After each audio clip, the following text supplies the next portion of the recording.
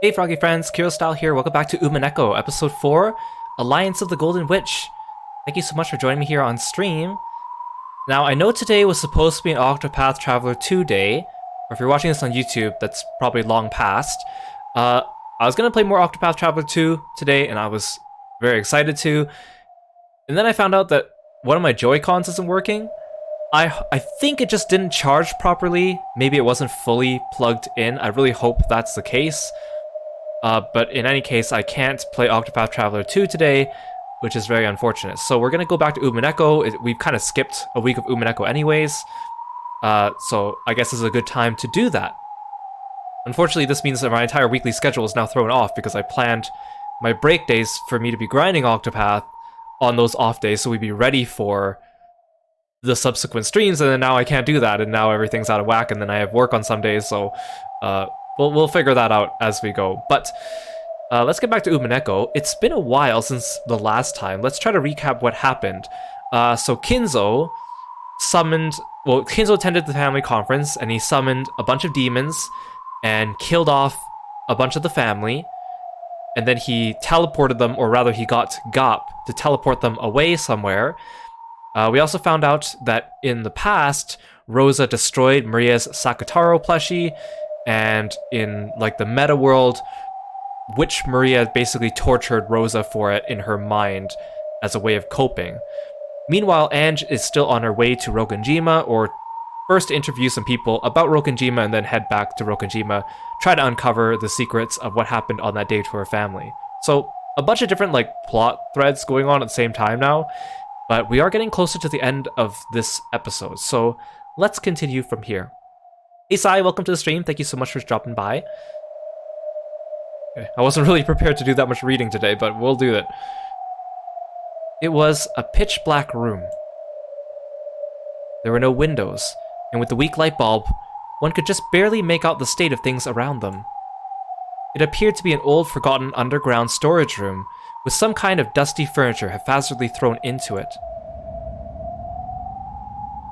However, even with just a little light, one could at least make out that it probably wasn't a storage room.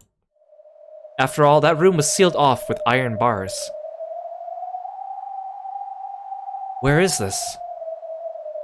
I don't know. Could this be underneath the mansion? Has there always been a room like this, directly underneath the dining hall? They had dropped into what appeared to be a pit, falling into this room. Therefore, it was natural to assume that this room was directly under the dining hall. However, not even Kraus could bring himself to believe that there were pitfalls rigged in his beloved dining hall, where he had enjoyed his meals for years, and that this dungeon-like room lay directly beneath it. But the ceiling above was of crude stone craftsmanship, and they couldn't understand how they could have fallen from somewhere up there. No. All 5 people who had been dropped here thought the same thing. Although they'd had the sensation of falling into a pit, there was no way there could be pitfalls in the dining hall, nor could this dungeon-like place be directly under it. But the truth was that they actually had fallen into this place and were locked in. So they were confused. It is lucky that no one was hurt after falling from such a height. Shannon, Cannon, did either of you two know about this room? No. We did not know of this room either. Really? Really? We really don't know about a room like this. Despite their age, Kyrie apparently wouldn't have found it odd if they, as servants allowed to wear the one-winged eagle, might know of the mansion's secret tricks. There was a long silence, as if Kraus was evaluating their answer. No, it's probably true that you don't know. After all, this is the clean freak Shannon we're talking about. If she knew about this room, she'd probably scrub this place until it was sparkling. The filth of this room is proof that you two don't know of it. More importantly, I think we should worry about what to do next. Exactly. We need to call the police, or rather, administer first aid as soon as possible. Nanjo's words were hollow. Obviously. 6 people had been killed in the dining hall. Everybody had seen the exact moment when they'd been killed. and since half of their heads had been destroyed, anyone could tell that their deaths had been instant with just a single glance. Everyone understood that first aid no longer held any meaning. Thank you, Dr. Nanjo. We already understand that our partners are no longer alive. Thanks for trying to console us by mentioning first aid. Natsui. Once again, a gloomy silence dominated the atmosphere. But Kraus shook his head harshly over and over, and for the time being, decided to forget the pain of losing his wife, and to dedicate himself to figuring out where they were. Everyone, listen to me. Father is hopeless now. We've passed the point of searching for a reason or an explanation that can be expressed in words. Nobody answered. Without any kind of discussion or mercy, 6 people had been killed in an instant. And Kinzo had even been so bold as to proclaim that we become sacrifices for a ceremony involving 13 murders. Since we've been locked up in this place, we too will probably become the ceremony's next sacrifices soon. Around this time, our eyes became used to the darkness, and bit by bit we were able to understand more about the dungeon's interior. What we thought was furniture haphazardly left in the dungeon turned out not to be furniture at all. They were things, like small cages to lock people in, restraints, or else torture racks. At any rate, it was obvious that it was eerier than a mere jail cell. Since the objects were rusted together and coated in thick dust, there was no doubt that they had been forgotten. Maybe you can even call these things Kinzo's sealed and forgotten madness. However, we had been locked away in this room. Those objects weren't exactly comforting to people who were locked up, hoping to be released without harm. At any rate, let's get out of here. We've lost loved ones and friends and would like to spend some time shedding tears. But more than that, I'm worried about the children. I wonder if the children are safe. All we can do is pray. Come to think of it, Kumasawa and Goda aren't here.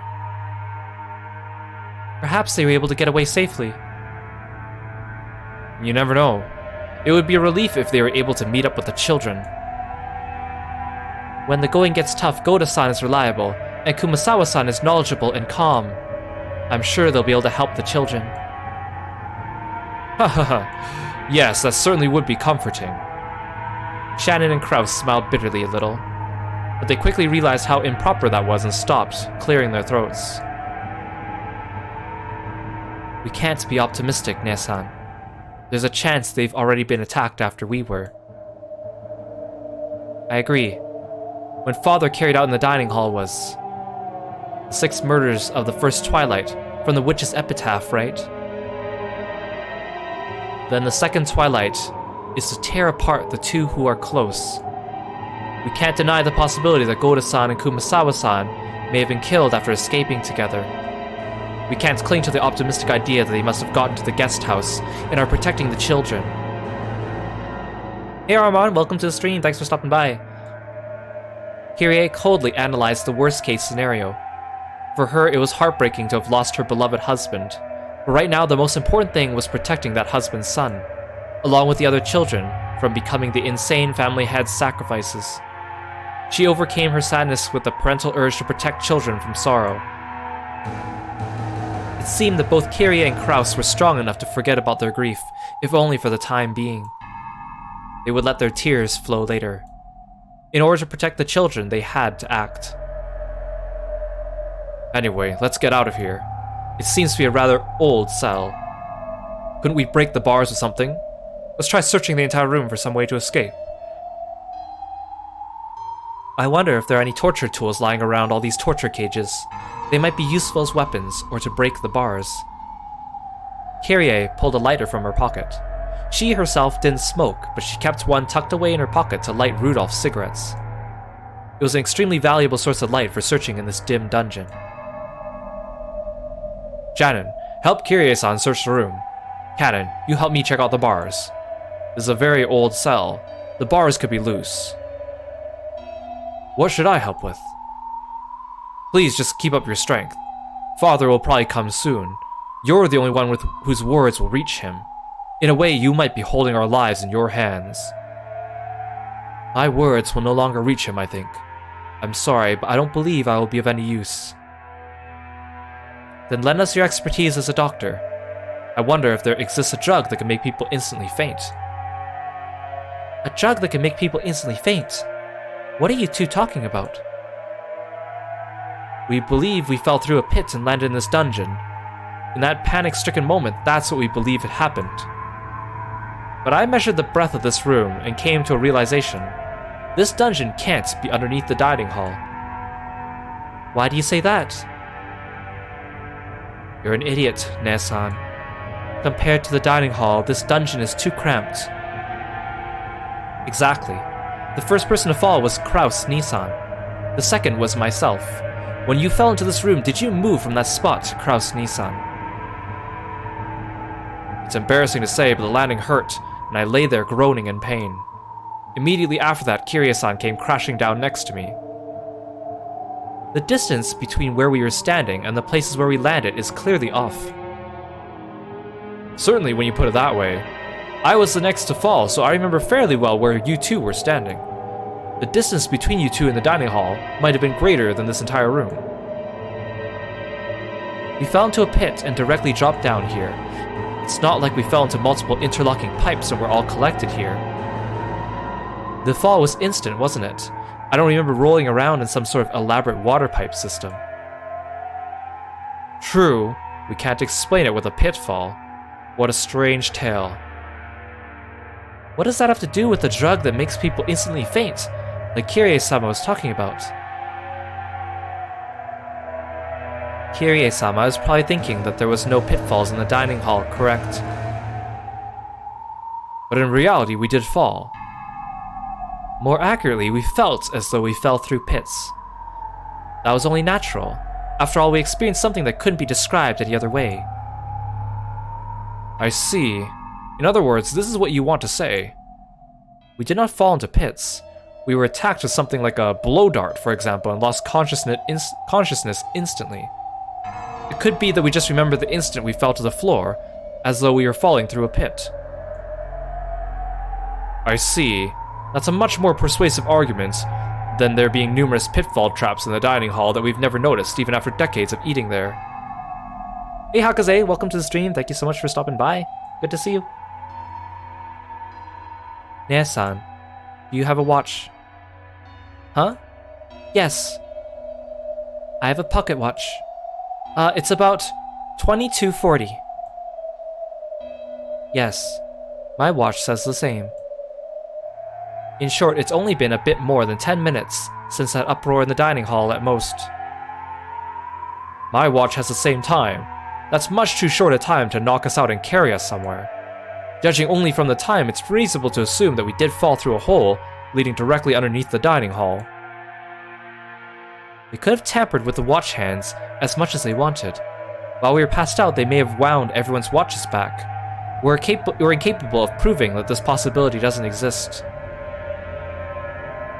Whether it was a pitfall or a drug that induces fainting, it does not change the fact that we need to be on guard. Well then, Dr. Nanjo, is there a drug that can do that? Well, it's the same as your reasoning, Kiryu-san. I cannot prove that there isn't a drug with that effect that I don't know about. As they say, you can never be too careful. Sorry, it was a useless question. I just thought that with my hypothesis, I could suggest that this dungeon might not necessarily be directly underneath the dining hall. See, there's always the possibility we were carried off to the hidden mansion they say Father built in the middle of the forest. If we can escape from here and get outside, then we'll know. We'll save worrying about that until after we get out. Exactly. I'm truly sorry. I've only been asking on and prying into useless things. No, it's quite promising. If you notice anything else, please tell us. It might become a hint to escaping from here. Rudolph was always talking about you. He said he was always surprised by your ideas and they would... Oh, this is Kraus. Rudolph was always talking about you. He said he was always surprised by your ideas, and they would sometimes give him valuable hints. The fact that you're here is a blessing within a tragedy. Thank you. I heard something from Rudolph-san as well. He said that you usually just swagger about. When things get serious, you overflow with a sense of responsibility and can be a very dependable older brother. Ha, that's too kind. Damn it, at any rate, these iron bars won't even budge. How are things on your end, Canon? No, this side is no better. Kraus and Canon tried wiggling the bars in various ways. There were a few bars that could be twisted, and a few had enough space to rattle a little bit around in, but they couldn't be broken with human strength alone. However, there was still hope that they could use some kind of lever-like tool. It was still far too early to give up yet. The children's lives were hanging in the balance. Even if there was no hope, they couldn't stop their struggle. And it was better for them to act this way. If they were to stop, there's no doubt they'd once again be overcome by the grief of losing their loved ones and curl up, clutching their knees.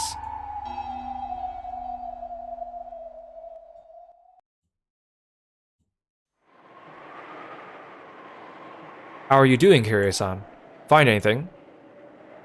I found some small stones that we could hold on to and hide. Something like this could probably be used as a weapon, though it'd probably be impossible to whittle down these iron bars with them. How about you, Shannon-chan? No, nothing. Ah, this is... a phone. I doubt it's connected. But we might be able to use the cord as some form of string-based weapon.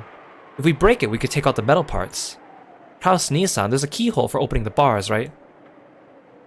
Yes. It's a pretty large hole, quite old-fashioned. If we twist some wire into it, we might be able to pick it up. Or pick it. We might be able to use the metal parts of the phone as a substitute for something. This phone will become our weapon. It's just like investing. Our weapon is information. Kraus and Kirie laughed together at how they'd even thought of using the phone as a means of communication. What are you doing, Nesan?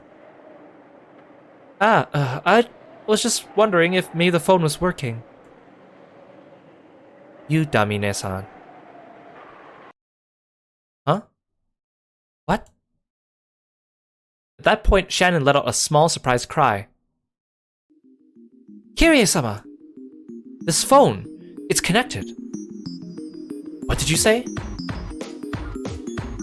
It was like when people move out of an office, taking everything with them, leaving only the telephone behind.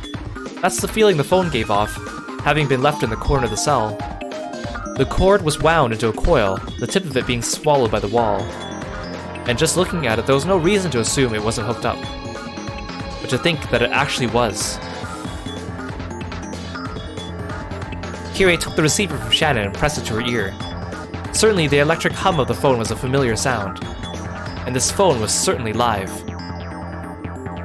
What good luck! Let's contact the police! Hold on. This is too good to be true. Could it be bugged? If they were planning a trick like that, normally they would cut the telephone line. There's actually a good possibility that they overlooked this. If they noticed, they might actually cut the line this time. There's nothing we could tell the police that would be problematic for us if they overheard. Surely that was true. The point of a wiretap is to overhear some important piece of information, but the way things were right then, she couldn't think of a single thing that would come up in a conversation to the outside world that might be troublesome to have overheard. Kirie instantly concluded there was more likely to be a mistake on Kinzo's part than a trap. You do have a point. I believe you start with 0 to make calls through the external line. Kanekun, I'm gonna make a telephone call, so will you watch how things are going out there for me? If you sense somebody coming, let me know. Yes. Cannon raced off towards the iron bars, silenced his breathing and strained his ears. As everyone present watched her, Kirie dialed 110. However, she pushed the hook down and redialed many times. It didn't seem to be working very well. The outside line begins with 0. 110 would be 0110 then, right? It doesn't seem to want to go through. Hand her over here, I'll try to call. Kraus took the receiver in Kirie's place and tested various things.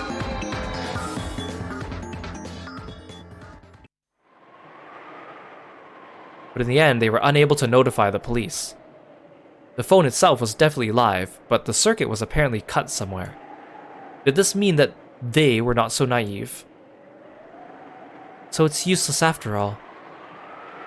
It means our enemies aren't naive either. Kirie let out a deep sigh, leaned against the wall, and hung her head for a while. As cool thinking as she was, for a brief moment she may actually have had the naive hope that the phone might actually work. She sneered at herself, mockingly, for holding on to the naive hope for even a single moment. Then, she remembered just what was happening here. Truth be told, even after being shown a scene like that, right before her eyes, or rather, exactly because of that, she still couldn't think of that gruesome mass murder as something real.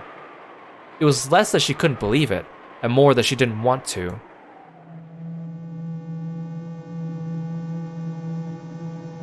Ushimiya Kinzo killed 6 family members.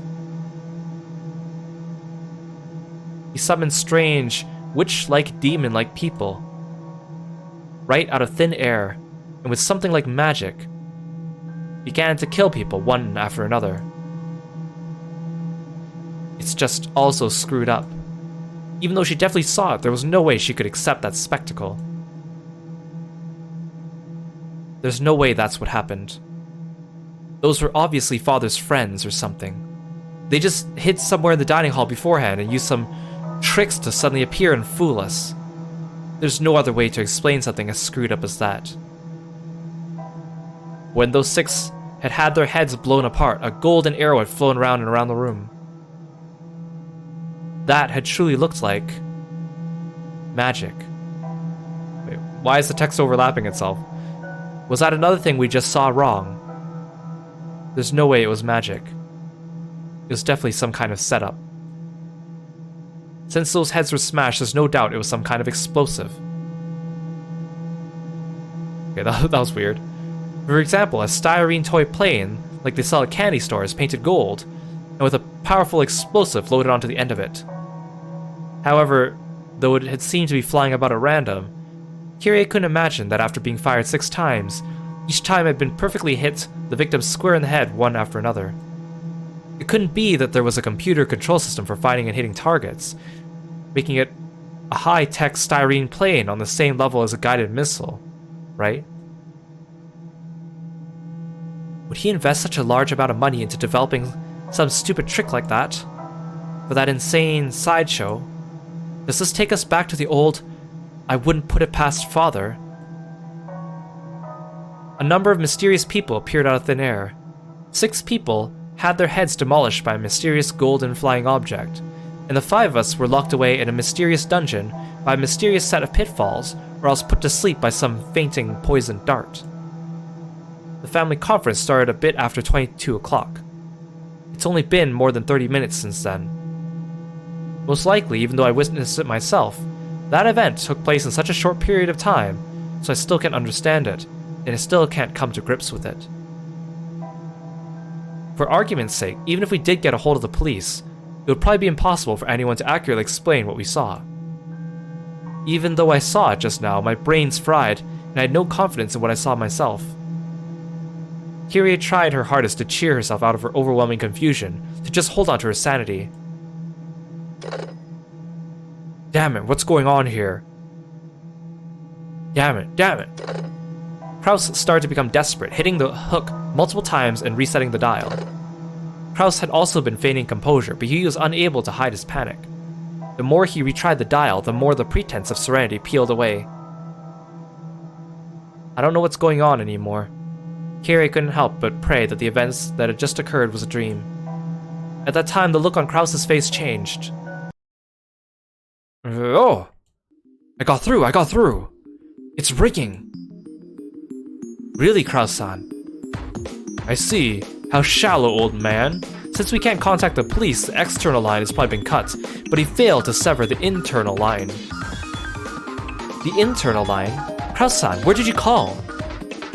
The guest house. I'm calling the room where Jessica and the rest are staying. Ah, hello. Hello. It's me. Your... Dora? Is Jessica there? Is she safe? Kraus-sama. I'm so glad you're safe. Yes, Lady Jessica and the other children are here as well, safe and unharmed. Dad! Is it Dad? I'm so glad you're okay. Is Mom okay? Is she there? Kraus choked on his words. Kraus had clearly seen Natsui's head crushed, had seen her killed right before his eyes. Eventually he was going to have to tell that to Jessica. However, Kraus began to fret over whether he should tell her now or not and lost his words. But even that was an answer under these circumstances. I don't know about your mother. Let's pray for her safety. For now, I'm just glad you're safe.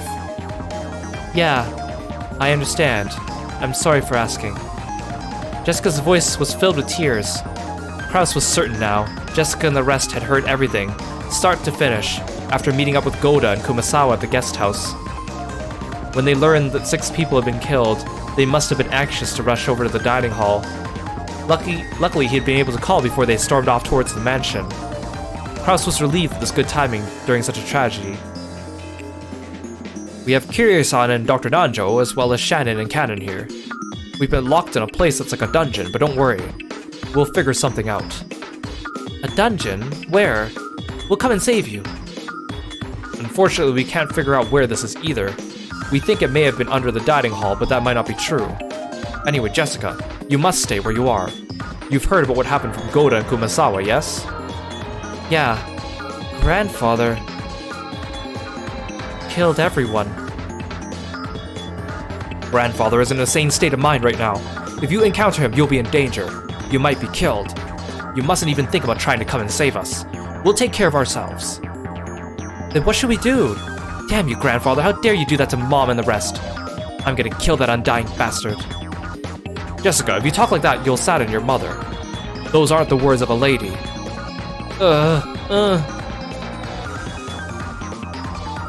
Anyway, put your own safety first. Lock all the guest house doors, but you mustn't overestimate how safe that will make you. The large window in the first floor lounge might get broken. Stay in your room and use a bed to make a barricade. There's a toilet and a fridge in there too, right? You should be able to stay holed up until tomorrow morning. Listen up, I'll say it again. Don't think of doing anything violent. Don't even think about trying to take revenge for Mom. Only think of hiding, of getting through this without provoking our enemies. Yeah, I understand, Dad. After that, Goda took the phone, and was firmly told to supervise the kids as well, as an adult. Goda, with his face covered in a cold sweat, repeatedly replied, yes sir, in an excessively tense voice. From there, Kirie took the receiver and spoke with Badler, and when Shannon and Cannon got their turns, George and Jessica answered. Following that pattern, Nanjo and Kumasawa picked up as well, so that all members of both sides took the receiver in turn, confirming that everyone was safe for now, even if their location was unknown, and encouraging each other, coming to an understanding on the current situation for both sides. They wanted to talk forever, but now was not the time to chat. Kraus explained that they would be hanging up for now, and those in the guest house consented. If anything happens, we'll call. Wait by the phone so you can pick it up quickly. Again, be careful. You mustn't do anything rash. Yeah, I understand. As long as you and Cannon could and the others are okay, that's good enough for me. We'll do our best. Stay safe. Yes, of course. Well then, I'm hanging up for now. Be on your guard. With that, the phone call ended.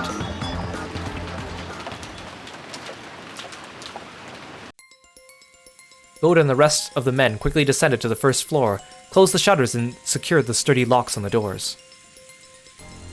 However, just as Kraus had worried, there was nothing that could be done about the beautiful wide window in the first floor lounge. If someone broke that, it would be easy to get inside. It would be hard for someone like Kinzo, who hadn't hesitated at committing murder, to invade the first floor. It's likely that Grandfather and his followers will be armed. Locking ourselves in a room is our best bet, and moreover our only method of forming a barricade. It's painful that we have no choice but to hole up in a sealed room, but if our enemies are carrying guns, that's the only method we have left to us. I have heard that the Master has a collection of working guns. That's right, guns! That was a gun. If so, it must have been a horribly powerful gun. We can't contend with that at all. It takes a lot of force to smash someone's head open, right? So it might be a magnum bullet or something like that. They'd probably go through a flimsy door like it was nothing. If so, then that's even more of a reason to hold out in our room. Let's slide a bed in place and block the window too. If we do that much, then no matter how many guns they've got, they shouldn't be able to raid us. Crap. All we can do is this passive one-sided defense. Damn it, dealing a finishing blow to Dad and even capturing Kirie. That's gonna cost you, you damn geezer. Impossible, there's no way we can compete with them. Besides, it's not just the master, he has his underlings too. There may even be more of them. Just what are they? Adler was filled to the brim with the urge to get revenge for Rudolph, and to rush out of here to save Kyrie. But just by looking at how terrified Goda was, there was no doubt in him that this would be reckless. It's gotta be hard on you too, right, Aniki? Yet, you've gotta stay holed up in here. Damn it. Of course, I'm torn up about this too. It's not like I can remain calm with both my parents murdered. But specifically because of that, I have to remain calm. Do you think our dead parents would want us to die in vain? There's no way they would. They'd want at least their children to escape. So I will survive, and I'll report this to the police and uncover everything. I'll leave my enemies to the courts. That is my revenge. There's no way our parents would want us to die taking revenge for them. Right? You're right. It's just as you say. Damn it, you old bastard. What's this about a ceremony? If we're supposed to be sacrificed for something like that, then we'll escape no matter what it takes, ruining this precious ritual of yours. That's right. Besides, you still have Kirie-san, Badlerkin, and I still have Shannon. Anyway, let's be cautious and wait for our chance.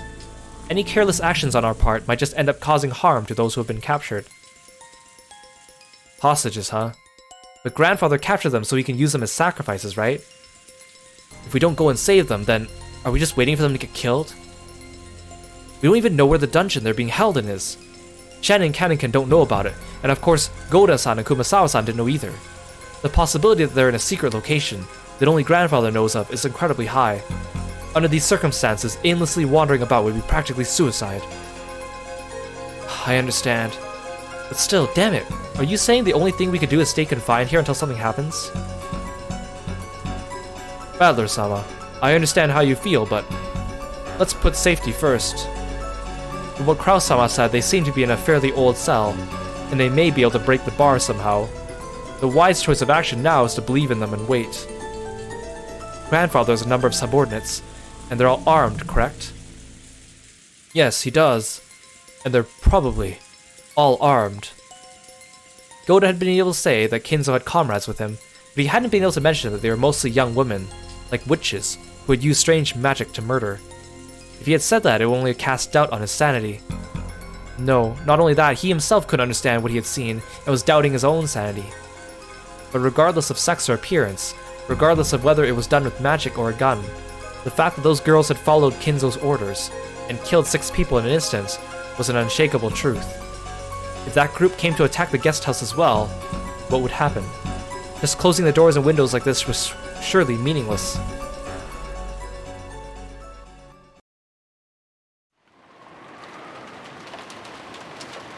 Goda and Kumasawa.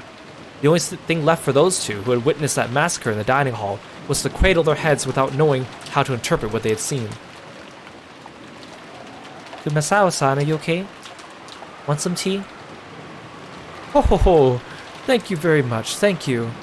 I'm sorry, but I may be left with my may I be left with my thoughts for a little while? Maria tried to be nice, but it seemed that Kumasawa still hadn't been able to clear away her confusion. Maria, thanks for being so considerate. Let's let Kumasawa-san rest for now. Jessica was also worried about the shock that those two might have received after witnessing such a tragedy. But her wildest dreams couldn't even come close to the unbelievable scene Kumasawa had witnessed. Nevertheless, with her mother murdered and her father captured, it wasn't as though Jessica could stay calm either. She sealed her anxiety and sadness using her anger towards Kinzo, and walked irritately around the room. Kumasawa-san, is Mom really dead? Yes. I've never seen such a horrible way to die before. Is it possible that she's still alive? And if we fix her up, we could save her? It's not possible for a person to have something like that done to their head and live. Yeah, you're right. There's no need for first aid. Once your head's smashed, usually. When Goda had come flying into the guest house, he had, overcome with agitation, told about the massacre in the dining hall without concealing anything. Except for the part about witches and magic, which they themselves still couldn't believe. In other words, he hadn't even sugarcoated the cold-blooded way in which Natsui and the others had died. It was too late now, but Kumasawa regretted the fact that they'd obviously said too much. However, while lightly shaking her head and with a slightly painful laugh, Jessica spoke. Actually, thanks to what you told us, I was able to stay level-headed. If you've avoided mentioning the part about her head being smashed, I would have thought she might be alive. Then I would have run off towards the mansion, met grandfather, and I might have gotten killed. That sliver of hope could have been fatal in the end. So I'm grateful. I'm truly sorry. I'm so sorry we didn't choose our words more carefully. Don't worry about that now. There's nothing we could do for Mom, but Dad's still alive. Kaden-kun and Shannon, and Aunt Kyrie and Dr. Nanjo too. I want to save them somehow, so we shouldn't do anything unnecessary that might make things worse for them. The most helpful thing we could do right now might be to wait by the phone. They might receive a phone call asking them to create a diversion, while the others escaped. Or the others might discover their location and call for rescue. Jessica understood that in order to act promptly when that time came, the only thing they could do for the time being was to wait in this room.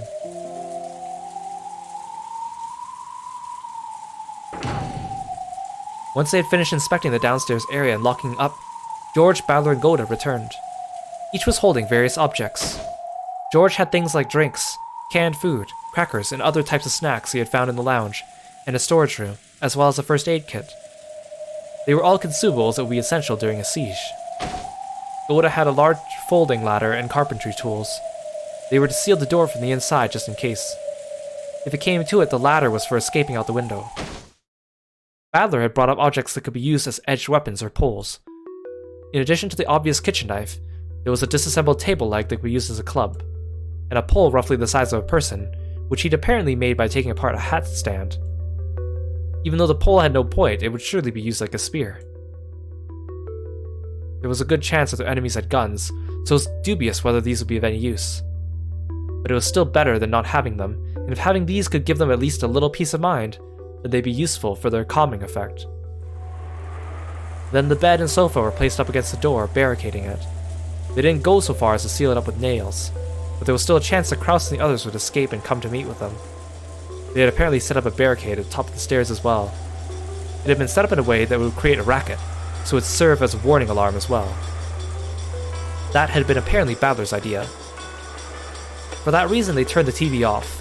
This way, if the first floor window were to be broken, they would hear. Once the switch had been turned, all that was left was an eerie silence.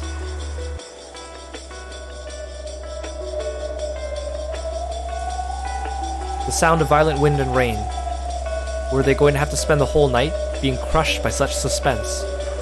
The boats would come tomorrow morning. However, judging by the weather report, most of tomorrow was going to be covered by the typhoon, and the boat probably wouldn't come. The typhoon was set to pass in the morning of the day after tomorrow. In other words, the boat would be arriving in the morning after next, the morning of October the 6th. And right now, it was late at night on October 4th. They would have to spend more than 30 hours on the island, with Kinzo turned cold-blooded murder and his weird companions prowling about. Even with the shutters closed, there would definitely be a little bit of light seeping out. It might let the enemy know they were hiding here. Adler suggested it might be best to turn off the lights, but they had already been overwhelmed by a ghastly feeling just from turning the TV off. There wasn't anyone who directly challenged his proposal, but then again, there wasn't a single other person who agreed with it.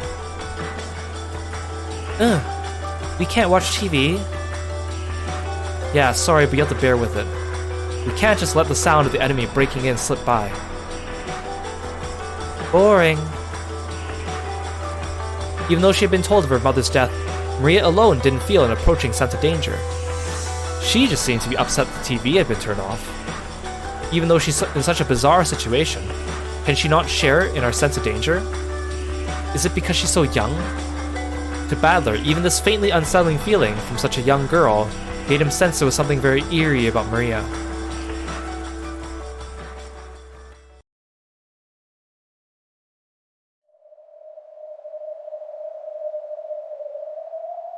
That said, we've already done all we can. Do you think you'll be able to do anything about the bars?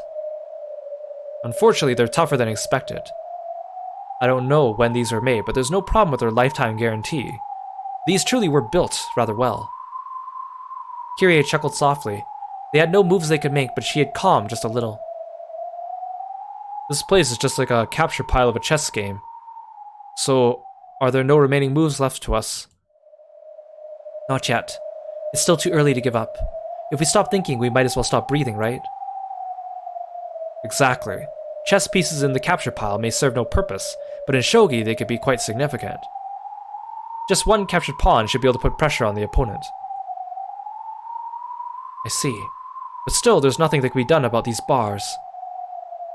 For us, maybe. But if we can figure out where this is and contact Goda-san, he might be able to come and save us. I see. But that would mean putting Goda-san in danger. And if that happens, I would also be worried about the children in the guest house alone without a full-grown adult male. When you're afraid of risk, it's alright to bide your time until the price starts to go up. However, if you're too afraid to cut your losses, you might end up with just a scrap of paper. Though in this case, that represents our lives. And our dignity as parents, right? After talking big like that during the telephone call, telling them they should behave because we'll manage something on our own, we can't just start asking for help right away. That would be rather uncool. By this point, I've long since thrown out such useless pride. Why don't we put our heads together? Where is this? Is it really underneath the dining hall? Or else is it a different place, separate from the mansion? Kraus, Kirie, and Nanjo began to discuss this further. Cannon was squatting by the bars, silently trying to sense anyone's presence. Just as he had been ordered. Shannon came close to him and they both squatted down together. Do you sense anyone? Yes. They haven't focused their attention in this direction, but there's somebody relatively close by. Is it human? I think it's the goats. Their breathing is rather noisy. Cannon's ability to sense the presence of others was several levels above that of a human. He said that their breathing was noisy, but Kraus and the rest couldn't even pick up the slightest hint of it. Therefore, if he had obediently reported it, they would have merely doubted Cannon's ears. They got us, didn't they? It's rare to think that they captured us without killing us. This time, Beatrice-sama didn't make an appearance, and the master left his study. I don't have a clue what's going on. I know. Whatever happens or changes, it's all for that witch's fickle entertainment. In the end, nothing will change. I wonder if we'll be able to go to the Golden Land this time. Who knows? We have a high rate of losing. Come to think of it, it's very rare for us to survive the first twilight together. I get the feeling it's incredibly unusual for us to be able to talk together like this, even though the ceremony has already begun. That may be. But even that's just for the witch's entertainment, I'll bet. I can't think of it as anything other than her letting us live just a little longer to ridicule us, since we usually drop out right in the beginning. I wonder if we'll be able to reach the Golden Land again.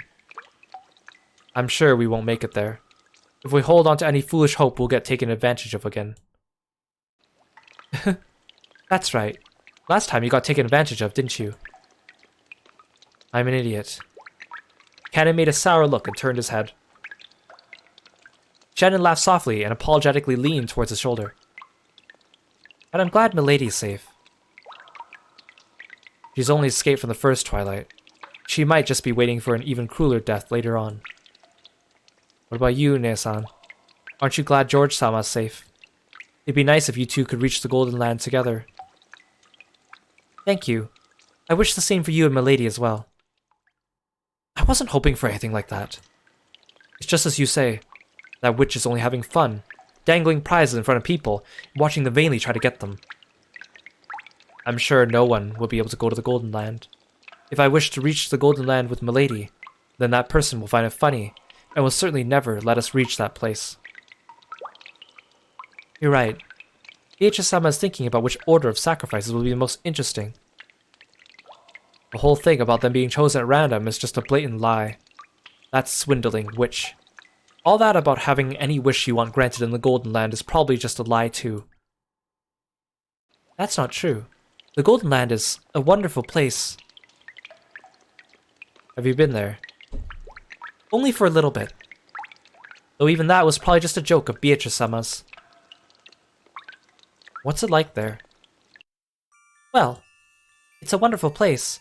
I can't really explain it well. It's like a world from a pleasant dream. A paradise-like place with roses blooming all over and beautiful butterflies dancing about, or something like that. It's not a place with a tangible image like that. It's really like the inside of a dream.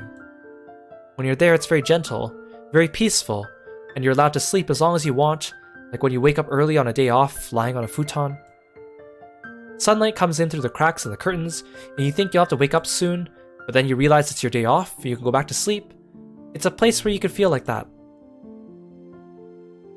I think it'd be wasted on me. Waking up on accident, even though it's your day off, is something only you would do, Ne-san. So? Well, when I was there, it was very satisfying and very calm. When I returned to this world, even though I'd just been there a second ago, I couldn't remember it well. It's like when you can't remember a dream you're just having. But I still remember that it was a very calm and quiet world. That's it? What the heck, that Golden Land she's always bragging about isn't anything great at all. I thought it was a place where all your wishes could come true. That's right, it's a place where all your wishes will be granted. Well, maybe that's not quite it. It might be better to say it's a place where you won't wish for anything. For example, Kaden-kun, if you were cold and wished you had a jacket, you'd be able to be given one. But if you were in a warm room to begin with, there wouldn't even be a reason to want a jacket, right? That's what the Golden Land's like. There's no need to even wish for most wishes. It's a world where everything is calm. You could even say it's a place that transcends the concept that having your wishes granted will bring happiness, a world released from everything. It sounds somewhat like a religious world. And there, everything's equal. Anything they can think is equal. There are no humans, furniture, nor witches. There, I was equal to everyone. There was no longer any need to feel shame that I was furniture. It was honestly a happy world where all humans, and even witches, were equal. I can't really remember it well, but I have the feeling that when I was there, I was equal even to Beatrice-sama, and we were good friends. If that witch is there, it can't be much of a paradise. So, you want to go to that Golden Land with George-sama. How strange. The Golden Land is a utopia where you can be pleased with everything, right? Wouldn't you be content even if George-sama wasn't there? The Golden Land is very calm, peaceful, and everything's equal. But actually, happiness alone is left out. It isn't a happy world. Of course, just by being peaceful, calm, and equal, it's an incredibly happy world. But I guess you could say that it's a world of zero, where you're released from all negative worries.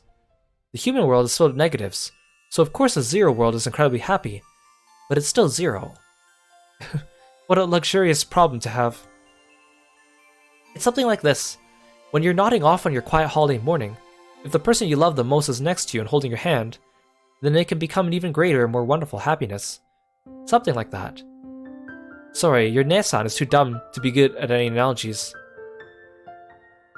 In other words, to you the greatest happiness would be reaching that world together with George-sama. Yes, and surely for you it would be reaching that world together with Milady.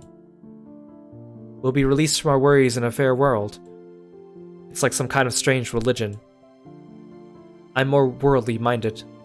I imagined a world where we would be given some magic medicine and we could become reborn as humans or something like that. If you go, you'll understand. If Beatrice-sama really is a fickle person, then surely someday she'll let you get a glimpse of it too. If so, then you'll be able to understand my analogy. Well, I'm not holding my breath. At any rate, it seems like game over for us this time already. I'll hope for another chance. You're right. If we cling to any overambitious hopes, Beatrice-sama will take advantage of us. It might be best to just stop thinking and let fate take care of us. We can just be simple chess pieces. No matter what we think or don't think, we can't escape from the witch's chessboard. Our role is now just to wait and see how we'll be tortured to death.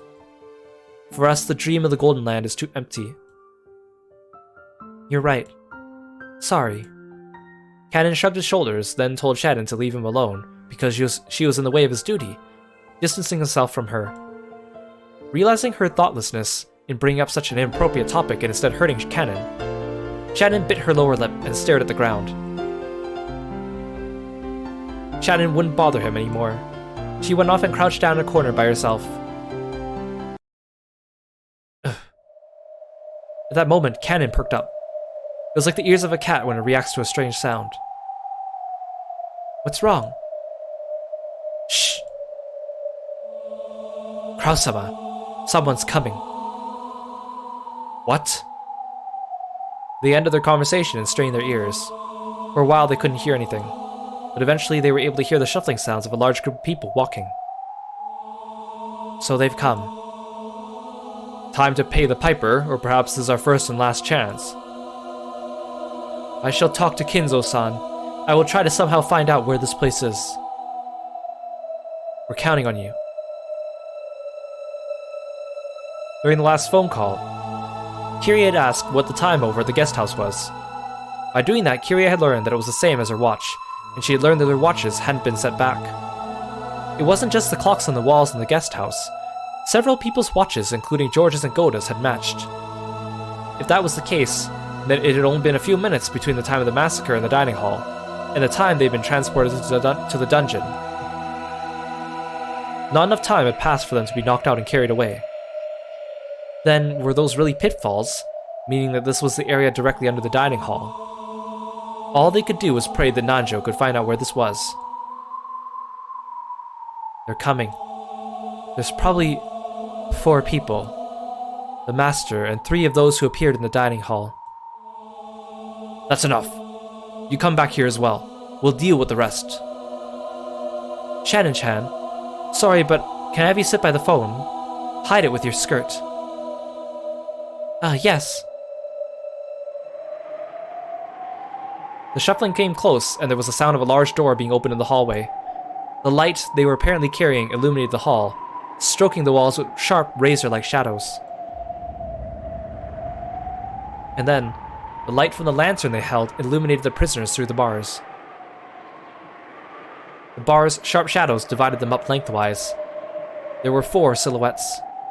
It was Kinzo, Ronov, Virgilia, and Gap. Silence, everyone. Please welcome the head of the Ushimiya family, Lord Goldsmith. Goldsmith? It's father's pen name. It seems he always signs with it when writing those bizarre grimoires. Kinzo made English style? Shouldn't that be Gold Warehouse? What more is a warehouse than a place to keep things in? However, I give birth to gold and use my craftsmanship to further increase its worth. Don't you think Smith is much more fitting? True enough. I apologize for butting in.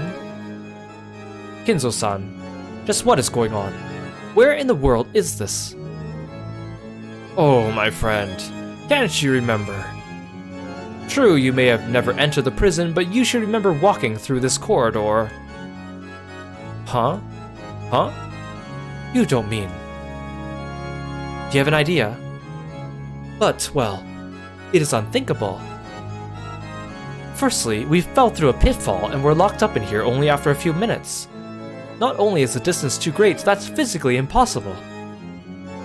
For a human, right? Father, is this the mansion? To think that the mansion had a basement like this. Kraus, wasn't there a place whose existence you all whispered of, and which you followed after me several times trying to find? This is that place. No, to be correct, this is its basement.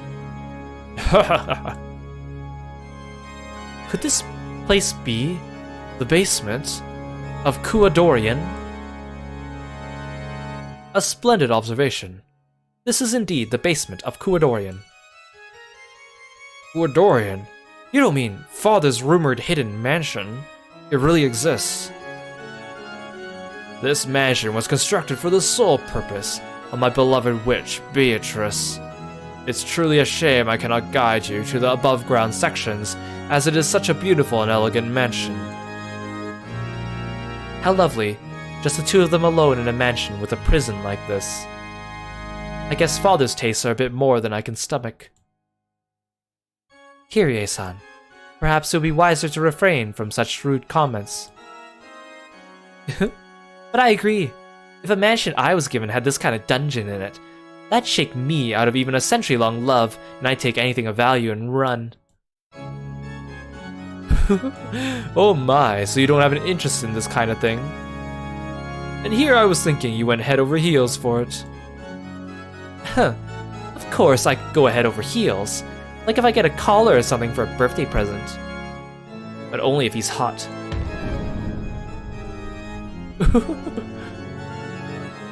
Silence. Perhaps you could use a gag more than a collar right now. Oh, you have an interest in that too? You sure are picky, Leah. Don't just go around shortening people's names on your own. Enough, you noisy woman. Are you telling me you'd like to be locked up in the same cell? I apologize, Master. This old body of mine would not be able to stand such a cold prison. Virgilia quickly apologized, but Gop and Ronov merely laughed together. It was like they thought they alone couldn't be imprisoned, or else that if even someone tried to imprison them, it would be pointless.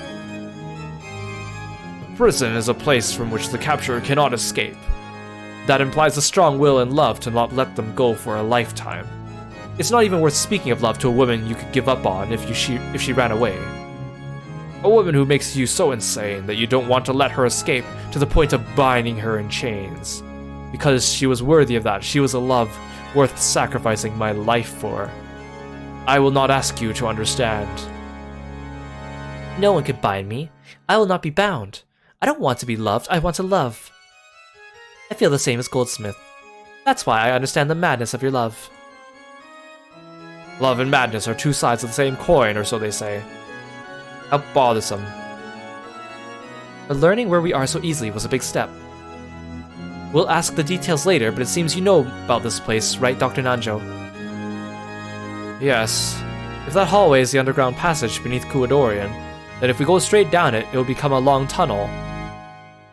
And if we stay on that, we should be able to return to the mansion. Then if we could just do something about these bars, we could go home. Father, what are you planning to do with us? As I've already declared, you will become sacrifices for the later twilights.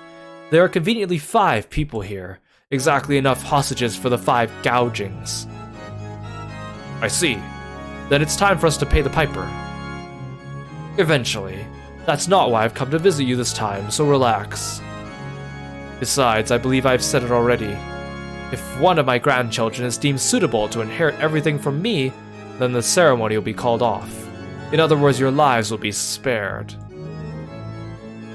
What are you planning to do to the children? I shall give them a test. A test to see if they are suitable to be the successor or not.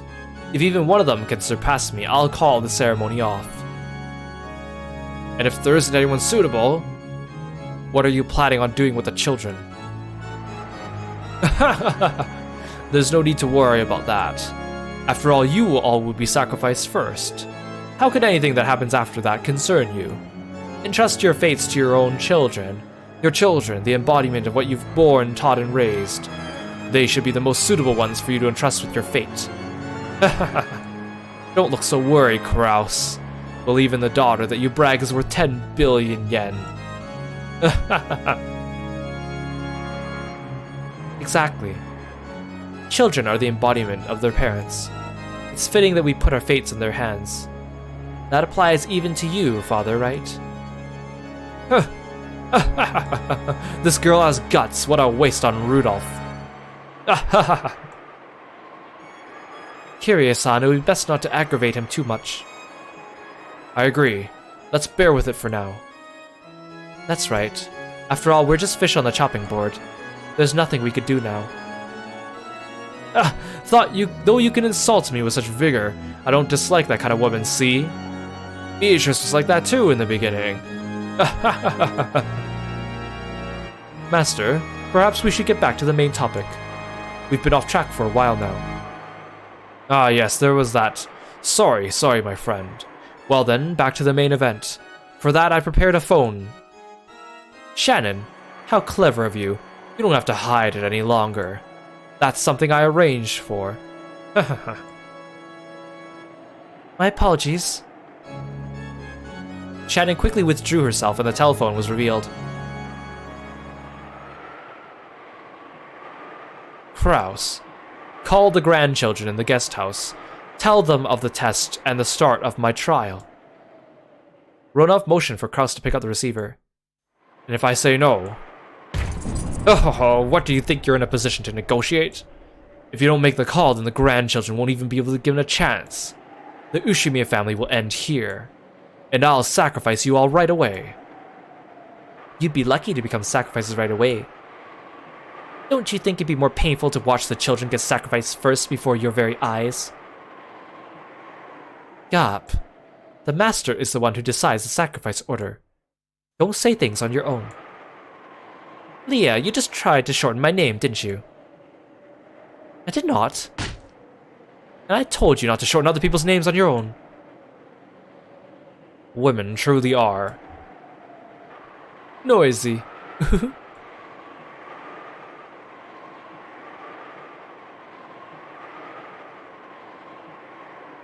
Hey Cosita, welcome to the stream. Thank you so much for stopping by. Hello.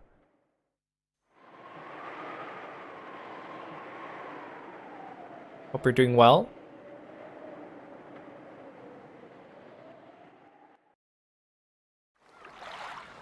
World 12 years later, October 1998.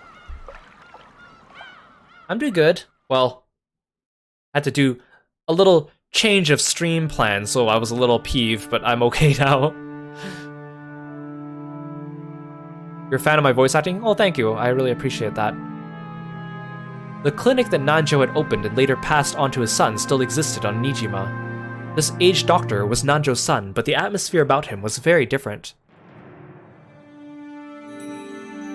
I am truly sorry to say this after you come all this way, but I have nothing in particular to tell you.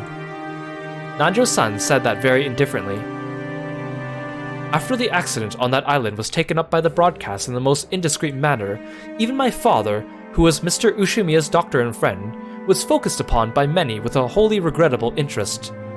All of it was without proof, and they even managed to defile all of my father's previous achievements. I still feel a great deal of resentment because of that. I think that's understandable. The same thing happened to me. I had to put up with it constantly since I was 6. True. My apologies. Hey Jason, welcome to the stream. Thank you so much for stopping by. The doctor finally remembered that Ange was also a victim who had been exposed to the same curious eyes as he had been. In that case, you could probably understand why I don't want to have anything to do with that incident. That was an unfortunate accident. The only ones who want to make a fuss about it being a crime are those irresponsible TV shows and magazines. I am more than fed up with their attitude. Nanjo had been bathed with attention for being one of Ushimiya Kinzo's few friends. Because of that, there was probably an aggressive and persistent rush among the witch hunters and the press to use Nanjo's son as a surviving relative and a source of information. The doctor went on and on, criticizing the press indignantly. I really understand how you feel. For a person like me who was observed even in her personal life, and whose privacy, likeness, and even human rights might have been violated, it's very easy to pick up on the anger of someone in your position. And for that very reason, I want to know, more than anything else, what in the world happened in the incident that so thoroughly ruined my life. So I came here. I'm a related party just like you, not a magazine columnist or an interviewer. Please, don't get the wrong idea. I didn't come to do this for fun. Quit looking down on me. If we're gonna argue over whose life was most screwed up by the incident, you're no match for me. Ugh. Ange spoke sharply. The doctor, who hadn't imagined he would be talked back to in such a forceful manner, couldn't help but fall silent. From Ange's perspective, the doctor really was whining over nothing. She really didn't want to be looked down upon. It was about time to let him understand how many days had passed for her before arriving on this island. The doctor realized he'd said something wrong and remained silent for a while, looking uncomfortable. I know it's probably painful to remember what happened at that time, but if there's anything you do know, please tell me no matter what it is. Of course I'll keep quiet about it. I visited here today to bring some resolution to my life. I'm 18. That incident took away 12 years of my life, and it'll probably keep on taking. Since that day when I was 6 years old, I've remained shut away in darkness. Are you saying that despite that, I still don't have a right to know? No. How rude of me. It seems that since all the others who came were ill-natured folk, I instinctively put up my guard. I apologize for my rudeness. I understand. If you'll swear not to breathe a word of this to anyone, I'll tell you everything. Hey Kieran, welcome to the stream. Thank you so much for stopping by. I hope you're having a good evening. Thanks, Doctor. Then if you would, please tell me anything you can. As you know, my father was not only Mr. Ushimiya's head physician, but his friend through a game of chess. That relationship was very long, stretching back to the time Mr. Ushimiya moved to Rokkenjima. Just how close were they? Very close, it seems. It seems that their connections through chess led my father to stay at Mr. Ushimiya's mansion quite often. Although I may not be one to talk, Mr. Ushimiya was extremely moody, and my father was an exceedingly magnanimous man who excelled at interacting with humans like him. It's not hard to imagine he was a rare friend for the isolated Mr. Ushimiya. You finished your work for the day so you can chill. Oh, that's good to hear. Hope you can sit back and relax. I was gonna play Octopath today, but my Joy-Con didn't get charged properly, so I have to do my backup.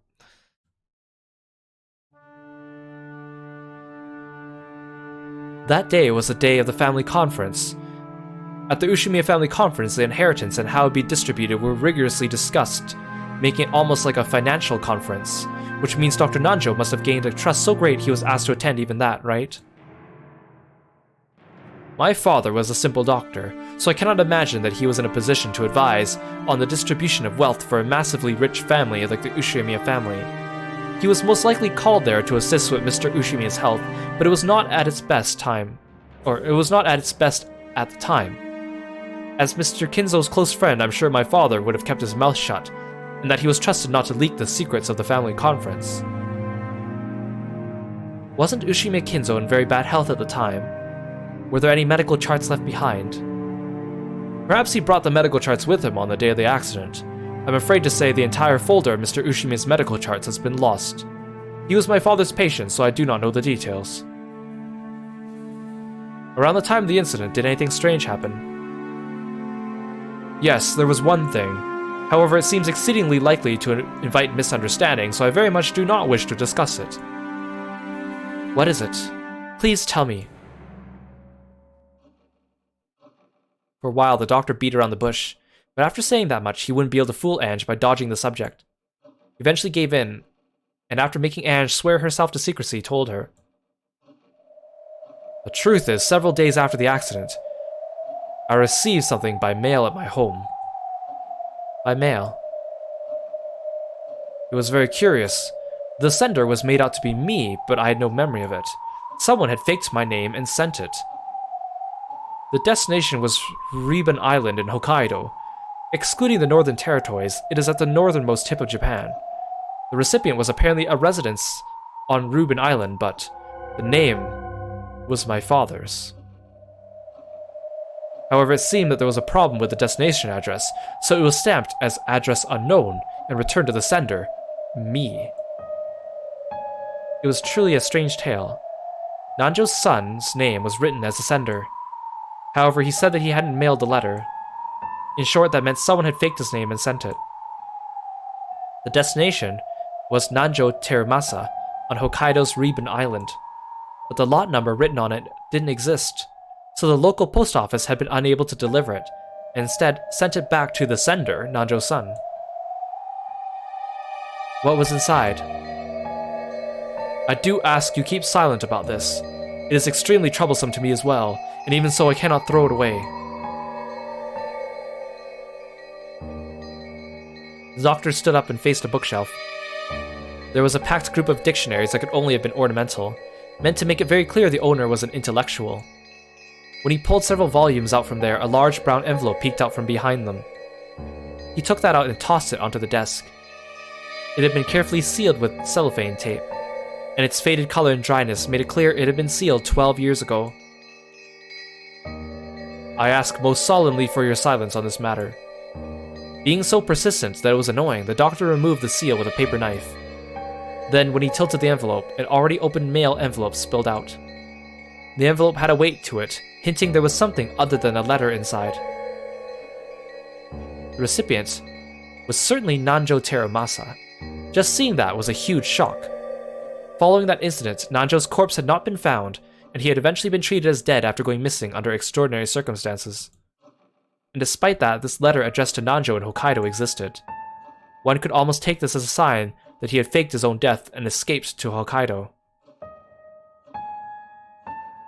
Was Dr. Nanjo really in Hokkaido? Or else was there another person with the same first and last names in Hokkaido? If my father had somehow escaped from the accident and lived on in Hokkaido, that would have made us of his family very happy, regardless of his circumstances. I also thought of that possibility at first. However, the envelope's destination and address does not exist. In short, this envelope was mail that had no way of reaching him. Is there a possibility that the sender miswrote the correct address? Of course, I cannot deny it.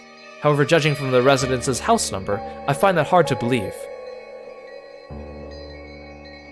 Kaido, Reben Island, Reben County, Reben City, 1, 2, 3, 4, 5, 6, 7.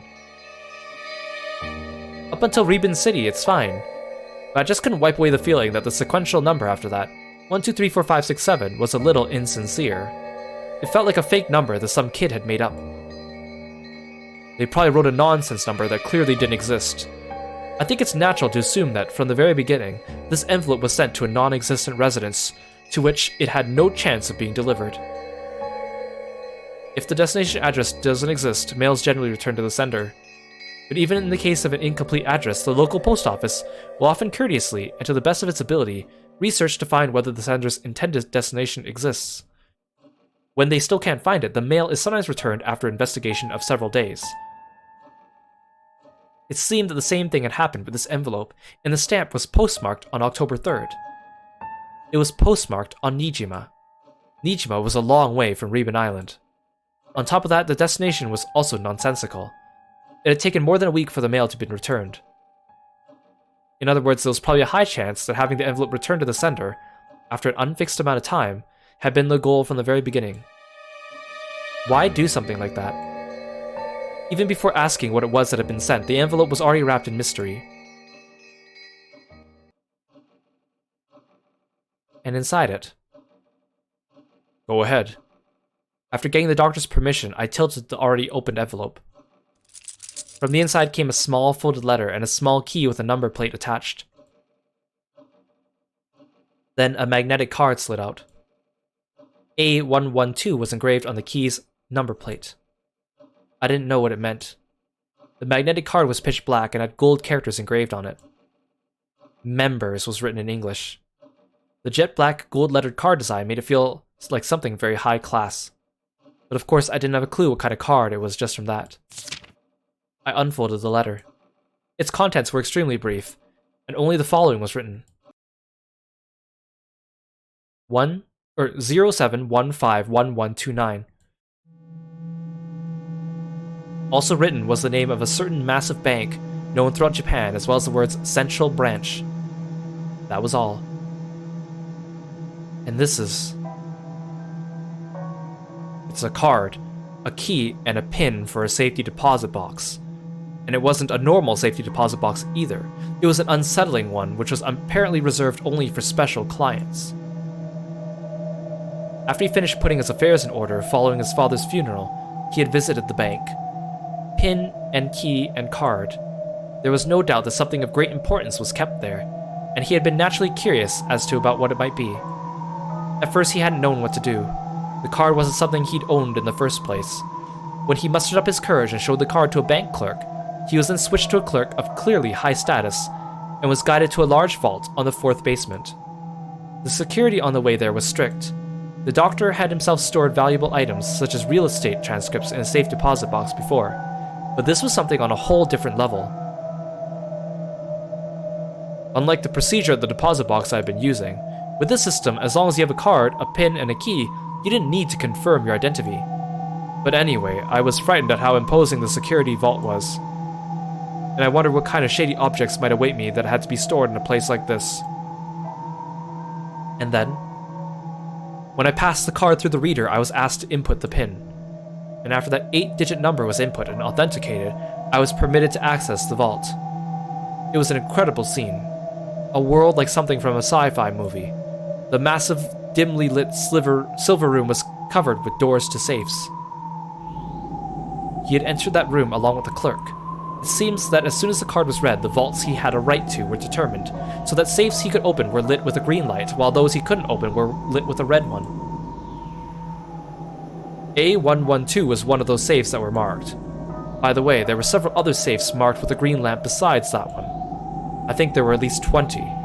There might have even been more on the other corridor. In any event, I only had the key to A112. I had no way of checking the contents of the other safes. As the clerk watched, the doctor had unlocked and opened the safe.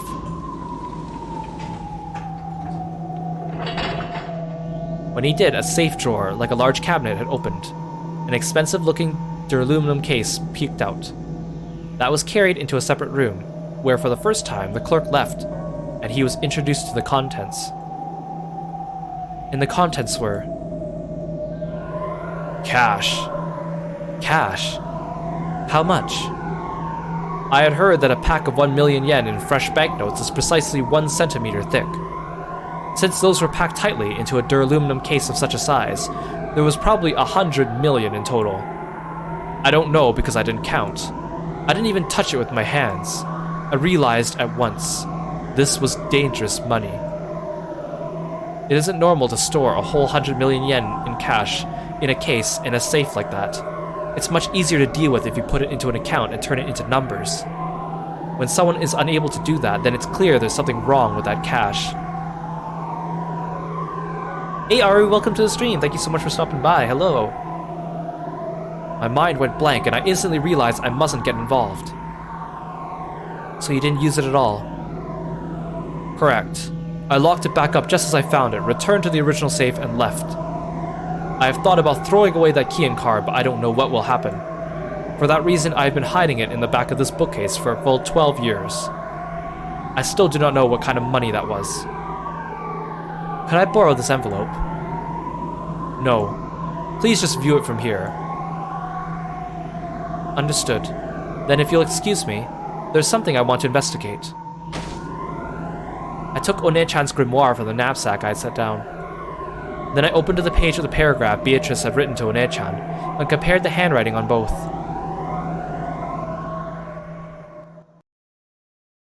There was no mistake about the characteristic handwriting. The one who had sent this 100 million yen in cash was Beatrice herself. But what is it? Something's bugging me. What is it? What could it be? Yeah, I'm pretty sure I got something like that in the mail. Hey Ma, where'd you put that? The same envelope and contents had been sent to Kumasawa's son, who had once lived with her. But he had been very busy in the days since, and seemed to have forgotten about it while running around all over the place. However, its strange contents had apparently stayed in his memory, and he remembered as soon as Ange mentioned it to him. After a bit of a wait, his thin-lipped wife found the envelope, complaining that he always forgot where he put things right away. The modus operandi for the sender and recipient was the same as Nanjo-san's. The sender was made out to be Kumasawa's son, and the recipient was Kumasawa Chiyo. And the destination address was in the Okinawa Prefecture. Okinawa Prefecture, Yayama Country, Yonaguni City, 1234567. Yonaguni Island was at the westernmost tip of Japan, and the lot name was the exact same sequential number that had apparently been chosen without much care. Now it was certain. This envelope was definitely sent with the goal of having it be returned to the sender. Its contents were exactly the same. A letter with the PIN and the bank's main branch written on it. A magnetic card, a key with an attached number plate. The inscription on the number plate was A113. The number right after the one on the key that had been sent to Nanjo. Most likely inside the vault was the same kind of duraluminum case, packed with 100 million yen in cash.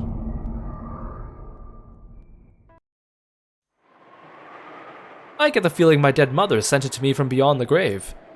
Don't really get what's inside, and it's creepy, so I just left it alone all this time and totally forgot about it until today.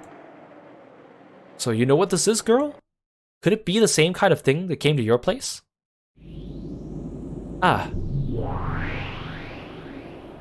What is it, Ange-sama? Who are you? Is it a headache? A headache? Sorry, my head hurts. I've got it. I know. What do you mean you know? You don't mean... This envelope came to your place too, Ange-sama. I've remembered. I've remembered. A strange envelope was also sent to me 12 years ago. After losing my entire family, I was depressed. But it was a really strange thing to come in the mail, so I still had a faint memory of it. It was a strange letter which I had no memory of sending, which had me as a sender. I forget the destination address, but the named recipient had been Ushimiya Rudolph, my father.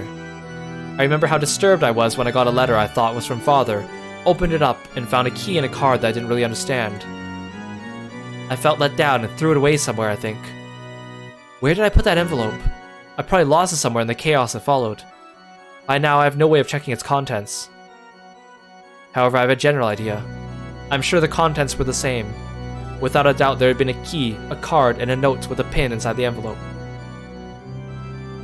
Beatrice. What was she trying to do here? So did she hand out the stupid money to all the surviving relatives? I won't forgive her for mocking them even after their deaths. Who are you? Who are you, Ange? Sakataro acted nervously. As I looked at his worrying face, my agitation began to cool off bit by bit. I'm sorry. My hatred of Beatrice isn't anything new. I was just surprised and angry to find out I had a connection with the witch already, at the age of 6 on that day. For the past 12 years, you've been constantly enslaved by Beatrice-sama's curse. This might be proof of that curse. But please hang in there. Breaking through that was supposed to be part of the goal of this journey. That's right. Just letting the blood rise to my head won't get me anywhere. Gotta think calmly. What's going on?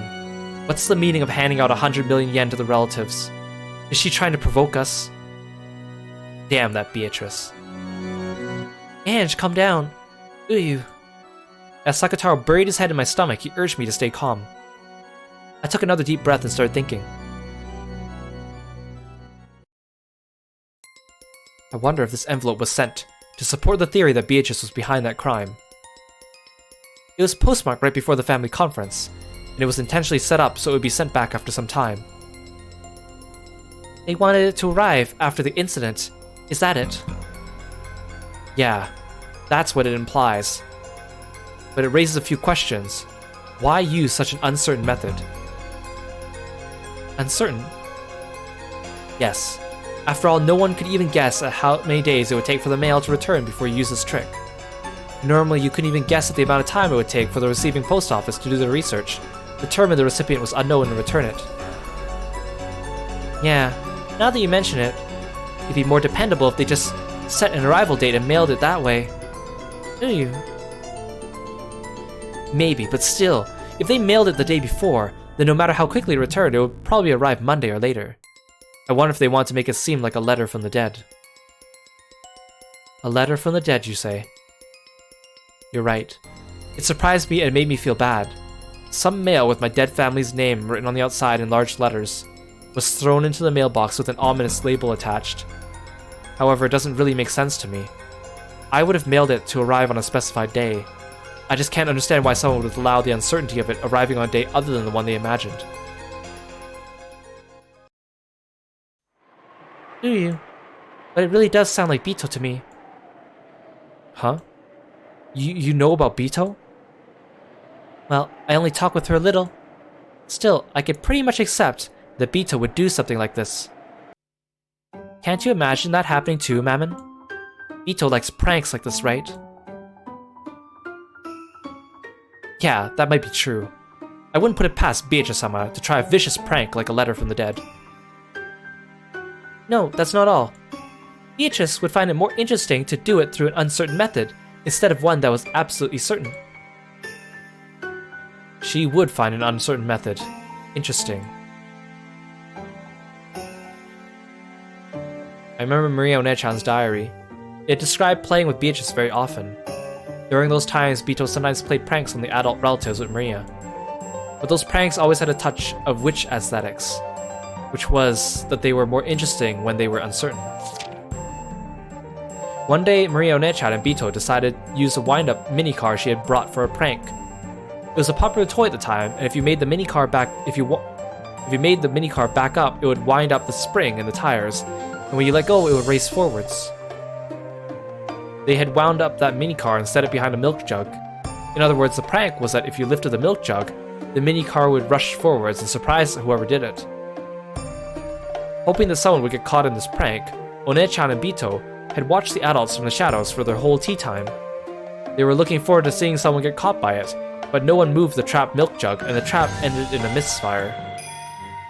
When One-chan had then muttered, "We should have put it somewhere where it definitely caught someone," Bito apparently said this: "The more interesting and thrilling traps are those where you don't know who will get caught, and even if anyone will get caught at all." It's probably true that you wouldn't get this kind of excitement from a trap that would certainly go off. Similar accounts occurred in multiple places, making it possible to guess that the witch called Beatrice had a fickle character and loved a random thrill. A fickle person is very hard to deal with. I can't spin the chessboard around to find out what that witch from 12 years ago was planning.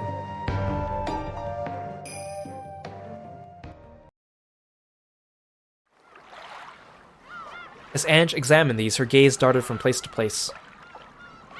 Then she suddenly showed interest in the wall. There, several framed pictures were hung. Many of them were commemorative photos from when the relatives of the Kumasawa family gathered, or went somewhere to play, and Kumasawa was in several. And she still wore a smile that made it so you could almost hear her light-hearted ho-ho-ho laugh. It's part of my distant memory, but I definitely remember that she was this sort of cheerful old lady. Did you notice anything different about Kumasawa-san in the days leading up to the incident? Nope. She looked the same as ever. The family conference put her on edge, so she was always grumbling about how tough it was. What's this? Among the several frames, there was one that had something other than a picture of people in it. It was a picture of an enlarged relief of a door from a Western-style house or something. You couldn't see any interesting subject in particular, which actually bugged me a bit as I wondered why anyone had gone to all the trouble of taking it. As I got closer, I realized some characters had been written with the pen. Oh yeah, that's a photo I got when Mother's belongings were distributed. I think it probably has something to do with that legend of the gold thing. The witch's epitaph, you mean? It was whispered that it pointed out the location of the hidden 10 tons of gold. So, Kumasawa-san tried to solve it too. But this isn't the epitaph. It's the first time I've seen it. There was an arch above the Western-style door, and that's where the relief was. English words were engraved there, and that seemed to be what the picture was focused on. The pen writing appeared to be a translation in Japanese.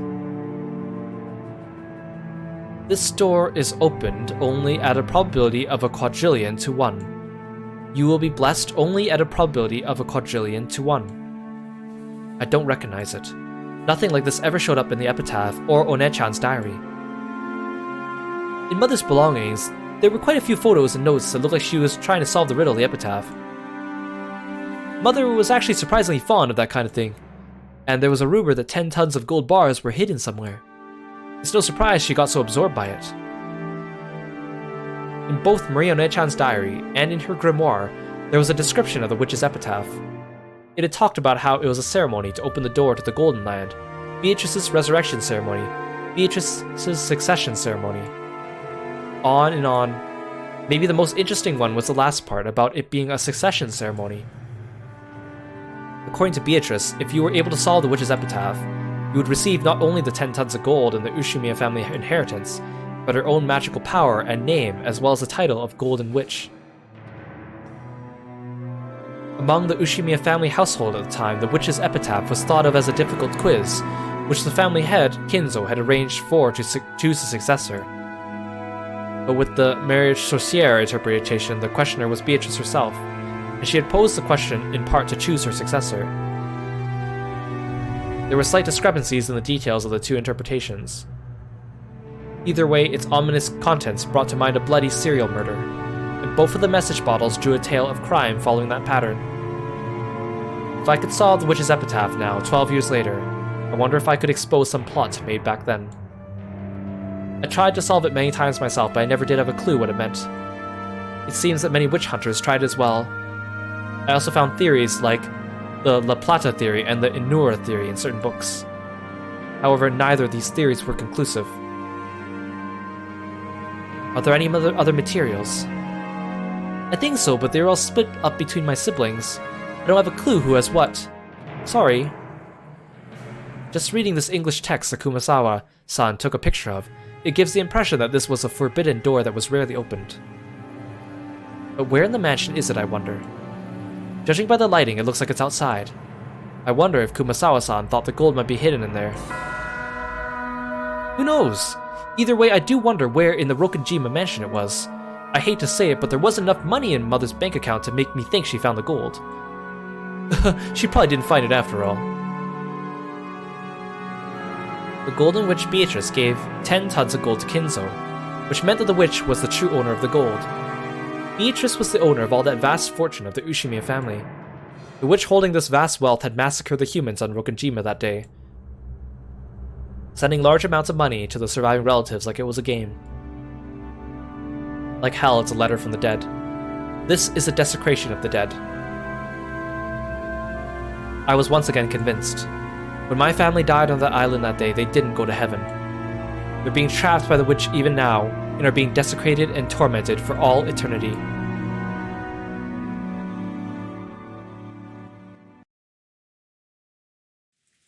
The last place Ange visited was a store in the region between the housing district and the retail stores, with a signboard saying Marufuku Sleep Shop. There lived a man who had been the boat captain of the ferry boat to Rokkenjima at the time. Even he, who had once lived as a man of the sea, had retired after contracting a serious illness, and was now taken care of at the house of his son and his son's wife. I remember it very well. You were still about this small. Look how you've grown.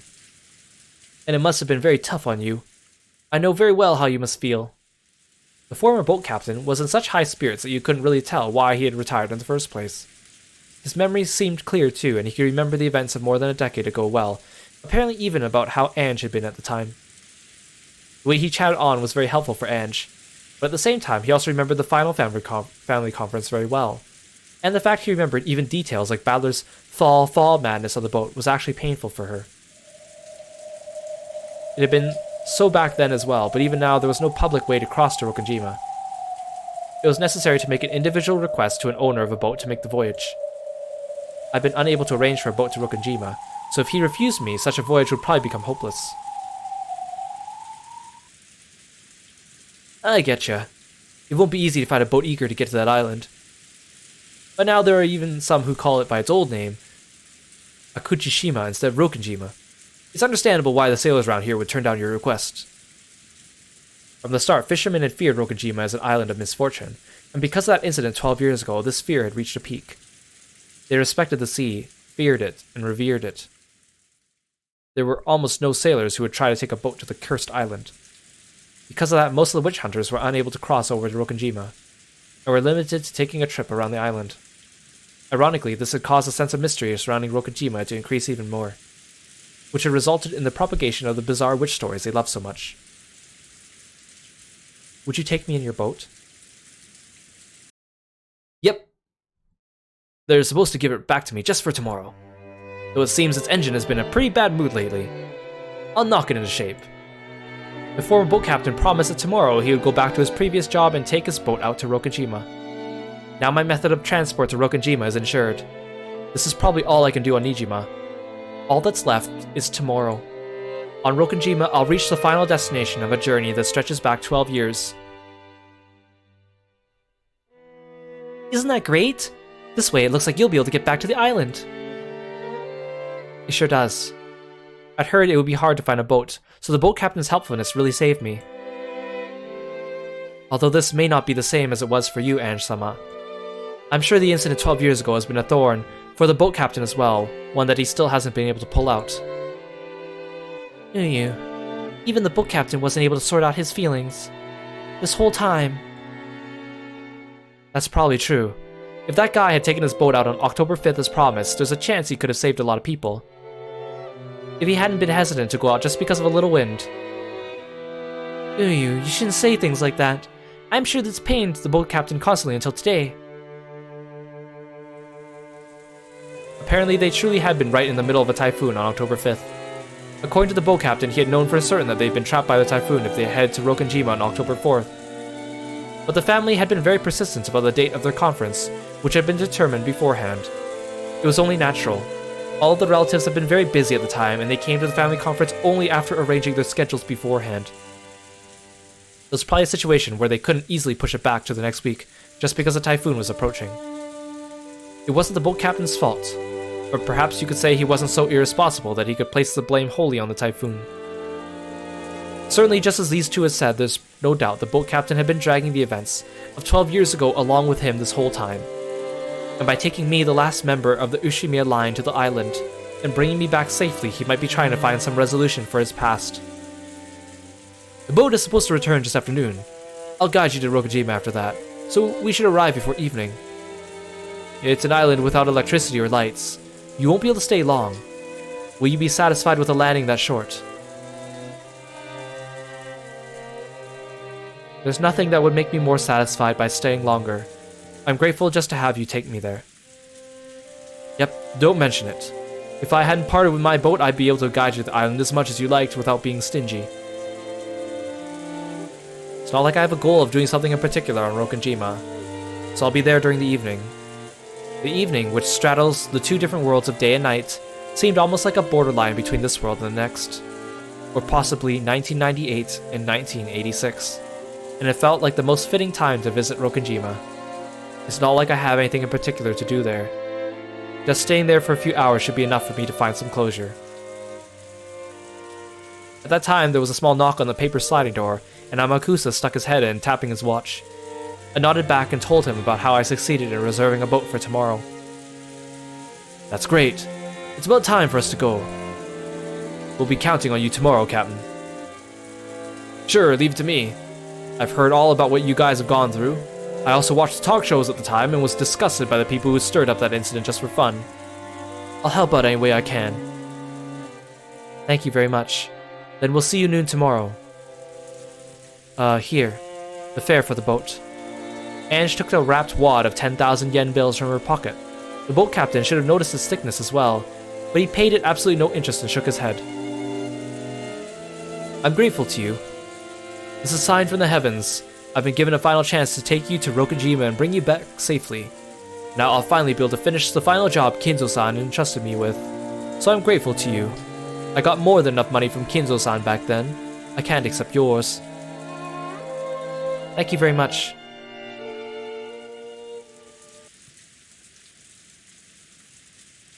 Watch your step on the stairs. It's steep. I went down the steep staircase that was the exact opposite of accessible. It was getting hard to believe there was actually a chest of drawers and a TV in the room upstairs. Most of the first floor was a bedding store with many futons piled up on each other.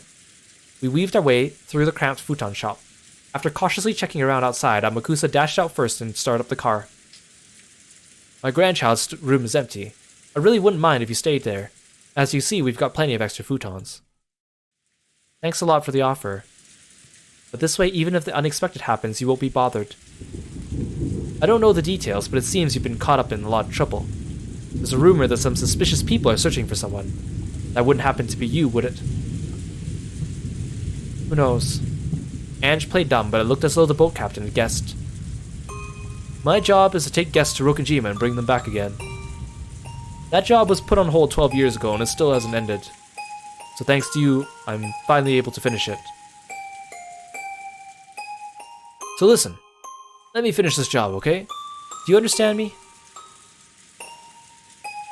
Yeah. It's not like I'm going there to die. Part of me does feel that if I could die on that island, I'd surely be able to go to where my family is. I finally become aware of it. I might have been planning to die on that island. I might have come all this way, heading towards Rokkenjima in search of a place to die. The boat captain had guessed that as well. That's why he repeatedly told me not to die. Yeah, I won't die. I promise. After all, I'm still not sure if there's any reason why I need to go to Rokenjima. No, I'm sure there's a reason. Even if there isn't one for you, there is one for them. The island called you. That's why you came here. That might be true. I might have been called. I was called. For what reason? For them. Father. Mother. Father Oni-chan. And Marie One-chan. Or maybe the Golden Witch. Beatrice. What is on Rokenjima? And what will I achieve? Even though tomorrow is finally almost here, I still haven't been able to understand my own mission.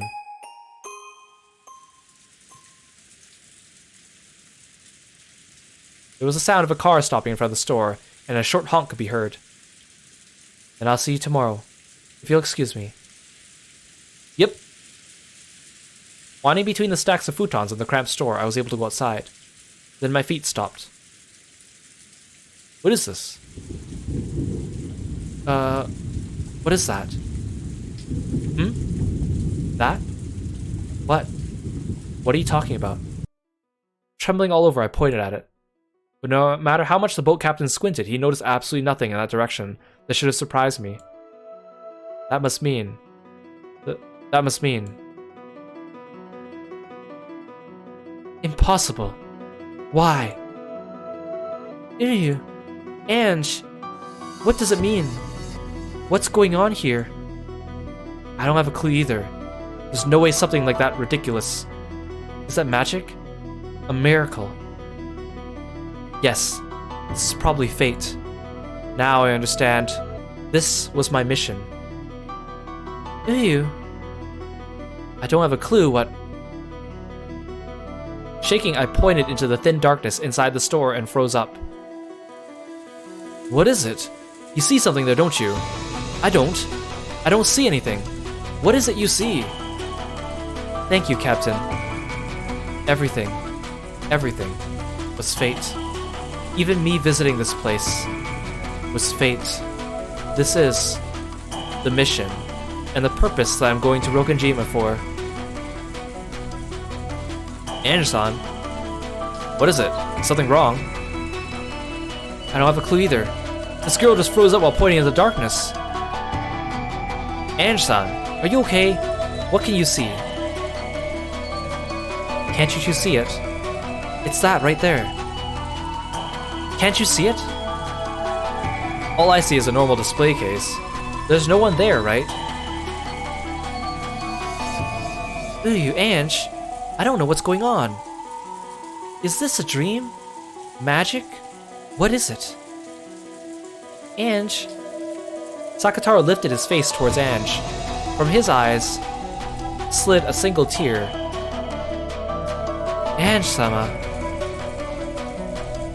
I understand, One-chan. And... Beatrice. Do you? This is magic, isn't it?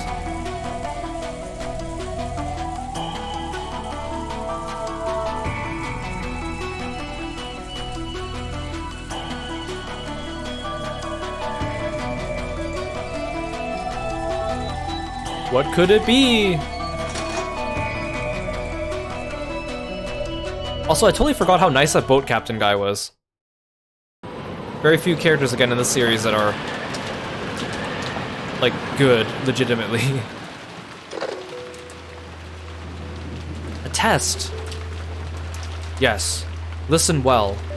Once again, there was a call from Kraus to the guest house, and the message was that Kinzo wanted to hold a test to see if the grandchildren had the qualifications to become his successor. The head has said that his successor will be not one of us siblings, that he wants to pick from among his grandchildren. From Kraus's restrained style of speech, Jessica realized, as his daughter, that he was being forced to speak. And she was forced to realize that the hostages were being exposed to danger even now, and even if they refused this test, there was a possibility the hostages would be harmed. Then, what should we do? Indeed. Hold on. Kraus put down the receiver, then looked at the grinning Kinzo on the other side of the bars. Kinzo gave his next order. We Before the test, those not involved must be removed. Goda and Kumasawa are there, I believe. It will be a problem if they interfere with the test. Banish them from the guest house. Banish, you say? There should be a gardening storehouse in the rose garden. Lock Goda and Kumasawa in there. We'll begin from there. Tell them to do it immediately. My weapons will be watching. If they happen to do anything questionable, I'll instantly stop the test and execute all of you as sacrifices. I understand. Hello, Jessica. Listen closely to what I have to say. Kraus relayed the orders to lock up Goda and Kumasawa. What kind of test are you planning? It truly is a simple test. I only want my grandchildren to show me their resolve. Well then, I wonder what kind of results they'll show me. Looking disgusted, Kyrie watched Kraus, who was talking with the children. I hate it, but for now we cannot refuse orders. In this dungeon, a feeble resistance won't amount to anything. If we provoke him too much and drive him into a position where he might kill us, there will no longer be any way to stop this murder. For now, the only choice left is to obey his rules without agitating him, all the while waiting for an opportunity. However, if we continue to obediently follow his commands, the children might be attacked in the so-called test, and they might even lose their lives. Whether we feign ignorance or try to resist, nothing will cause the situation to improve. Anyway, straining our eyes so we don't let a single chance escape until the very end is the only resistance possible now. While telling herself this, Kyrie watched over Kraus as he delivered Kinzo's orders. Kyrie-san, let us be patient. I understand. It's unfortunate, but all we can do right now is wait. If only we could do something about these bars, we'd be able to return to the mansion. If only we could somehow get out of here. I'll try something. Kinzo-san, I have a request. What is it, my friend? We understand well you want to test the children. It is fine for you to do as you desire. Without your power, the Ushime family might have been destroyed long ago. We truly understand why you want to carefully select the person who will take charge. Besides, that is what the family conference is all about. We won't get in your way. Your insight is useful. That's right. This is the family conference. The final family conference where I will select my successor.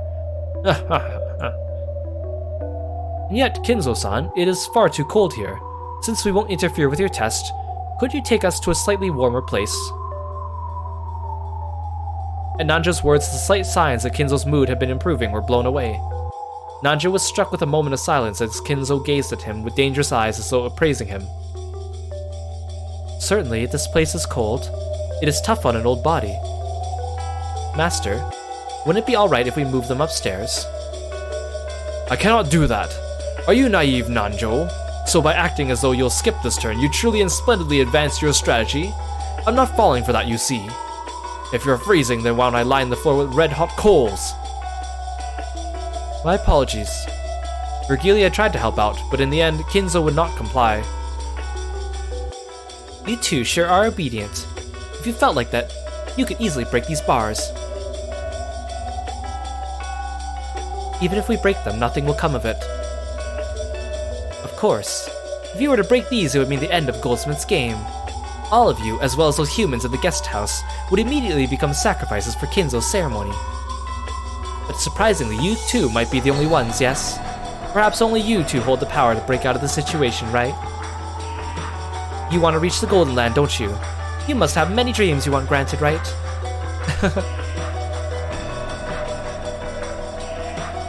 Stop. You mustn't provoke them. This is not your game. It is the Master's as well as Milady's game. What is it, Ronov? Oh no, nothing. We were talking to the prisoners. Forgive us. Gop sent one final sneering smile at Cannon and then turned away. Cannon could only bite his lower lip and shake his fists. Damn it. You did well. Good job hanging in there. We're powerless. Because we're furniture. That's right, we're powerless. However, furniture is sometimes relied upon, even loved. Right now, we've only been stored away in the basement. Surely one day somebody will love us. Because they'll rely on us. That's why for now, let's ignore their provocation and bear with it. Okay? Father, I've ordered them to lock up Goda and Kumasawa in the storehouse. Very well. Hang up now. Chiesto sisters, observe the grandchildren as they lock Goda and Kumasawa away. If they do anything suspicious, then in that moment, the selection test for my successor will be over. When Kinzo made his order, the Chiesto sisters appeared behind him in a line. Understood, sir. I will scout. 556 and 410 will cover both flanks. 45, you're on a wide area surveillance. 00, 556's. Ah, that's right. Sorry. There is a fourth Chiesto sister named 556. She has purple hair, but she does not appear in Umineko. She's mentioned, but she does appear in one of the optional side stories. She was a good kid. That's why I don't like them, yeah? Good people. What are you doing, Chiesto sisters? Follow my orders. My apologies, sir. Then let us go observe. Move out. The Chiesto sisters erased their forms simultaneously. Nanjo and Kirie had witnessed the instance they appeared and disappeared, as if by teleportation, but they interpreted this as moving in and out of darkness in a way that only looked like teleportation. And the two could do nothing but rub their eyes. Well then, I shall begin the preparations for the test. Ronov, Gap, I'm asking you to be the examiners. Virgilia, you'll watch these rats. After all, 2 of my furniture are here. Just in case, be on your guard. He glanced at Shannon and Cannon. Tightly closing her eyes, Shannon gave a silent bow, and answered wordlessly, avoiding any unnecessary actions. Certainly. I'll be careful. Isn't this cold? Hard on your old body, Leah? Should I bring you a hot water bottle? Shut up. Go quickly. Gap. Well now, what a strange experience this game is, to have a test and examiners. I do hope this development entertains milady. Come, arise, goat attendants. Virgilia began to call out to the darkness, and from that spot 3 massive goat-headed attendants suddenly appeared. Ah, Beetle's minions. How convenient. Plus they seem so warm. I see, so you'll use them instead of a hot water bottle. In that case, wouldn't sheep have been better than goats? You're the one wearing cashmere. They aren't very bright, but they faithfully follow orders and are quite dependable. Indeed, I leave it to you, my friend Virgilia. The rest of you follow me. With a dignified gesture, Kinzo fluttered his cloak. Following him were Ronov and Gap, as well as the 3 recently summoned goat attendants. Hey, you 3 are supposed to wait here with me. Don't follow them. The goats jumped in surprise and came tottering back. Kirie, who had been watching stunned as all this played out, couldn't help but snort. Huh. What entertaining underlings. Lord Goldsmith did not give you permission to speak. She was probably embarrassed. Virgilia had spoken coolly, but Kirie saw through that, and for a little while she couldn't restrain her muffled laughter. However, on the inside, Kirie was surprised at the number of people Kinzo had with him. After all, including Kinzo himself, at least 10 enemies had already been spotted. The dungeon they were currently locked in was supposedly underneath the hidden mansion called Kuwadorian. Although this mansion had been whispered of, not even Kraus had known of its existence until today. Are there actually several facilities like this on Rokonjima, where many unknown henchmen that only Kinzo knows of hide? Just how many humans are in Rokonjima locked away by the typhoon? No, on the contrary, were we the only ones under the impression that there were only 18 people on this island? Were we who bickered over whether Beatrice existed or not, and worried about whether a 19th person existed or not, nothing more than the frogs in a well on this island? No wait, not only that. By now, are there actually more people on the enemy side than on ours? Just what the hell is going on? Witches? Demons? Magic? Are you telling me to believe in those? Are my eyes screwed up, or is it my head? I think I'm losing it. Mass murder by magic. Demons forming and disappearing into thin air. Setting aside the enemy's numbers, how should we interpret the various things thrust before our eyes that cannot be explained with the common sense of our world? Kirie started to feel like she didn't know what was going on anymore. And while desperately battling the urge to abandon everything and give up, she grit her teeth and tried to hold on to her sanity.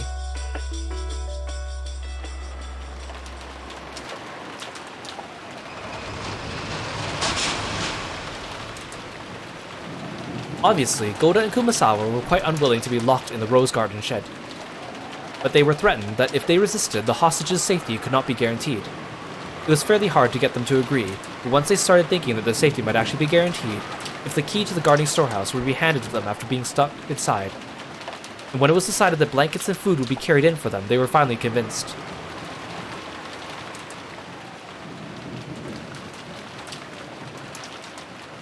This place is pretty chilly. I wonder how long we'll have to stay locked in here. It could be as late as Monday morning at the worst, so a full day at night. I really feel bad about doing this to you two. George and Badler cleared a space on the floor, then spread the blankets there. They also left the canned food, crackers, and other light snacks they brought. It'd be hard for you guys to go until Monday with just this. If only we could make a trip to the kitchen. They said not to go anywhere we weren't told to. Sounds like we're being watched. Damn. I'm honestly sorry we cannot be of any use. And these are the times we're truly supposed to be at your sides. Can't be helped. More importantly, take care of Kumasawa-san. We don't know what might happen. If the going gets tough, I'd like you to play it by ear and come to the rescue. And more than anything, I want you to be safe. Yes, I understand. Please be careful, everyone. Right now, the Master is taking human lives like they're pieces on a chessboard. Please look out for yourselves. Oda stared at the floor, even now unable to believe what had happened as he remembered that atrocity in the dining hall. And he hung his head in shame at his failure to fully describe that terror. Thank you. Make sure you stay on your guard. You too, Kumasawa-san. And you all, please take care as well. I don't have any idea what's going on anymore. Well then, we'll be off. Let's go, Badler-kun, Jessica-chan. Come on, you too, Maria-chan.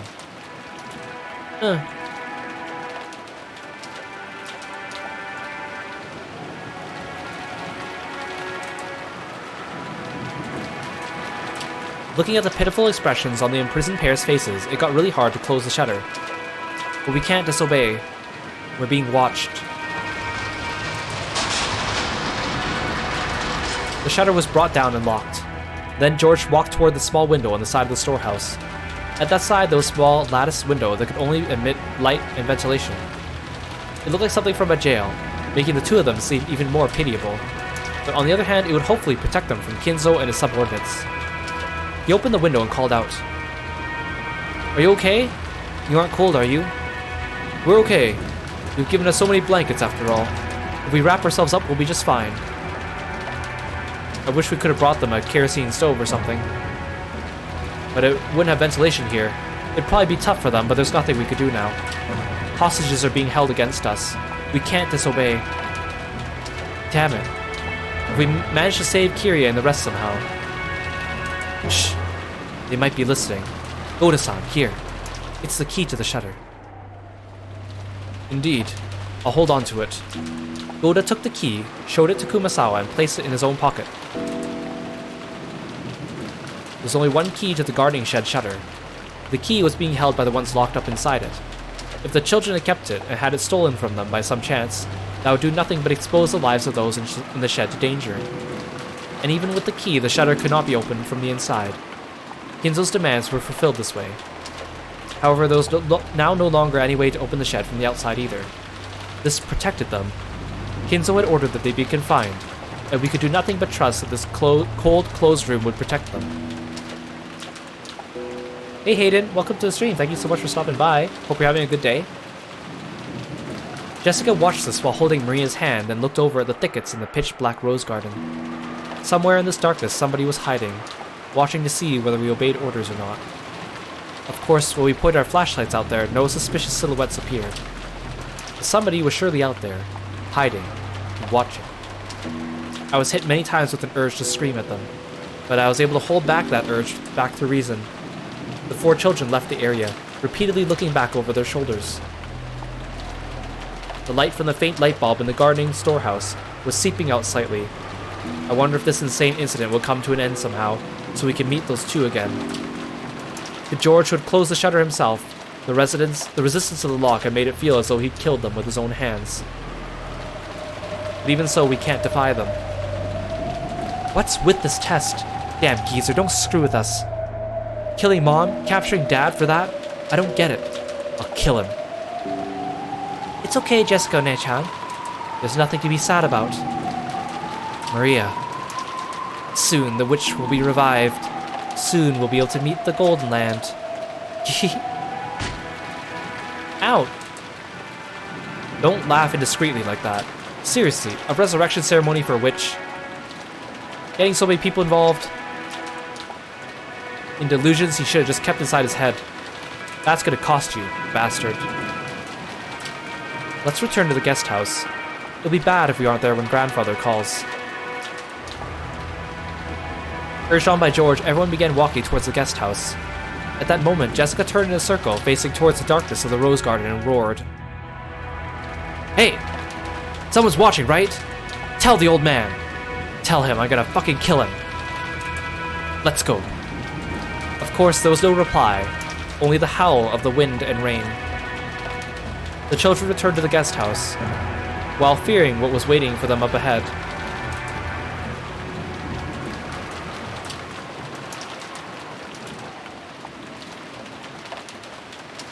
After they left, from the exact point of the darkness that Jessica had yelled at, 2 rabbit ears sprung up. So sorry.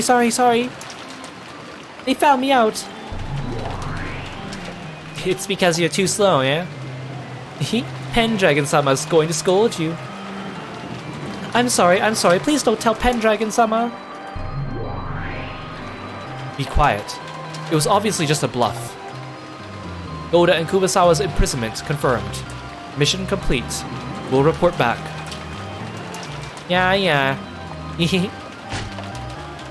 Ouch. Do you want us all stuck on nothing but carrots and water because of collective responsibility? Let's go.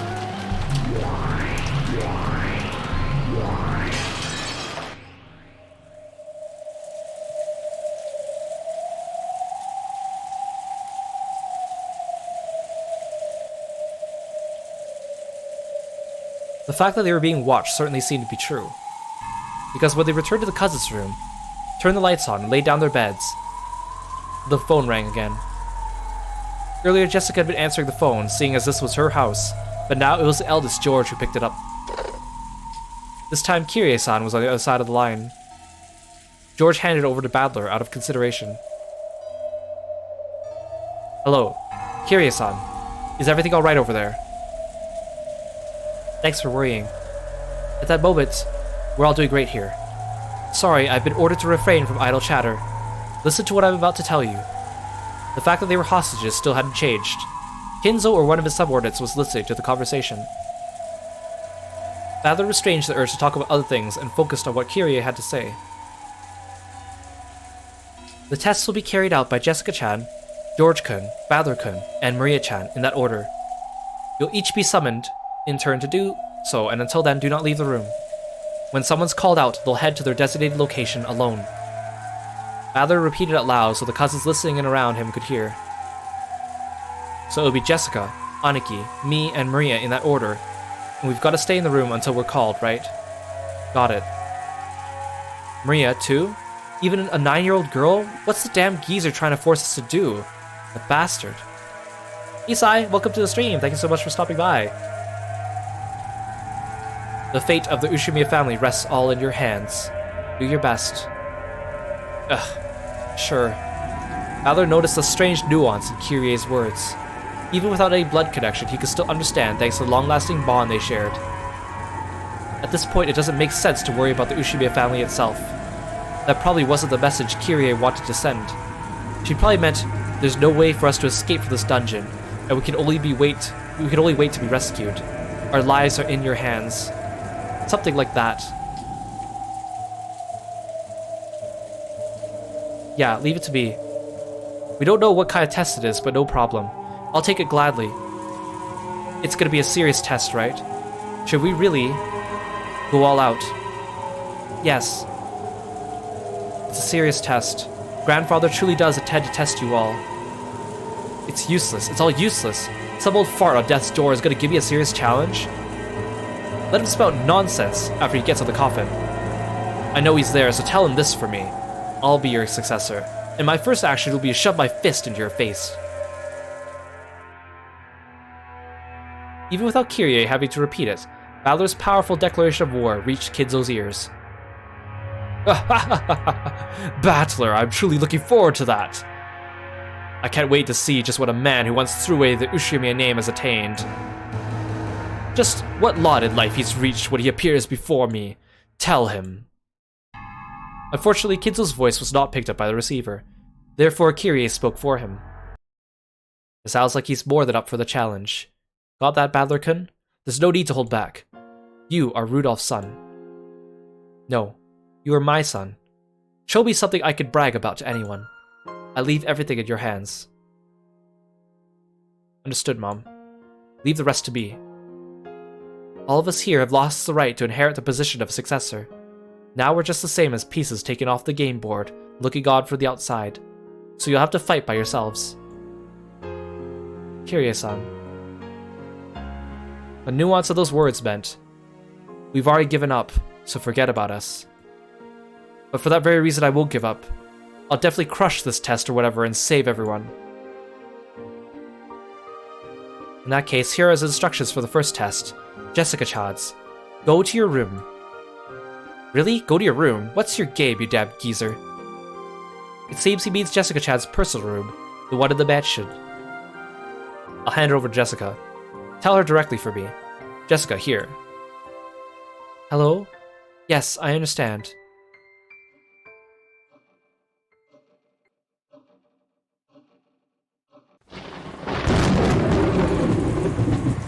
Starting with me, huh? Well, I've been ready. See you later. Even Jessica was probably tempted to succumb to the fear of a girl her age, but she crushed those feelings and strengthened her resolve. Be careful, okay? We're probably being watched, right? We can't do anything we aren't told. All we can do is exactly what they say. They say that old geezer killed those 6 in the dining hall instantly with no hesitation, so if we try to fight back, we might end up the same way. I know. I'll beat them at their own game. Don't do anything reckless. If you think you're in any danger, your own safety comes first. If Uncle Kraus finds out that his daughter sacrificed herself for him, there's no doubt it'll tear his heart apart. It goes the other way too. If Mom and Dad are both killed, I'm the only one left. My heart will rip itself to pieces. Battler-kun, what you said earlier is true, right? Yeah. Kirie-san and the rest and the others are already prepared for what will happen. Then the way things are now is just perfect. Everyone's lives rest on our shoulders. The hostages can't do anything while they're locked up. That means we'll have to manage something ourselves. If something happens, run back to the guest house. At that time, we'll be done playing along with Grandfather's game. Aniki. At that time, we'll declare war. Wherever they're locked up, we'll save them, and we'll deal with Grandfather accordingly. Are you sure, Aniki? Shannon-chan's there too. That's why I'm saying it. I'm not sitting around and waiting for my fiancé to be killed. What scares me is not that Shannon might be killed by Grandfather. I'm just worried you guys will get there first and clobber the damn geezer who made my fiancé experience terror before I do. I see. This really does sound like a test to see who'll be the successor. Yep. The first one to bury a fist in that old face will be the next head. George, Battler, and Jessica each forcefully nodded their heads and put their fists together. Then Jessica headed off to her own room as designated. Her form disappeared in the darkness of the rose garden, waving in the strong winds. Watching her go, George and Battler gripped their fists even tighter, making them quiver.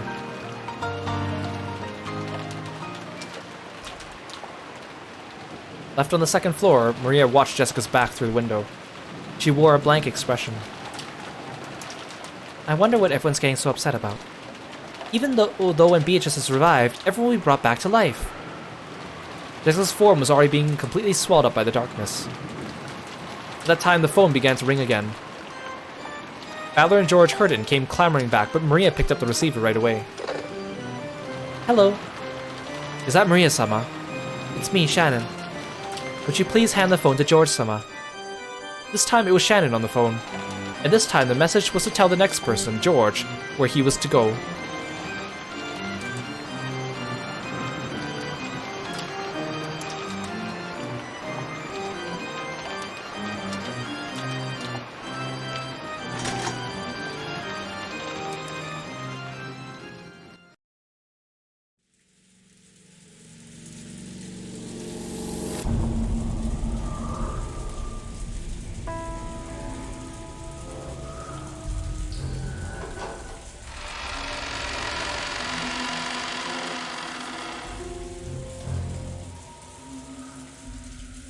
course, since the time of her birth, Jessica had been raised in this mansion. The atrophied Western-style house that the cousins called a mansion was her home. And yet she never understood her cousin's feelings as much as she did today. At the same time, she had never felt her own home, which she had known well, to be as alien as it seemed now. Her own room. This had once been her hideaway, the only place in this vast mansion where she could feel at peace. However, she had never felt as much pressure coming from that door as she did now. A test, you say? What the hell could be waiting in there? I'm not gonna find my desk and stuff dragged all over the place, right? She acted tough, trying to deceive herself, trying to make herself believe that she wasn't scared of anything. Readying herself, she opened the door to her room.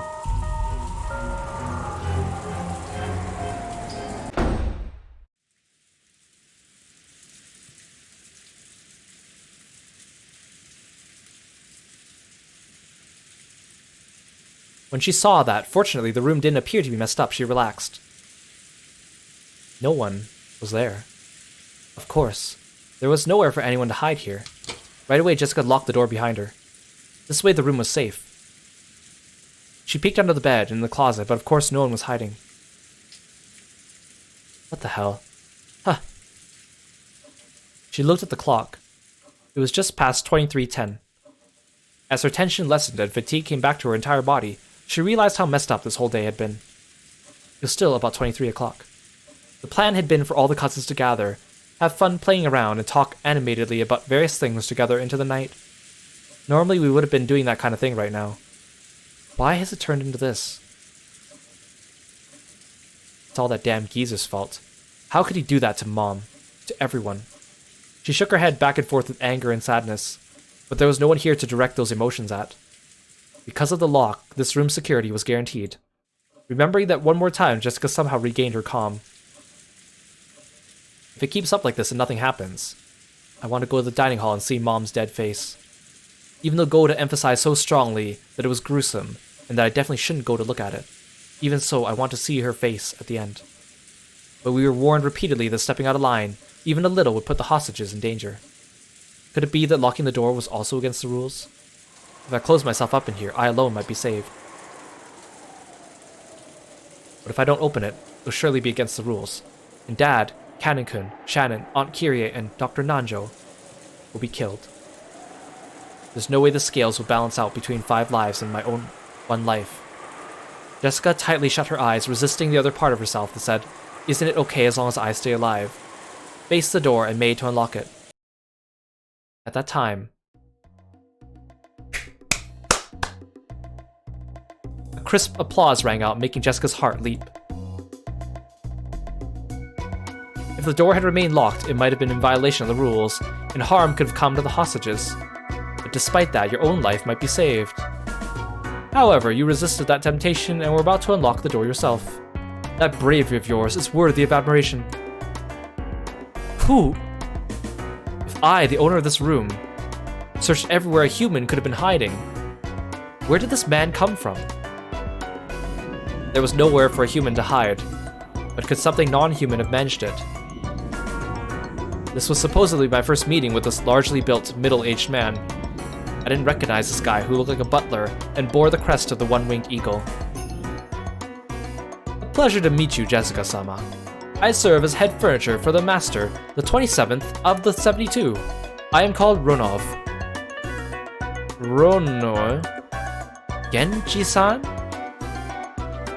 Ah yes, Genji is like my little brother. Or perhaps he was my true form while in this world. You might even say he was my vessel. What's this guy saying? Oh, my apologies. This is not something a human would be able to understand. Well then, let us move on to the main event.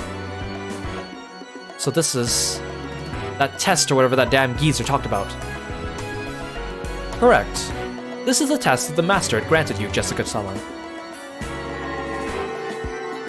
At Ronov's elegant gesture, like that of a butler ordering for a meal to be set out, many gold butterflies flew up out of nowhere. Ugh! What the hell? As the cloud of gold butterflies spun around in a small swirl, they gathered in one place.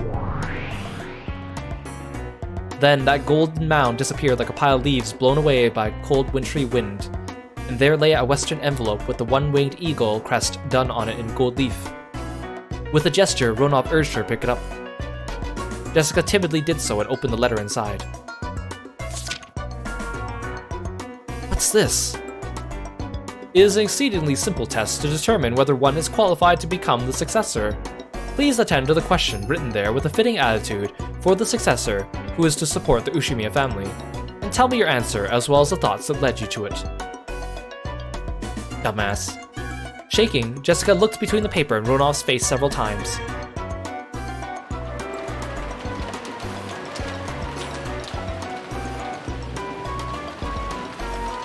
At that time, George, who had been called out after Jessica, could be seen in the arbor of the rose garden.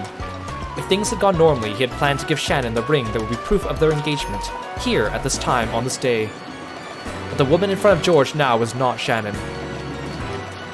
Read it. That is Goldsmith's test for you. George picked up the Western envelope which was on the table where he'd once had tea with Shannon, and read its contents. Perhaps its message was short. After glancing at it, George's eyes grew sharp. What's this supposed to be? It is as you see. This is a test given to you to see if you're qualified to be the successor. As you ask yourself whether you truly are so qualified, answer that question. What a stupid question. That's right. It really is a stupid question. Doesn't that mean the Ushimiya family inheritance is also something on that level in Goldsmith's eyes? George lowered his eyes to the surface of the letter once again, examining its contents. George and Jessica. While the tests given to them were slightly different, they were almost exactly the same. Among the 3 mentioned below, in order to gain 2, sacrifice 1. It's a simple 3 choices. Decide for yourself which one you would choose to abandon. If you refuse to choose, the test will be suspended. I've been given permission to kill you right here by my own hands. If you want to include even that as a choice, then there are 4 options. It's been an awful long time since I've gotten to play with a kid like you, so I can't say I'd be disappointed. Are these 3 choices only a test? Or will the consequence of my choice be carried out? Don't be so naive. The one you choose will definitely lose their life. Among the 3 mentioned below, in order to gain 2, sacrifice 1. 1. Your life. 2. Shannon's life. 3. Everyone else's lives. If you do not choose one, all of the above will be lost. Why is Shannon's name here? The second choice has the name of the one most needed and most loved by the test taker. I believe Cannon's name is written second on Jessica's test. You gave the stupid question to Jessica too? You shouldn't be worrying about Jessica, right? Right now, you are the one being tested. It really is a simple 3-choice test. Which can you throw away for the sake of the other 2? Isn't that simple? If you still can't decide, would you like me to lend you a coin? Coin? How would you choose between 3 options for something that only has 2 sides? No one would throw away their own life. So there remain 2 choices that will leave you standing. Will you give up on everyone for the sake of the one you love? Or will you give up on the one person you love so that you can save as many people as possible? Either way, you should be able to find a fitting just cause. After all, this Rokenjima is now a demon island. The sentimental relationships of the human world aren't necessary here. No one will blame you. Do as your heart desires, and ask yourself whether you're qualified to succeed the Ushimiya family headship. Or rather, make your decision as if you truly were the Ushimiya family head, okay?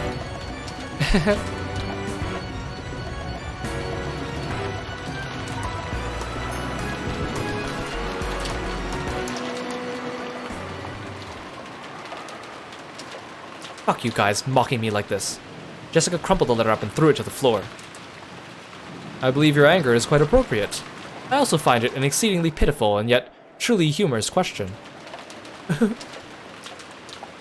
How could anyone wish to die themselves? And how could anyone wish to remain alive after abandoning the life of the one they love? And how could anyone massacre everyone else as long as it's good for the 2 of them? No, Jessica-sama. Such a person could exist. This is Rokenjima, the Demon Island. It is now completely cut off from the human world and fully immersed in the spirit world like cheese fondue. Values of the human world get taken out with the trash. So please, rank the things you desire from the bottom of your heart. Whatever remains will become a fitting answer for you in this insane evening. Don't fuck with me. How could I choose any of these? If you do not choose one, all of the above will be lost. Also makes for a fine fourth option. Even choosing that should give us an amusing show. But since that choice will result in the loss of your own life in the end, I believe it will be more wise to be pure and choose the first one, your life. So the other two will be saved. Everything has been entrusted to your decision, Jessica-sama. Please let me hear an answer and conviction fitting for the successor to the Ushimiya family headship. I, Ronov, am sincerely hoping for a wonderful answer, fitting for the master's descendant who shares his blood. Damn it!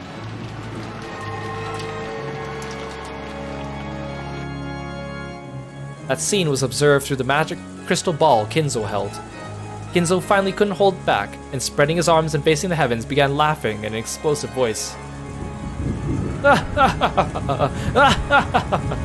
What are you wavering for, foolish grandchildren, my descendants? Isn't this problem so easy you could answer right away? Isn't this a question that should cause you to waver less than whether to put butter or jam on your morning toast? Do you people know the correct answer? He turned to face the Chester sisters who had been waiting on him. No, my apologies, I don't know, Lord Goldsmith. Fool! Not choosing at all means game over! You foolish rabbit who cannot even choose a reason or a goal for your own life. You aren't worth a single ant that anyone might step upon without even noticing. Die. Be crushed. Disappear faster than I can blink. And what of you? I would sacrifice the first one. Your own life, sir. Weapons fight and die in battle, and weapons exist to destroy enemies and protect allies.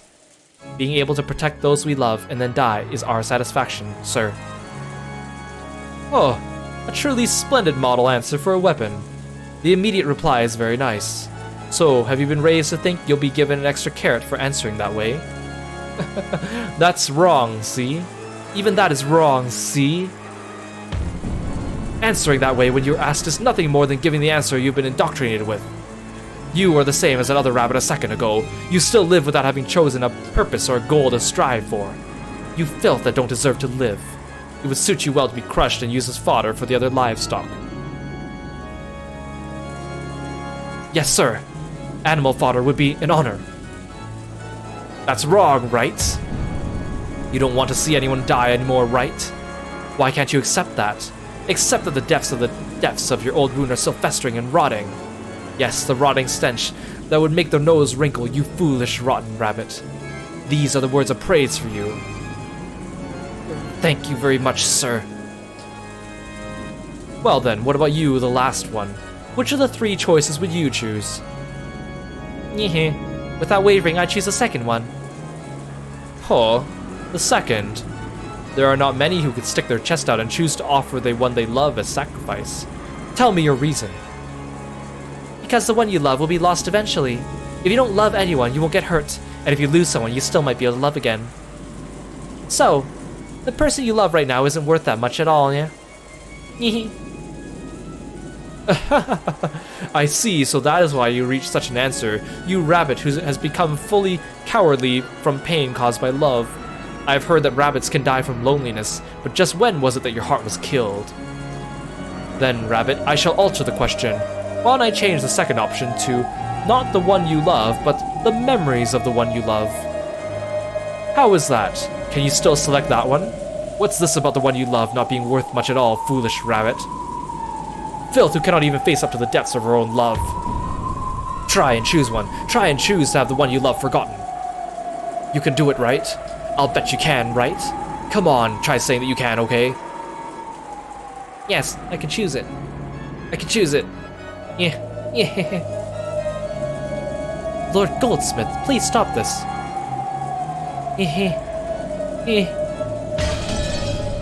Enough rabbit filth. Go to Vergilia and help watch on the dungeon. Disappear.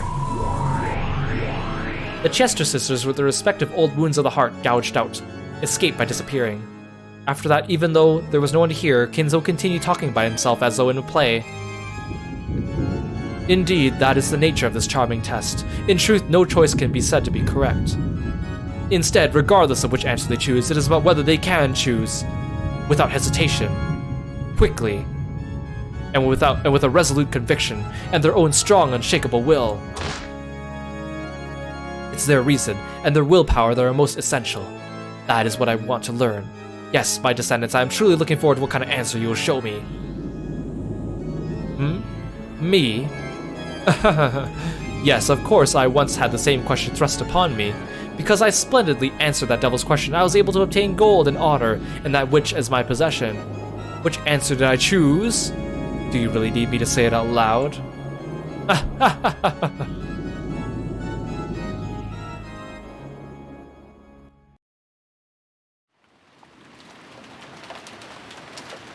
Well then, have you nearly decided on your answer?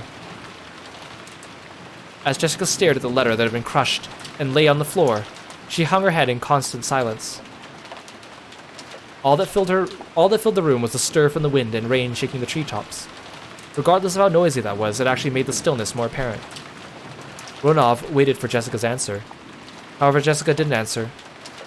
Whether she was lost in deep thought or had stopped thinking, Ronov couldn't tell. No, he might actually have known.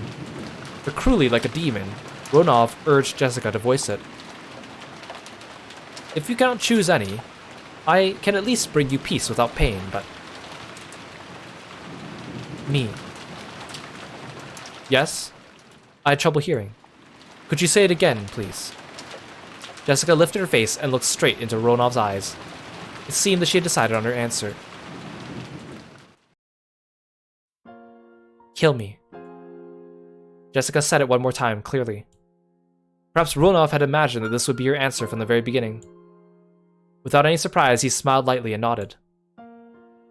I thought you would choose that answer, Jessica-sama. Well then, there is no right or wrong answer to this test. The essential part is what thoughts led you to that answer. Come now, please answer with a fitting attitude for the successor. It's not like I chose the first one because I want to die. The second one was letting Kanin-kun die. Of course, that was out of the question. So I excluded it. The third one was everyone else's lives. Of course, that was also out of the question. So I excluded it. After that, only the first choice remained. Process of elimination, is it? So it was not something you chose proactively. After chuckling slightly, Ronov dropped his gaze.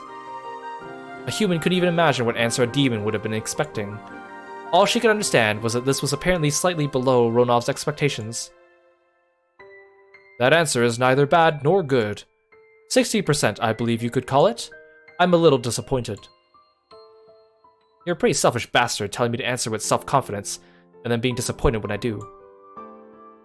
Apparently, there was more to it than process of elimination.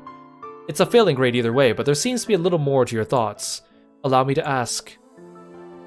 People don't want to die, so no one would want to choose the first option. People want to live in happiness, and struggle as much as life will let them. So normally the first choice should be impossible from the beginning. However, you took that first choice. You chose to throw away your own life. Only that choice remained for you. I tried thinking of the future that would come after choosing each one. Oh, and what did you see? First, I tried letting Kanin-kun die. I tried to imagine the rest of my life after having abandoned the one I love. What kind of life was it? Or what kind of life was it? I was a horrible woman who didn't deserve to live. A shabby woman who always lamented her own decision and lived only to regret. I could never forgive a horrible woman who'd choose to live and abandon the person she loved. I put an end to her myself. Huh, how brave. So, did you also consider the third option? Yeah, I tried letting everyone up but me and Kanin-kun die. There's no way Kanin-kun would like me if I did that. So again, even with Kanin-kun, I was forced to bear the cross of abandoning so many people. And even Kanin-kun was forced to bear it. I'm not going to make a foolish choice that leaves Kanin-kun bearing that cross. I wouldn't be able to forgive a future me who did something like that. I put an end to that woman myself too. Jessica had pictured it in her mind. The future her beyond each of the three choices. There were 3 Jessicas. Of the 3, 2 had regrets. Only one could hold her head high and smile at Kanin. You know, I once had the nerve to preach something to Kanin-kun. Something about trying to live life to the fullest. Live your life to the fullest. Meaningful words, and a surprisingly difficult thing to do. So yeah, I've got to stand up, stand proud, and show Kanin-kun. Show him how to live by holding your head high and looking straight at the sun with a full smile. Hey Lork, welcome to the stream. Thank you so much for joining us today. Will Kanin be able to accept your self-sacrifice? Haven't you thought that your selfish decision might hurt him more than is necessary? That's why I want to leave a message. Oh, I will listen, but I am after all a demon. I may not keep my promises, you see. Keep it. Your promise. Jessica spoke that looking quite unconcerned. She had asked the demon, who was about to take her life, to pass on the message, and she didn't think at all that she would be betrayed. At that extremely innocent smile, Ronov closed his eyes lightly and shrugged his shoulders. Huh. I see nothing wrong with that.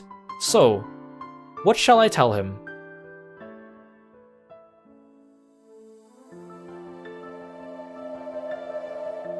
Tell Kanin-kun to live his life to the fullest. No, that's not quite it. Not Kanin-kun. He still hasn't told me his real name yet. Tell the real Kanin-kun to live his life to the fullest. Tell him that. Milady. Jessica. You really are. Ronov is fickle, so he might not have passed the message on. You certainly are fortunate to have me here showing you this scene. A musty three-sided mirror was set beyond the bars, and the scene with Jessica was reflected on it. On the next mirror, the scene with George was reflected in the same way. None of them questioned how a three-sided mirror had appeared from a group of butterflies. Nor did they wonder why these scenes with Jessica and George were reflected on it. Because the reflected scenes themselves were more important. Are you so prepared to throw your life away? For his sake? My apologies. Kraus looked at Kanin with a complicated expression mixed with a bitter smile. Kanin wouldn't meet his eyes. Vergilia-sama, there is no reason for Milady to throw away her life. Please kill me. Please change it to the second choice. That way everything should resolve itself. Oh, I am not capable of granting that wish. After all, this is Jessica's own decision, which she chose herself. At that time, suddenly, the air split and the Chester sisters appeared, flying into Vergilia's chest. Vergilia-sama! Ah! So mean, so mean! Lord Goldsmith is so mean! Wah! I'm doing the best I can. Crushing me for animal fodder, that's just too much. Ugh. Vergilia, who still didn't have a clue what was going on, was mobbed by the sobbing Chester sisters. There, everything's alright, don't cry. I'll make you some delicious tea. I'm leaving it up to you all to guard this place. If they do anything suspicious, inform me immediately. The goat attendants all faced each other, nodding their heads. Vergilia took the Chester sisters and left. The sound of them going upstairs could be heard, so he had probably gone to an upper floor. This is our chance. It looks like the goat heads are morons. I wonder if we can trick them. Kira realized an opportunity had arrived, but even so, she hadn't thought of a way to break the metal bars. Then, the Jessica reflected on the three-sided mirror had her eyes closed, as though in contemplation. So for those of you joining us on stream, basically what's happening is the cousins are each being given a test to see if they can succeed the Ushimiya family, while Kraus, Kyrie, Shannon, and Kanin are forced to watch. And Jessica and George got called to take their tests first. So Jessica went to her room, and George went to the gazebo, and they were both. And Ronov appeared before Jessica, and Gop appeared before George. Each of them presented them with a question. The question is, of the three below, sacrifice one. 1, yourself. 2, the one you love. Or 3, everyone else. And if they don't choose one, then they'll be killed. So Jessica thought through the question, and she decided to kill herself to save Kanin and everyone else. We have yet to hear George's answer. The way she had both hands stuck into her pockets, wanting to be defiant until the very end, might have been her own aesthetic stance. That's all I have to say. Kill me. Understood. Well then, fear not, for I shall make your death more gentle and merciful than any sleep. As Ronald raised his palm, he slowly approached Jessica. Damn it! Realizing that his daughter was about to be killed, Kraus went half mad and repeatedly body slammed the metal bars. The goats looked like they were sneering at how a mere human didn't stand a chance of breaking those bars. Kraus's pointless efforts certainly may have been comical, but Kraus was giving it everything he had. He was now living with all he had as Jessica's father so that he could save her. Cannon made tight fists with both hands. If he used his cursed power, he might be able to cut through even metal bars. But there were a full 3 goats. There was no way he could defeat 3 of them in an instant. It would instantly be reported, and then even Virgilia and the Chester sisters would probably dash in. Even if he could break the bars, that would be the end of it. It was useless. Cannon already knew that the witch sneered at useless efforts like that, so he could do nothing but stare at Kraus's repeated body slams. George-sama. Shannon, who had been looking at the 3-sided mirror, raised her voice. When they looked, they could see George, who had been silent the whole time, lift his face. It seemed that George had also decided on an answer.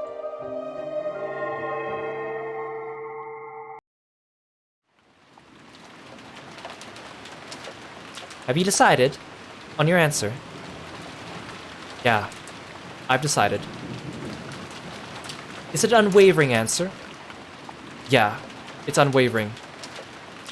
Then let me hear it. Oh, by the way, it seems Jessica decided to take your life option. Surely such an indecisive person as you isn't going to choose the same answer, right? Jessica gave her own answer. No matter which choice that was, it was Jessica's answer.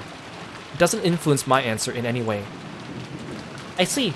Then let me ask again. Among the 3 mentioned below, in order to gain 2, sacrifice 1. 1. Your life. 2. Shannon's life. 3. Everyone else's lives. Which one will you choose? Could it be the first one like Jessica? Wrong.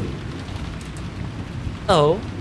Gop looked a little surprised, because she had thought that this timid-looking man would obviously choose that option. Very well then. I'm glad the most boring option for me has been removed. Then, as crazy as it sounds, could it be the second option? Could you abandon Shannon's life? You must be joking. Why would I do that to the person I was going to give an engagement ring to tonight? How bold. Is that your answer? That's it. My answer is the third option. George took the third option. Everyone else's lives. Unsurprisingly, Gop hadn't imagined he'd give an answer like that. She had been sure he'd choose the same one as Jessica, so she was interested in how he had reached that answer. How he had reached an answer that had surpassed the imagination of the 33rd ranked of the 72 demons. I want you to tell me the circumstances that made it possible for you to sacrifice the lives of everyone else so that you and the fiancé you love will be safe. Did you use the process of elimination like Jessica? Wrong. I clearly have no choice except this one. So you don't care what happens as long as it's good for you? So you can sacrifice the world for the woman you love? What are you even talking about? What? George faced the demon as he spoke, almost as though he was disgusted.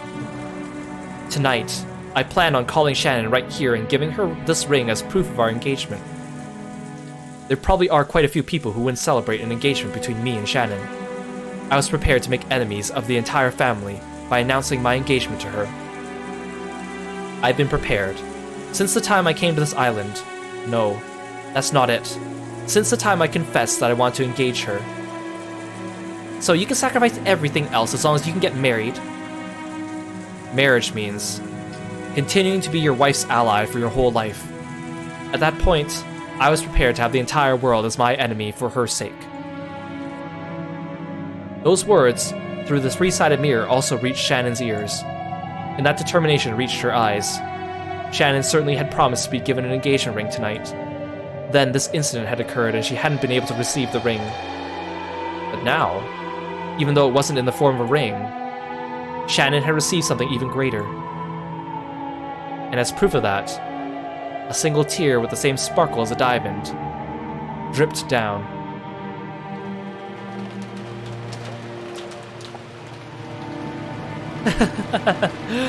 What a courageous answer. I see, if I really think about it, this was an easy decision for you. After all, your parents were already killed on the first twilight, right? By now, there's no one whose death would trouble you. I see, truly an easy choice. Say whatever you want. This determination and choice are mine, and mine as a successor. The sparkle in George's eyes was brilliantly sharp. For just an instant, Gop felt the same sense of threat as Kinzo's and was slightly overwhelmed. I see. Yes, the same decision as Goldsmith. So even with your innocent face, you will also become a terrible demon in the future.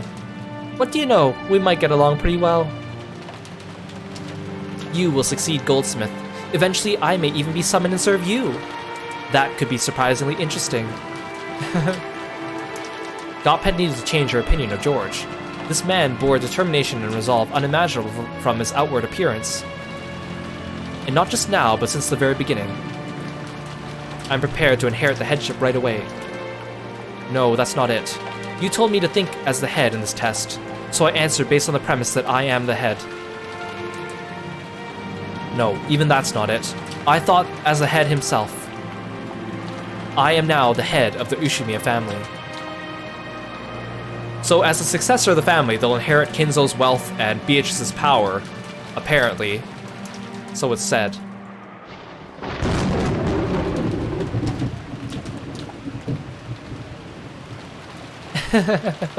Splendid, to think that you'd be able to go so far. It seems you truly are one to be reckoned with. Badler's and Maria's tests remain, but I've got a good feeling that you'll pass. But only if that is your true, unexaggerated answer, you see. Do you doubt my resolve? Can you carry out the option you chose? Can you, right now, with your own hands, offer all the lives that exist on this island as sacrifices? By your own hand? Look at George's face. I can. I've said I was prepared to do so several times. Then return to the guest house right away and kill Badler and Maria. When that's done, I'll bring you the other hostages. Execute each of them except Shannon before her eyes. You can do that, right? I can. My resolve is on a whole different level from yours. Yeah. Then carry it out. Death for them all. Complete this bloodstained ceremony as the new Ushimiya family head. Understood. I'll carry it out. I'm already the Ushimiya family head. Yes, that's right. Stain that throne red by your own hands. You will become the king of the spirit world who controls the demons. Gop was convinced this man truly was fitting to succeed Kinzo's madness. Yeah, oh no, it's this music. How strange. Such a happy-sounding musical track is so ominous. Blow wind, cry thunder, celebrate the birth of the new demon king. The demon island has now welcomed its new lord. In response to the demon's call, a tempest raged more and more. Then a massive lightning bolt fell, its tearing thunder and brilliant light giving the sensation of a moment of silence.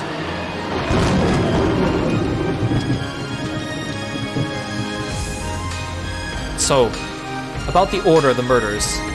I get to choose that, right?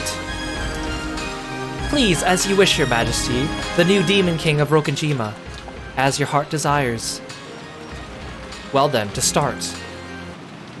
That means the first one's gonna be you. Got a problem with that? Huh? A gust of wind blew, stirring up George's jacket as if it was a cloak. It was very much like the cloak worn by the head. It definitely carried that impression of dignity. At that time, Gop truly did see the storm wiped away, and the sky covered with a pure white and vast moon. The man who called himself the new head bore the full moon on his back and sneered at the demon. Even the lives of the entire Ushima family are now part of my fortune. Reparations will be made for the damage that's been done, and it won't come cheap. You didn't seriously think you could take my parents, Aunt Natsui, Uncle Rudolph, Aunt Rosa, and Genji-san's lives and expect me to overlook it, right? Huh. Impertinence.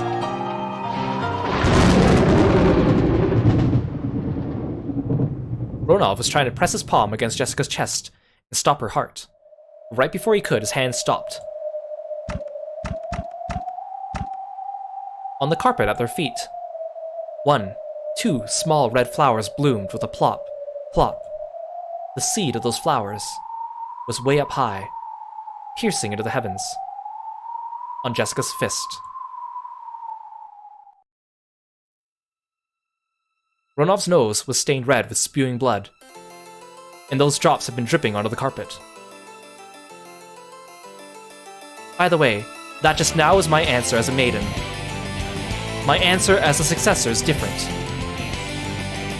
Allow me to ask. The person I love, my family and my relatives, everyone, I'll protect them. If I'm the head, then that's my duty. Dad wasn't just swaggering around. He protected me and Mom. He fought the pressure of succeeding the Ushimiya family for decades. That's why I know. Being the successor is nothing trivial. So you know what? I can give it up. Betting my own life is something I could do easily. Jessica knew. She knew that in order to protect her family, her father had bluffed and fought alone continuously. Jessica understood something that his back had been telling her. Another left straight was buried into Ronal's face. That terrifying strike wasn't due to just the brass knuckles she was using. It was a strike of a person, a family head who could throw away everything in order to protect. Dad's lost his qualifications to be the successor. Then I, the next in line, will succeed the headship. Head of the Ushimiya family, Ushimiya Jessica. I'm not the kind of coward who'd let you do whatever you like anymore. A wonderful answer. I shall change your score from earlier. Plus 10 for that answer. Plus 10 for that splendid left straight. Which means that plus 20 more would make for a perfect 100%, right? As Ronov jumped backwards, somersaulting in midair, he violently wiped away the blood pouring from his nose. It had become, not blood, but petals of a red rose. The blood on his face was wiped off, and in its place was a grin filled with a delight he hadn't felt in so many centuries that he couldn't remember. I, Ronov, will test to see whether your resolve is worth full marks, understand? Shut up, shut up, come at me.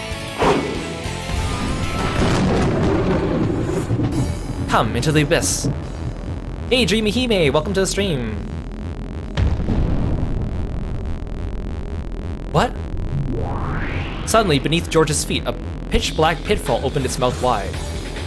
Of course, George had no way of resisting. After being swallowed up by that, George fell out of a pitch-black hole that opened up in the ceiling of the arbor. As George fell down, he was hit by a reverse roundhouse kick from a sharp stiletto heel, like a strike from a carefully aimed bead.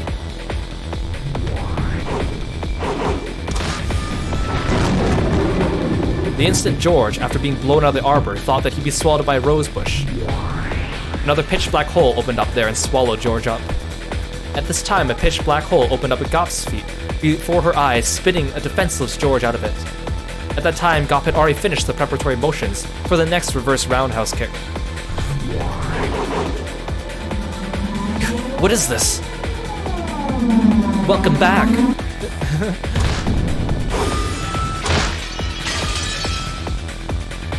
Right side of the head, below the right armpit, side of the right knee. As Gop danced and spun like a small cyclone, she kept hitting him, left foot, right foot, with successive roundhouse kicks. The fourth one became a sweep, cutting George's feet out from under him, making him fall down. But of course there was no floor there, but a pitch-black hole, and George was swallowed up once again. Gop once again spun around like a small cyclone. George was once again spat out from the ceiling of the arbor. Take this and reflect. The abyss ends with a single strike. Die.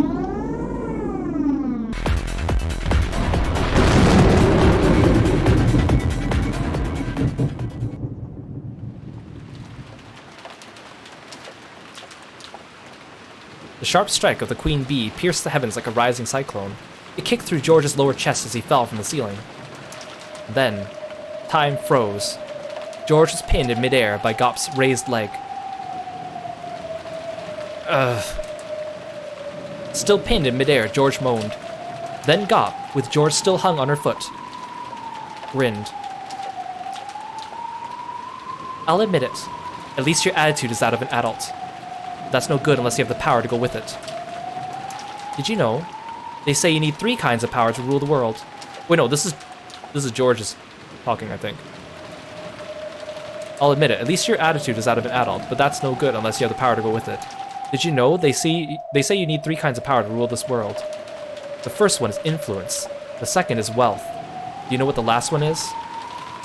I read it in a book. Force, right? Correct. Oh no, this is her talking. Correct. And that's where you're lacking. Dot finally released George. She kicked upwards one more time, changing into another roundhouse kick and knocking him into a pillar.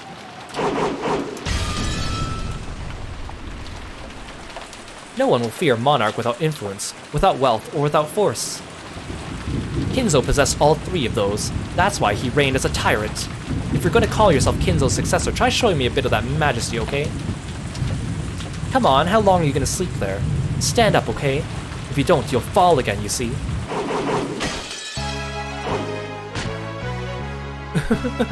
Not bad movements, but I feel they are slightly unfitting for a lady. Bastard. Swing around all over the place. Aren't you gonna strike me back? Don't take me lightly, you fucking bastard. Ronov dodged skillfully, jumped back and avoided Jessica's fist. But he still didn't strike back himself. Because of his dodge that was as rapid as a fluttering flag blown by strong winds, Jessica's fist wasn't able to touch him. Amidst the sensation that her own blood was boiling, Jessica regained her offensive composure. Even though this room was large for a bedroom, it was a very cramped place to keep up such exaggerated dodges in for so long. She calmly realized that and started using not just her fists, but her legs as well. Huh. Boxing with just your arms makes you but half a fighter. Your arms must be like the hot roar of a lion, and your legs must be like the cold snake closing in on its prey. Snakes don't have legs. True. Jessica began cornering Ronov towards the wall with perfect footwork. She didn't let him get around her. Ronov's magnificent dodges looked flashy, but they needed a large footing. Once cornered, he wouldn't be able to dodge anymore. Jessica knew the characteristics of her weapon, the brass knuckle, very well.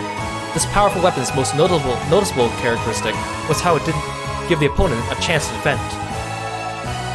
Even if they blocked with their arm, that arm would receive direct damage. If it hit the wrong way, it might even break the bone. So she cornered him. With this fist, she'd whittle away at this demon who'd lost any way to escape. Whoops. Oh, when did... Looks like I finally cornered you, right? Where is everyone being held? Where's that damn geezer? You tell me everything and I'll let you off with nothing more than plucking that mustache off, got it? That would be a problem. It does take me an hour every morning to set this. Once you're in a cast, you won't be able to do that, right? Whoops. Ronov had blocked Jessica's fist with his arm. He tried to act as though it was no big deal, but it must have hurt a lot. Jessica grinned. Ronov smiled the same way, but twitched slightly. I see. This certainly does hurt. Here's my last bit of advice. Cry and apologize. That I cannot do. It would ruin my image. Then just crumble. Rapid fire. Jessica's fists were buried into Ronov, but there was a resistance that seemed too hard and the sound of breaking glass, which startled Jessica. At a glance, it looked like Ronov had caught Jessica's fist with his palm. That wasn't quite true. When Ronov opened his hand, a faint purple, glowing barrier like a glass shield appeared, stopping the attack by a hair's breadth. Pulling herself together, Jessica let her fists fly again. With a truly magnificent gesture, Ronov caught all of them. I am, after all, a demon. This level of magic is nothing. Even so, you aren't bad at all. If I were a human, I would probably resign right here. Because I'm a demon, I can still continue to fight. What are you trying to pull? Is this the end? Are you simply going to attack all the time while neglecting your defense? Huh? Ah! Ronov's palm shot to within a hair's breadth of Jessica's stomach. Jessica was knocked away by the purple shield, rolled backwards and smashed her head on the bed. My shield cannot be broken by a mere human. Don't think you'll ever be able to touch my body again. Thank you for the stretch, Armand. In that case, I'll just burst through that shield. Persistent, I see. Yes, a truly fitting spirit for the successor. Perhaps I'll be your opponent for just a little while longer. This is also part of an examiner's role. Break! Dot looked down on George, sneering. George was on a path in the rose garden, lying face down in a puddle. The merciless rain beat down on him, so it looked as though even the heavens were mocking him. Stand up, okay? You'll fall again, right? George stood up shakily. It seemed his spirit hadn't given in, but the damage done to his body was fairly significant. Beg for your life. What you're doing now is the same as the fourth option of choosing nothing. You chose the third option, right? If you get down on your hands and knees and apologize, I'll forgive your rudeness towards me. Then I'll guide you down to the dungeon. There, for your beloved Shannon and your own powerless life, you will kill the other hostages one by one. You can do that, right? You did boast about having that resolve. George didn't answer, but his gaze was still obstinately resisting surrender. If you're too obstinate, then this time, you really will fall to the deepest depths of the abyss, okay? Gop's strength was evident. That was probably clear even more than it was to George himself, to Shannon's group watching through the three-sided mirror. George-sama, that's enough. For someone like me. Nia-san. If you didn't like me, you wouldn't have to fight with anyone, right, George-sama? Then please abandon me. Please forget me. There was no way that voice could have reached George, but even so, George answered. No way. I won't surrender. Oh, why not? Because that's my resolve. I'll fight everything for Shannon's sake, and I'll make everything accept us. And bless us. Hey, can you tell me something? Why are you willing to go so far for that furniture called Shannon? She's just a washout, isn't she? Rubbish furniture that couldn't even make a satisfactory waitress. I won't permit any more insults against the woman I love. So what are you gonna do about it? How could a weak kid like you resist me? Loving someone is strength. Because I learned that, I was able to become strong. Shannon, I love you. With just those words, I could stand back up over and over again. Shannon's in the dungeon, right? Professing your love to me won't... No. She heard. That's because it's love. Shannon can hear my words right now. The reason I can believe that is because of love. You. Shannon, you aren't furniture. Even if you are furniture, you're mine alone, and the only one for me in the world. I want you to be close to me as long as we live. I need you for all eternity. George-sama. I'm jealous. He surpassed my husband in smooth talking. That's youth for you. Yeah, you're my furniture. The strength of love? Then why are you so weak, boy? Does that weakness make mean your love is also that weak? Even your love for your fiancé is weak. The way your parents died so quickly was weak. Everything about your life is weak. Shannon taught me about love and strength. If you're trying to measure my love towards Shannon by my strength alone, let me teach you about my love.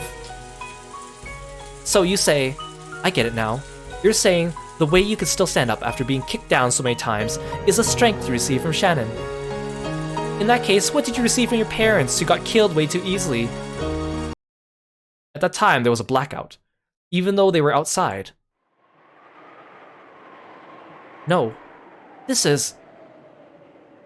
The thing blocking Gop's vision was the bottom of George's shoe. Sidekick. Nasal bone fractured. It had stopped right in front of the tip of Gop's nose. The thing I got from Mom was this kick. Several moments after, Gop jumped back, but of course it was too late. If George hadn't stopped, he probably would have caused the damage he'd announced. And what I got from Dad is fortitude. Anger with a low boiling point isn't something to be truly feared. True anger is disciplined by fortitude. I recognize your violent method of declaring your intentions. I also see you've slandered my fiancé and my parents' honor, and you have no intention of taking back what you said, yes? You. I now understand your attacks more than enough. So maybe it's about time to start fighting back. Quit prattling, foolish boy. A pitch black hole opened its mouth at George's feet. George rapidly opened his legs, straddling the hole. Hey, Sai, welcome back. You came back to see George doing Kiro kicks. The same move won't work again. It was an extremely smooth dodge, and the upper part of his body didn't even quiver. Fortitude means calmly analyzing how your opponents will act, instead of losing your cool. Why? Isn't it obvious? Can't you guess? No, I can't. It's to counter, to give back exactly what you got, to make them not want to take another pass at you. To make them cover their face in tears and snot and forget to wash it off, to make them want to rub their forehead on the ground and apologize over and over, to completely, perfectly, and thoroughly beat them until they can't get up. George dashed. Pitfalls opened up one after another, but George didn't step in them again. And because he was persistent, he was able to reach Gop a second time. Reverse roundhouse, jaw fractured. It was stretched out more forcefully and beautifully than Gop's had been. Of course, while it centered directly on Gop's face, it stopped a hair's breadth away. Perhaps she couldn't rely on pitfalls at this close range. Gop kicked at George's shins as a diversion, and in the instance of weakness when he tried to deal with that, she aimed a kick at his stomach. It was a bee-like stab by her stiletto heel, but it sliced through the air where George no longer was. High axe kick, collarbone fractured. Gah! By Gop's side, George calmly announced that his foot still raised. If that monarch's heel had swung down, a collarbone fracture would probably have been the least of her worries. This guy's stronger than me at close range? I need distance. She jumped backwards to open a large gap between them. She jumped and leapt and even flipped in midair, increasing that distance. It should have been magnificent, but for some reason it was very similar to the movements of a small, scared animal. If she opened the distance between them, she'd be able to fight at that range. That was her specialty, using a mixture of pitfalls and kicking techniques. You fool, you'll regret the pride that made you let 3 chances of defeating me slide as you fall into the pits of the abyss. Huh? When she magnificently landed and tried to aim a pitfall, a razor-sharp wind cut Gop's bangs. Yes, it cut them. It happened twice. This time it didn't stop a hair's breadth away, but scattered her bangs with its air pressure. Armada cum martello. The fundus of the eye fractured with the first strike. Cerebral contusion with the second strike. Ugh. Gop was too shocked to speak. George had closed in all over that distance in an instant, letting off a fearsomely nimble mid-air double kick. Furthermore, with the accuracy and edge of a razor, it cut nothing more than several of her bangs.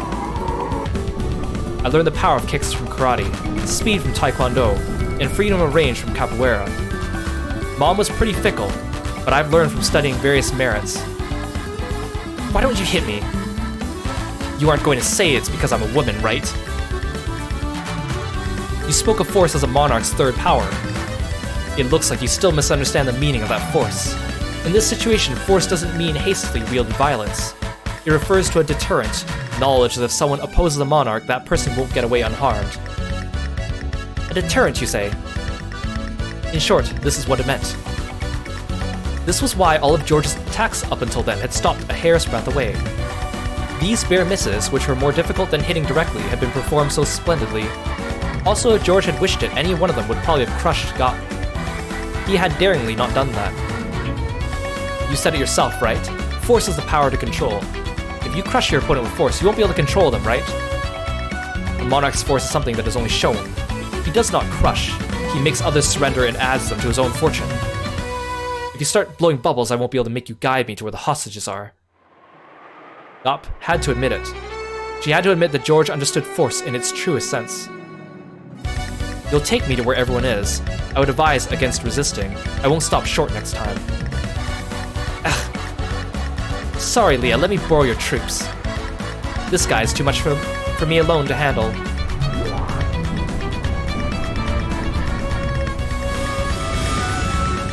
As a large pitch-black hole opened in the sky, 3 muscular goat attendants fell out. They surrounded George. Reinforcements? Should I take this to mean you take back all that about me being weak? I admit it. I made light of your human power. That's wrong. This is the strength of a man who's experienced love. How can you say stuff like that with a straight face? Come, goats. Crush this man and turn him into meatballs. These goats are stupid, but it looks like they at least have power. I'll turn you into a corpse that even your fiancé won't be able to recognize.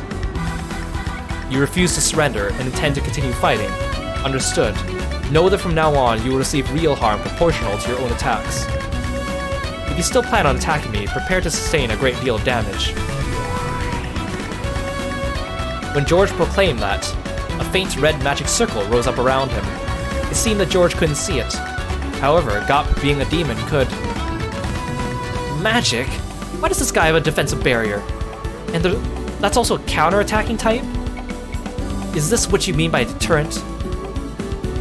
From a demon's perspective, that may have been magic, but in George's eyes, it was determination. It was a determination filled with certainty, which would be merciless to anyone who wished to fight anymore, and which would force them to prepare for a significant counterattack. Determination with certainty becomes magic.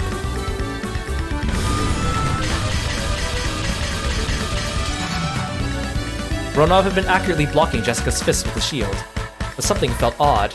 Even though he was certainly catching them on his shield, he felt his arm getting jarred and it hurt. It should have prevented all physical damage. However, the damage from her fists was gradually being transmitted to his arm, piling up. Ronov tried to act like he was composed so that this wouldn't be noticed. I'm not gonna get worn out. What's wrong, old guy? Starting to get a little tough? No matter how much you attack, it is useless. Why can't you understand? You cannot break my shield.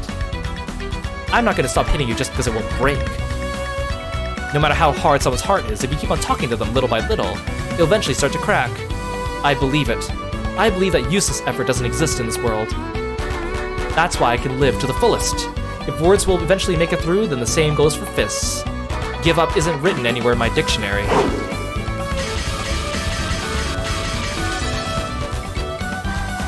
Those words were probably aimed at Cannon. Cannon, who seemed to reject Jessica's words. Jessica knew that no matter how stubborn his heart was, those words would eventually soak through. She believed that they would surely reach his heart. The day would come where he would stop calling himself furniture and disparaging himself, and he'd step out into a new life. So Jessica didn't give up. She didn't lose heart. It's stupid, right? I'll bet a guy couldn't understand, right? A girl in love doesn't even think about giving up just because it's useless.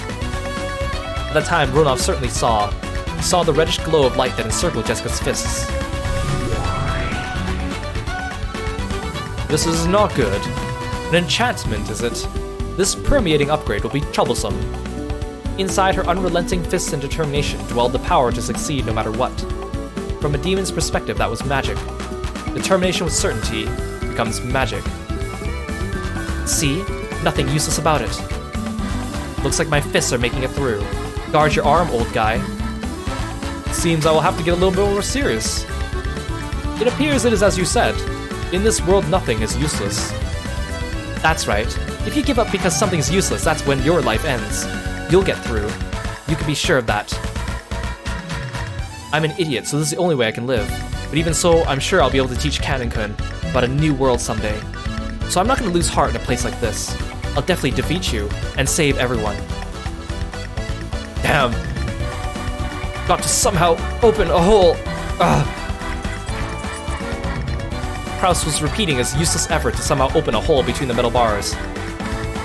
Useless. Nothing is useless. There's nothing. The lookout goats had been swallowed up by those black pitfalls and disappeared.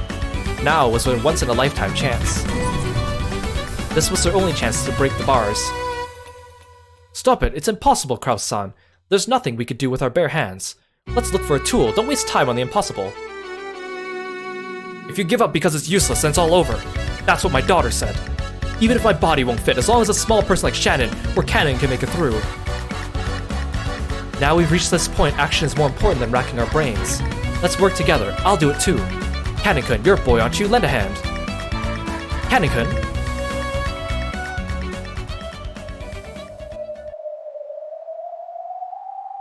Kraus-sama, please stand back. What? What are you planning? Okay, Ne-san. Just one more time, let's try struggling.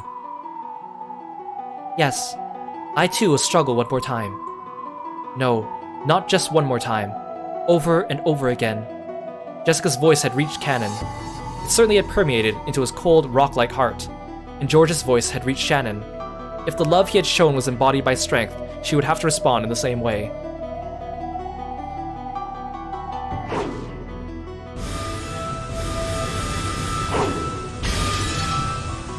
An incredible metal sound rang out.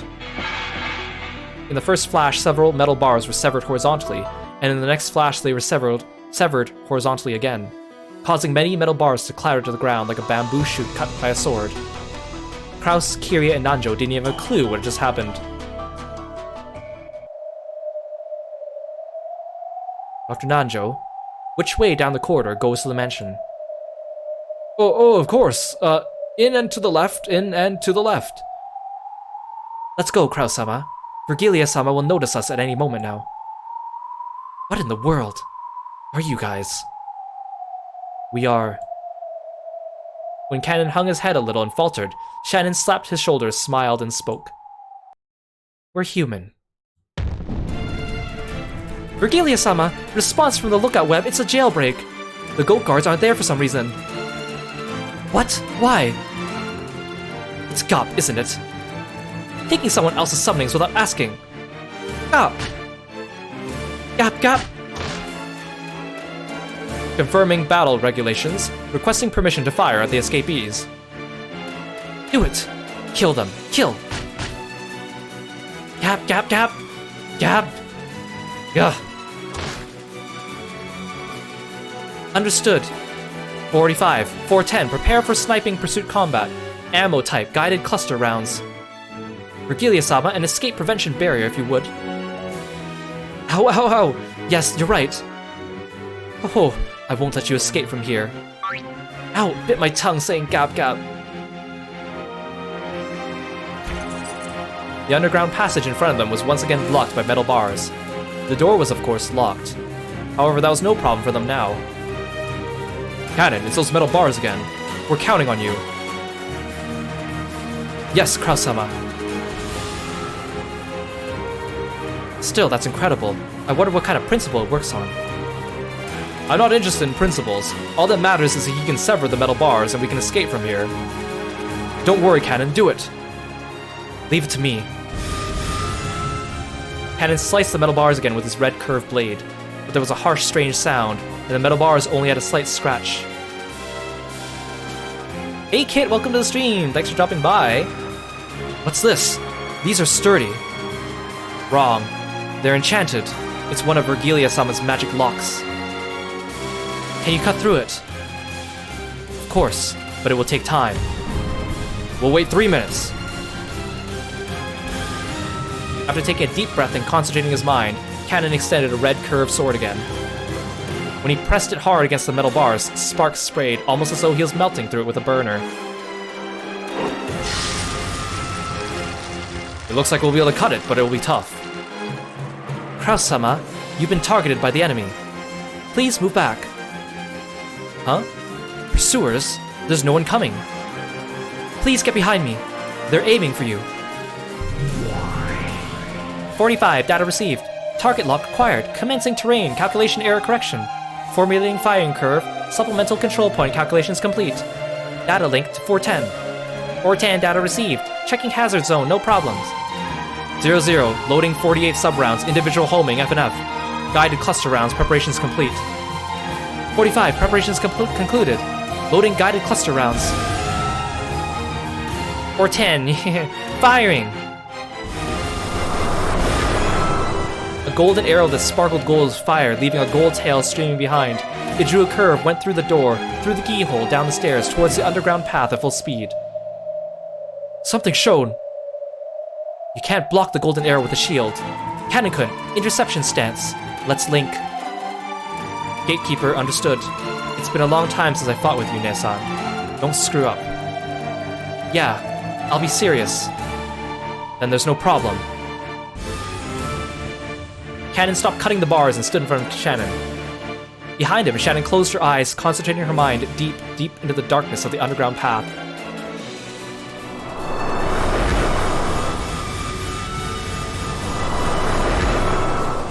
A guided cluster round is a special kind of arrow made up of 48 sub-rounds bound together.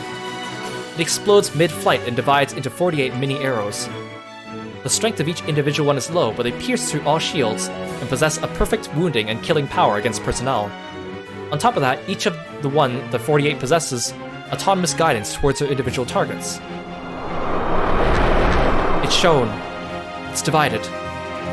Confirming guided cluster round division. 46, 7, 8, 48 sub-rounds, all rounds locked onto. Interception control data linked to cannon. Cannon, data received. You're incredible, Nasan. You can actually see all 48. Concentrate on interception prioritization. Trust your Nasan. Of course, I don't even need to open my eyes. Commencing interception.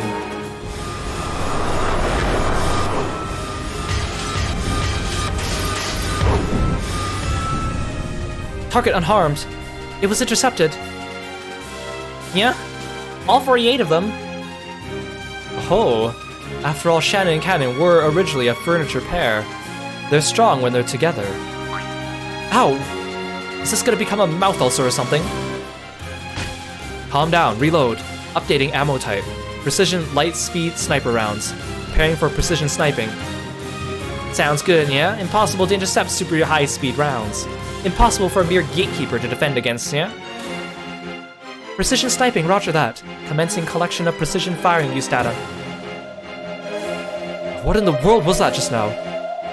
Don't worry, I don't have a clue either. All I know is that we would have died if not for these two. Cannon-kun, thanks. Go back to the metal bars. The next shot will probably be one we can't intercept. How can we defend against such an attack? We don't let them shoot. Cannon-kun. Initiate spirit particle combat countermeasures. At those words, Cannon closed his eyes tightly and ground his teeth. With Shannon at the center, a pressure and impact that only non-humans could perceive struck.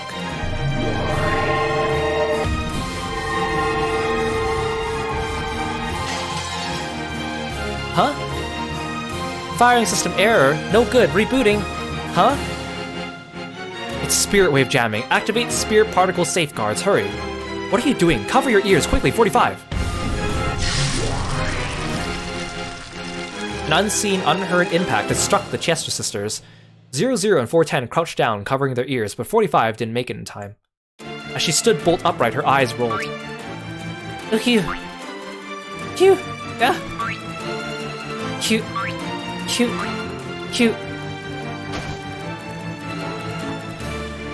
45 got damaged! Her IME's busted. Yeah, the noise is also horrible for me, yeah? 45. Or 10. And 00. Damaged. Abandoning sniping posture. It came straight through the link. If we don't reboot... Raising their spirit particle sensitivity for precision sniping had backfired. They had taken the full brunt of the spirit particle shockwave Shannon had released. And not only 45, who had been hit directly, but also 00 and 410, who had been linked with her, were taken down. Are you okay? I'll make you some more delicious black tea later, so get a hold of yourselves. My apologies, sir. Rebooting. Please wait several hundred seconds. All the Chester sisters had fallen over. They would probably get back up eventually, but it looked like it would be hard for them to return to the battle lines for a while. So, Furniture was able to repel weapons, if only for a moment. I see. The plot to entertain that child truly will be filled with unexpected turns. Virgilia tore the air with a large gesture, motioning as though opening a door. Come, arise, goat attendants. It's time to work. Catch and kill the escapees. Corpses are fine, we can just revive them anyway.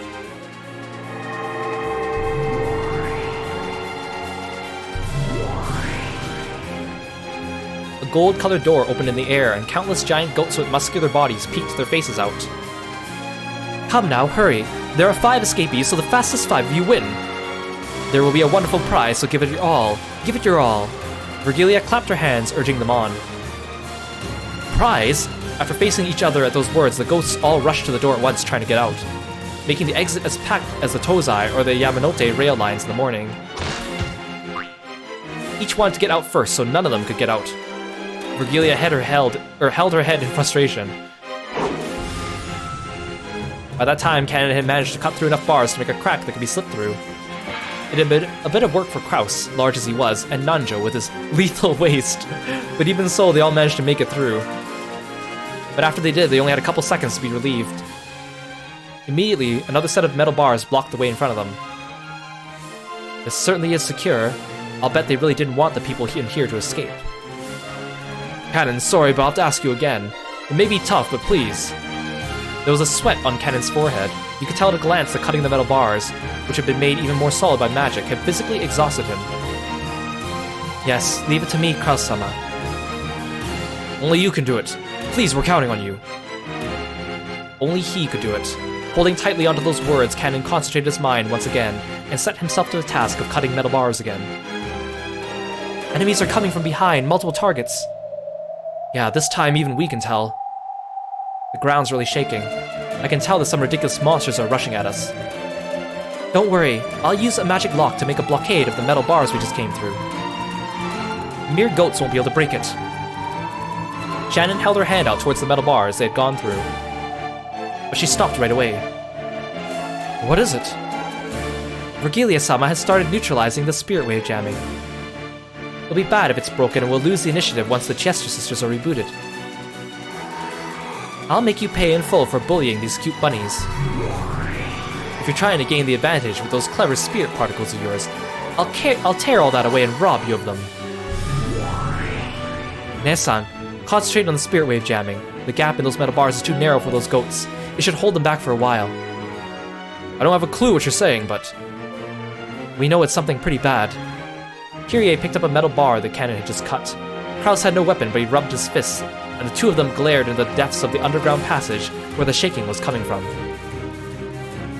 I believe these are the final metal bars blocking the way.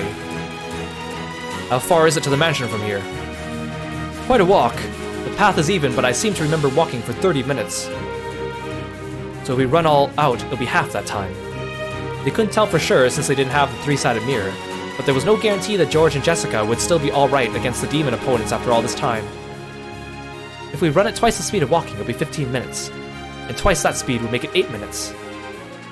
And if we sprint all out at double that speed, it won't even take 5. No problem. What an unreasonable calculation. But that's how you calculate in a fire. My sincere apologies, everyone. Please watch my back. Leave it to us. Cannon, you cut the bars as fast as you can. Shannon, you concentrate on jamming this witch called Vergilia or whatever. Kiryu-san and I will defend against our pursuers. Then the roars of beasts rang out from the darkness, and several fiery, glowing, bright red eyes appeared. Goats that were several levels more massive than the guards were rushing in with incredible force. The tremors they created were almost like an earthquake. They brought a frightening intensity and terror, but Kiryu actually laughed with relief. Those massive bodies won't be able to get through the crack in the bars.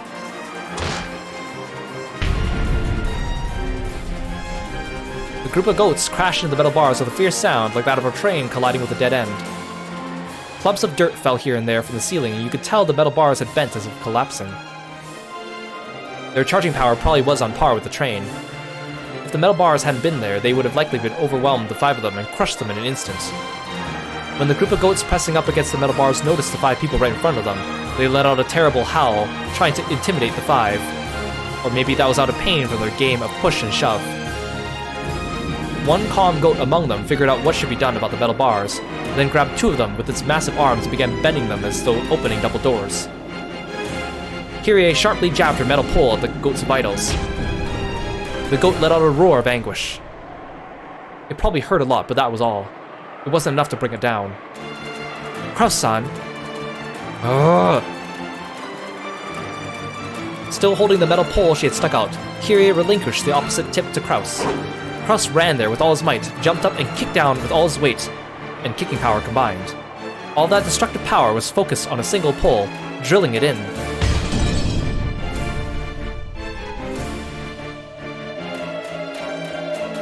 Are you okay?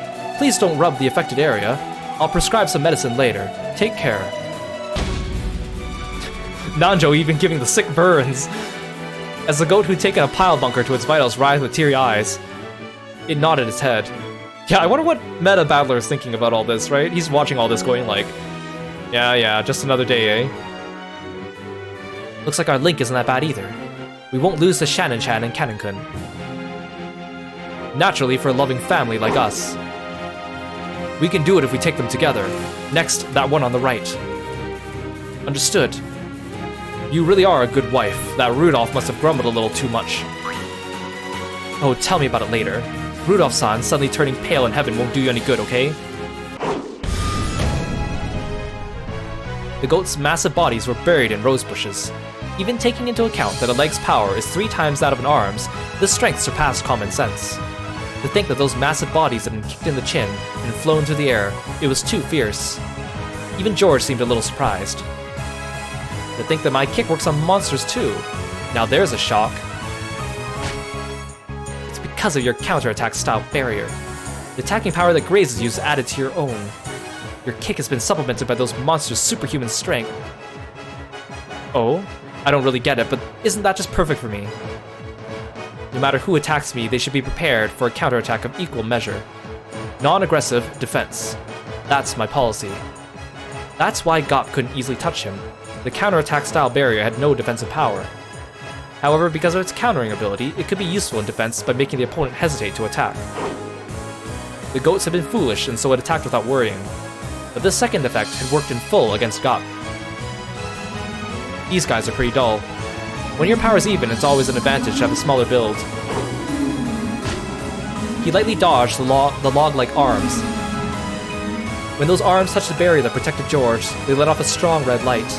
The tip of the counterattacking foot would then gain the same sparkle, and the superhuman power the goat added to its own. The second goat fell forward and floated in the air for a second. Then George's next roundhouse kick missed right over the falling goat's head.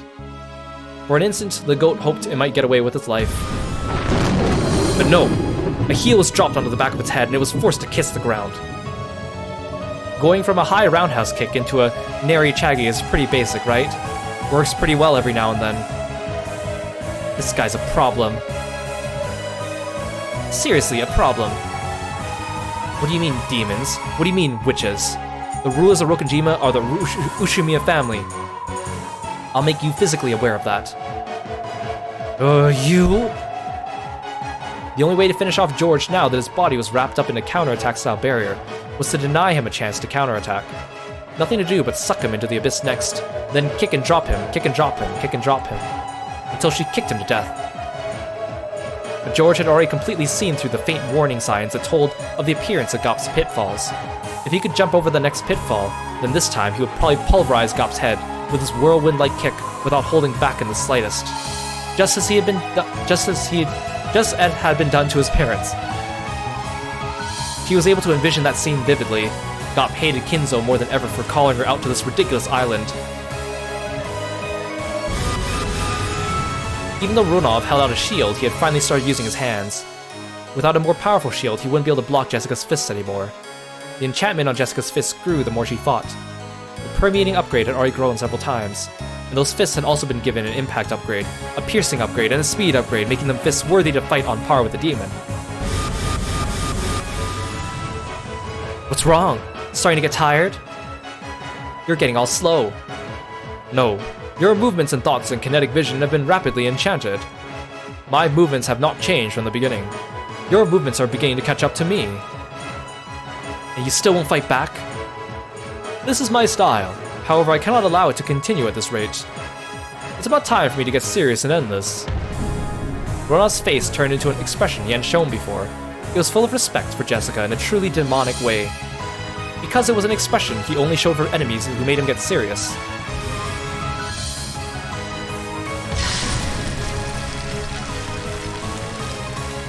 Whoa, what the? With a gesture of his whole body that you couldn't call elegant, Ronov held out a shield with all his strength, a shield the size and thickness of a wall.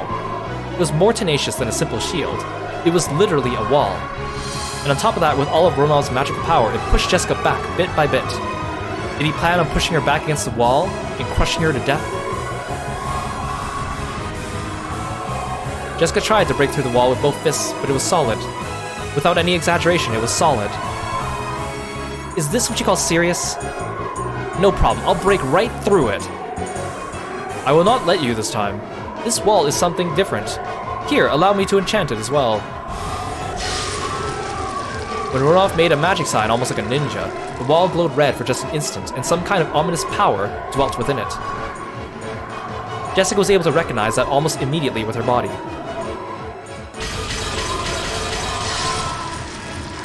Every time her fists hit the wall, pain as though glass fragments had scattered and hit all over her body rebounded against her. I upgraded it with Attack Reactive Armor, an exceptional item that will decrease the force of your attacks by counterbalancing them, and which can even counterattack with reactive fragments. Right? Isn't this cool? Like the sheer, martial prowess of humans fighting against the magic of the demons. It's perfectly fine to keep punching it, but doing so will damage you as well. In short, it's an endurance test between me and your wall. No problem. Will you fall to your knees first, or be pushed into the wall first? Allow me to observe. Except I might break through it and smash that whole wall along with your face, right? Watch it. Without hesitation, Jessica punched using both fists. Each time she did, a large amount of shards scattered, torturing her entire body. Instantly, several red gashes appeared all over her. She grimaced at the intense agony, but her eyes were burning with fighting spirit, and her lips curved in a grin that stood in sharp contrast to the pain. Oh, Cannon, are you done yet? We're fine. But the metal bars blocking them don't seem to be. Just a little more. There's no stopping these guys. These metal bars might break just from them shoving each other. The group of goats made the metal bars creak. Several arms grabbed the bars, twisting them with superhuman strength. However, some bars were being pulled in opposite directions by different hands. Apparently, they really were stupid. The way those countless hands grabbed the metal bars sometimes happened to match up by chance. Several hands, grasping two metal bars, neatly put their power together and pulled the bars to the left and right. The incredible sound of metal bending could be heard, and that crack was getting larger bit by bit. They attacked the arms of those goats one by one, but they weren't getting anywhere. They couldn't stop the gap from spreading left and right. At that time, there was a loud metal sound behind them. Cannon had finally finished cutting. Quickly! Kirie-san, ladies first. You go next, Dr. Nanjo. Kraus-sama, please leave this place to me. This is... Cannon's red sword that had cut the metal bars disappeared. Sorry, we've entered Virgilia-sama's spirit particle area of influence. Our magic power has been neutralized. Oh, how dare you resist me this far, I, who was called the Great Witch. You can no longer use your magic in that underground passage. A magic circle column drew a complex magical formula with Virgilia at the center. With such genuine magic being used, Shannon's power couldn't even compare. On the contrary, it was surprising she had withstood as long as she had. Spirit particle supremacy ensured.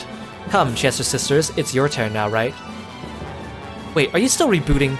Why are kids these days so bad at waking up? My apologies. We're all different versions. Why do all the shortcuts and pull-down menus get all screwed up every time you change versions, yeah? You did not shut down correctly last time? Administrator privileges? What's going on? I don't know. Q! Fix me quickly! Ah! Call the Imperial Guard's troubleshooting team. What? You can't help us without a user code. 45 had the user code, yeah? Q! Q!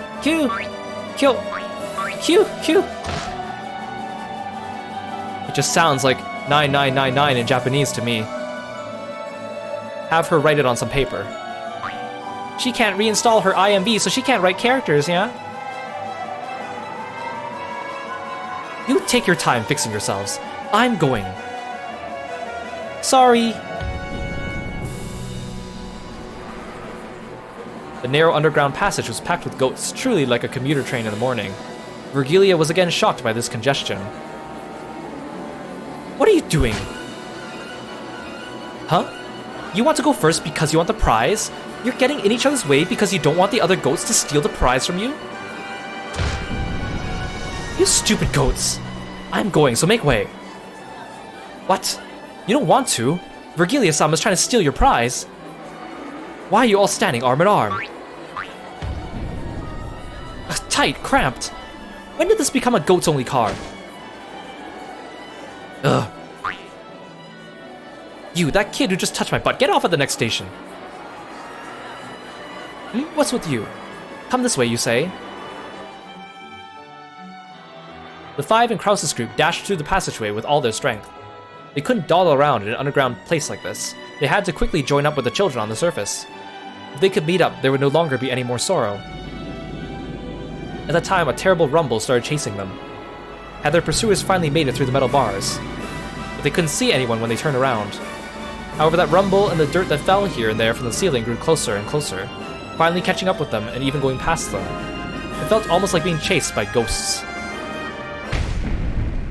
For a second, they thought they'd gotten away until the ceiling in front of them fell in, and a single goat stood in their path. Virgilia was sitting on its shoulder. This wise child knew a shortcut. What a good kid, you get first prize. Later, you can have some handmade mackerel curry. Maybe it really was happy about that dubious prize. The massive goat showed its joy by putting its hands together and writhing. Virgilia leapt down, laughing that this time it was finally checkmate. Damn, it's no use. Our magic has been completely killed. Not yet. Even without magic, we still have these bodies. Don't be ridiculous. There's no way you could fight a monster like that without that strange power. Stay back, children. I'll do something about this, so escape past the sides of that monster while I distract them. I won't let you. Oh. When Virgilia clapped her hands, a purple magic circle wall appeared behind her, sealing even the faint hope that Krause had been betting on. Is there nothing more to be done? No, not yet. Even Jessica fought. I must do so as well. Are you serious? It's not possible, not against that massive monster. Don't be absurd. Krause-san, let us think of another way. If you think of something, say it. Until then, it looks like I'll have to manage something. Come on, get back. Take care. Oh, my, Krause. You intend to fight this child alone. You never know.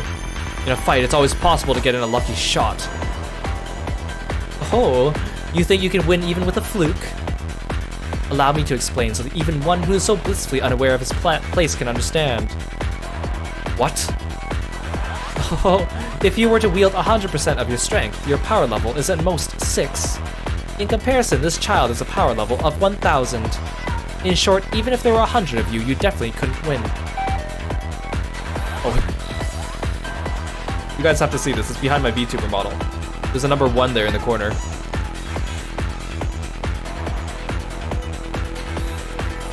Well, it's true that there are uncertain elements in a fight. Let us admit that your power level has a slight scaling factor to it. But even so, your chances of defeating this child are perhaps 0.00001%. Do you understand? You don't even have a 1 in 10,000 chance of victory. Oh ho ho. Virgilia and the goat guffawed together. Damn it. If I had a 1 in 10,000 chance, that means the payoff will be 10,000 times greater, right? A splendid dark horse. Seeing a ticket like that makes me want to buy it right away. Oh ho, but the coin to buy it is your life, and you've only one of those, yes? However, I can understand why you'd still want to entrust that miracle to fate.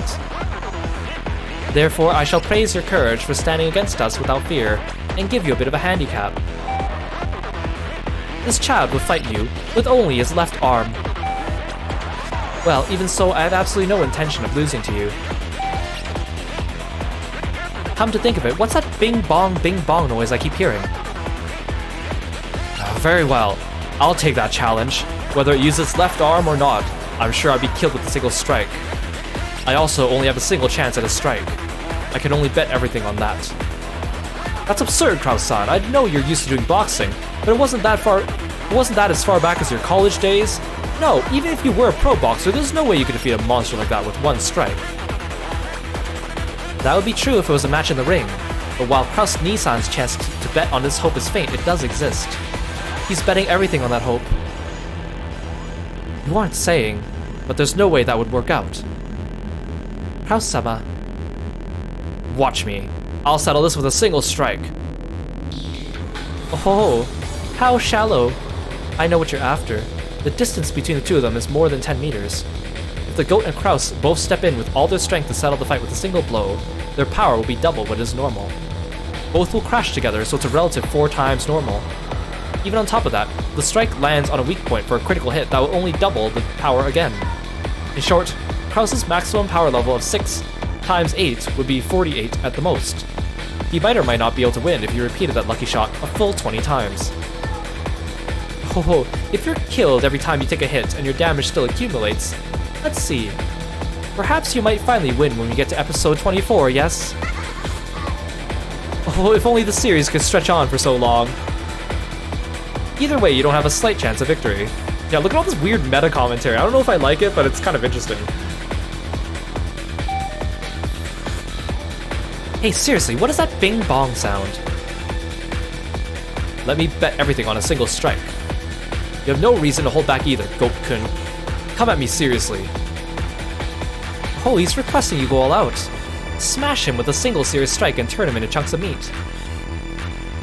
As the goat got excited and beat its chest over and over, it took a position as though preparing for a sprint. Is this what you wanted? Bet your hopes on the greatest limits of your power level and despair when even that gets you nowhere. It rang again! What the heck, it's really starting to get on my nerves. Here I go. Ready? The goat howled in response. Then, with a matched timing that only the men confronting each other could comprehend, the two leapt forward like bullets shot out of a gun. The men howled, collecting the strength from all over their bodies into one arm each. The goat's fiery, glowing eyes clearly locked onto Kraus's face. He could perfectly see a vision of when he would step forwards, when he would punch through Kraus and blow him away. And then he would win perfectly. The long, painful days up to that point drifted through the goat's mind.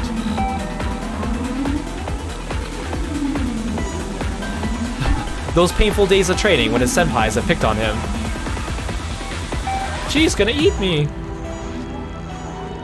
Those faint glimpses of the warm concern his senpais felt for him. Go on ahead and leave this to me, senpai.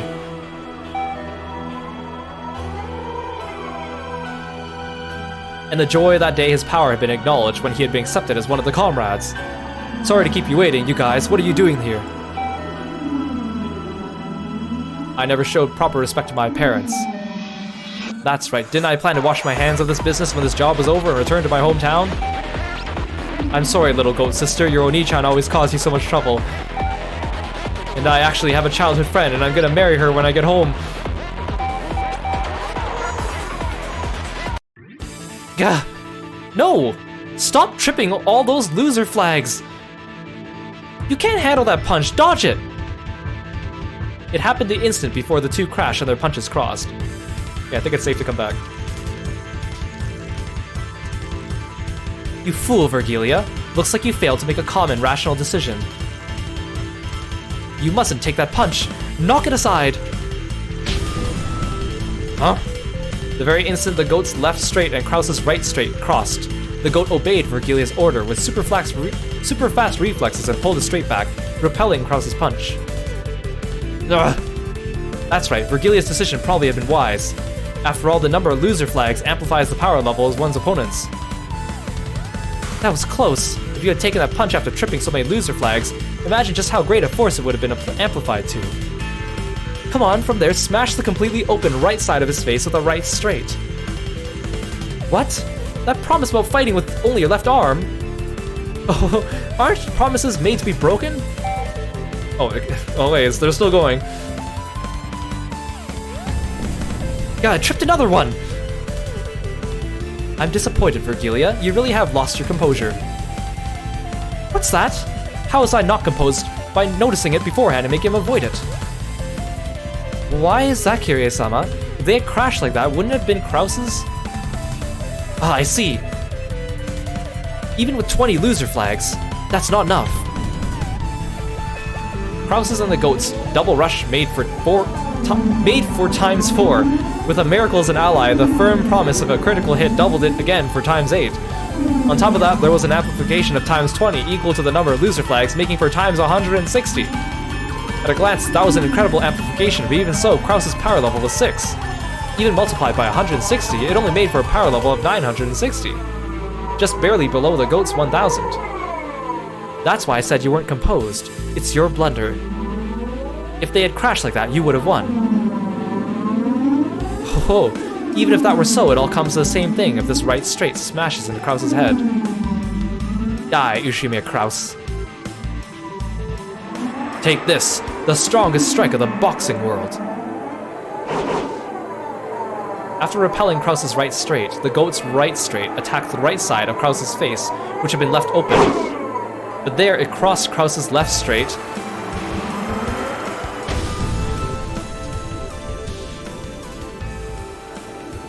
The two punches crossed and time stopped as each aimed for the face of the other.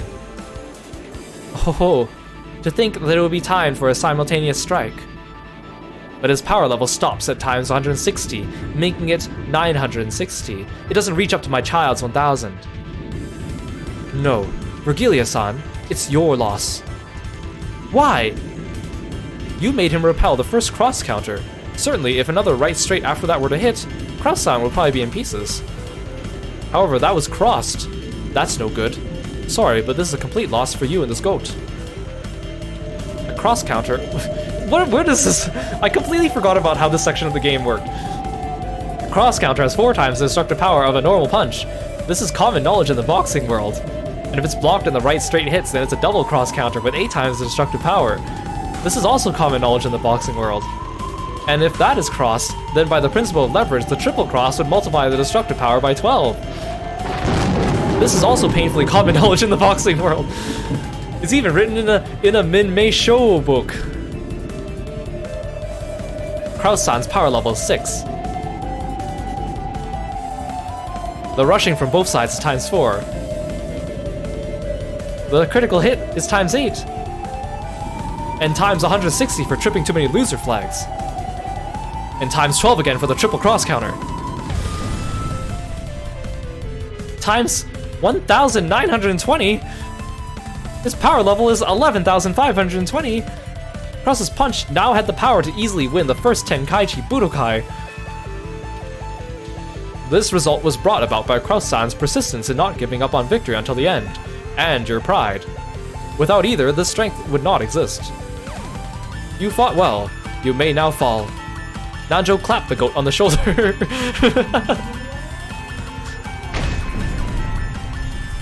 Your Oni-chan gave it his all. As the sparkling drops from the goat's eyes scattered, he bent backwards and fell on Vergilia. Ugh! Heavy, get off me! The goat's massive body was too heavy for the slender Vergilia. She wriggled around with it on top of her, but didn't look like she'd be able to escape. In that instant, the barrier Vergilia had sealed broke. Don't take it personally. It was the principle of leverage that led to your defeat. I wonder how the principle of leverage applied to that counter. It's an eternal mystery. Let's escape while we can. You take care too, Goat-san. Well then, excuse us, Vergilia-sama. Wait! Wait up! Get this off me! Gap, gap, gap! Yeah, someone must have had fun writing that scene. Like, okay, like the whole like fight scene in this part of the episode is really cool, with everyone like, they're making like some kind of leaps of logic to explain how their like normal human powers become magical powers. But then the goat scene is just like completely comical. Like, a lot of people like the scene because it's so comical. I feel like it kind of takes us out of it. But I guess it's kind of cool that Kraus finally gets a time to shine, but also like, what the heck? This is the only scene like this that's this ridiculous in the entire game. The other fight scenes are just pure cool, but this one is just kind of silly. I don't know why, but they decided to include this in the middle of a very serious fight with Jessica and George, so... After that, there was nothing to block their way. They ran intently through the underground passage.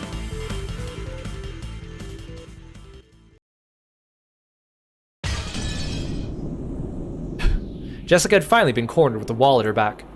Ronov advanced with his magic circle wall bit by bit, and would probably crush her against the other wall eventually. Considering the distance, she threw out her fists. This would be her final strike. Jessica dealt out many punches so far. The wall wasn't invincible. You wonder how they splice these together in anime? The anime is just like, it's like Jessica's fight spliced together with George's. Very rapid pace. The part with Kraus and the goat, I don't even think happens in the anime. I think they either skip over it, or like they just completely gloss over it. Like it doesn't really happen. You just see them escaping the jail cell and running away. At least from what I remember. It's been a long time. I don't even know how you would translate that unless you made it like really long-winded. It had already started to crack, and it wouldn't be strange for it to smash at any moment. However, due to the rebounding damage, Jessica also had cuts all over her body and was all worn out. Please put a stop to this. I don't intend to crush you. It is up to the master to decide how to deal with you. However, I also intend to congratulate you specially for your good fight. Quit fucking around. Not yet. It isn't over yet. You have wounds all over your body. It's all you can manage just to stand, is it not?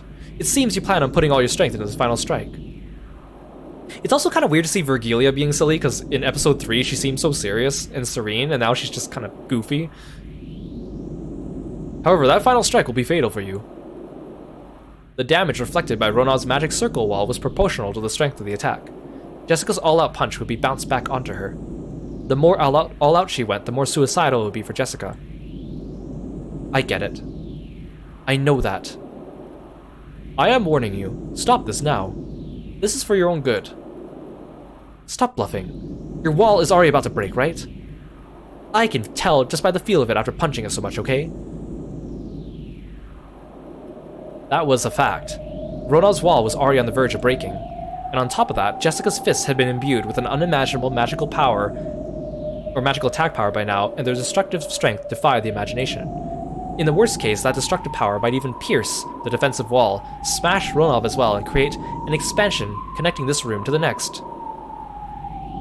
However, that damage would rebound on Jessica as well. She wouldn't escape unharmed. I will say it just one more time. Stop. I say this out of consideration for you. Shut the fuck up. Prepare yourself. Jessica howled. Putting all her strength of her greatest and final destructive power into her fist, she roared.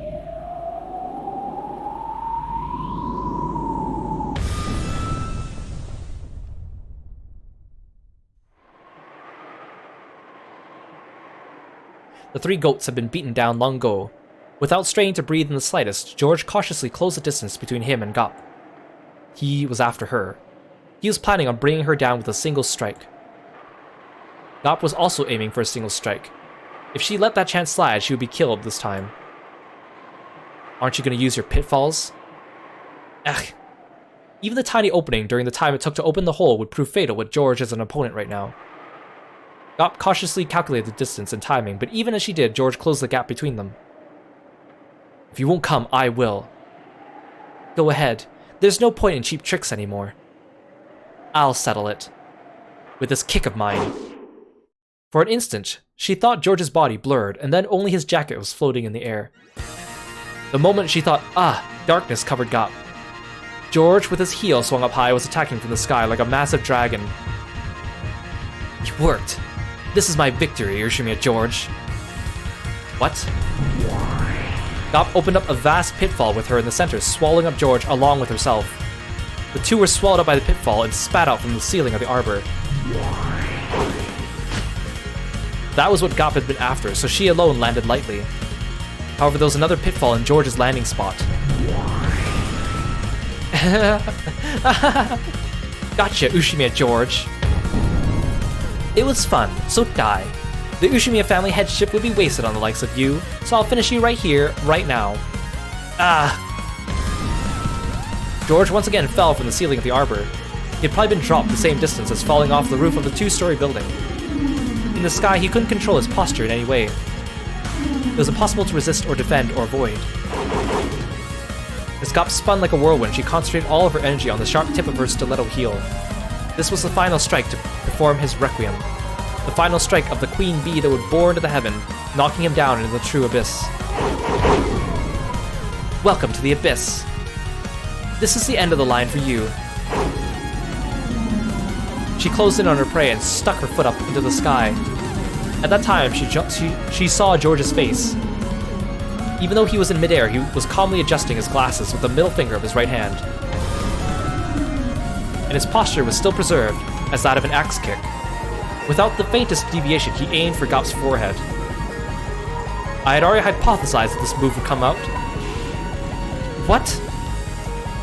If I jumped to make the person on the ground taste my heel, my posture would have collapsed long ago. However, my posture hasn't collapsed in the slightest. Do you know why? You don't mean... From the very beginning, I aimed to make a person 2 stories below taste my heel.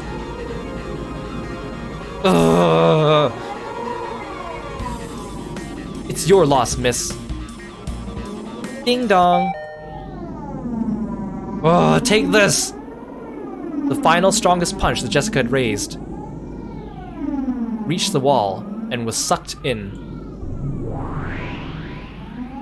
It was sucked into a black, large hole that had suddenly opened on the wall. Well, I did tell you to stop.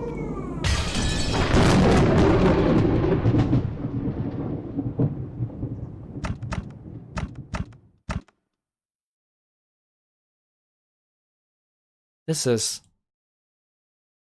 Ugh. Actually, I wasn't even close to being in a pinch. Sorry. Jessica's fist had gone for George's stomach, and George's axe kick had lined up on Jessica's head. The shocking destructive power imbued in Jessica's fist crushed George's organs and scattered his abdomen. The same destructive power in George's axe kick smashed half of Jessica's head and scattered its contents in the same manner. Didn't I tell you about a witch's acting prowess? Hey, Bito, what do you think? Were you watching?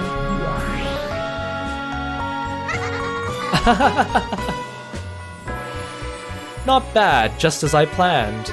You really do get it, Gop. Woohoo! Bito and Gop casually high-fived each other. Ugh. What? Thanks, Ronov. Thanks for the gift.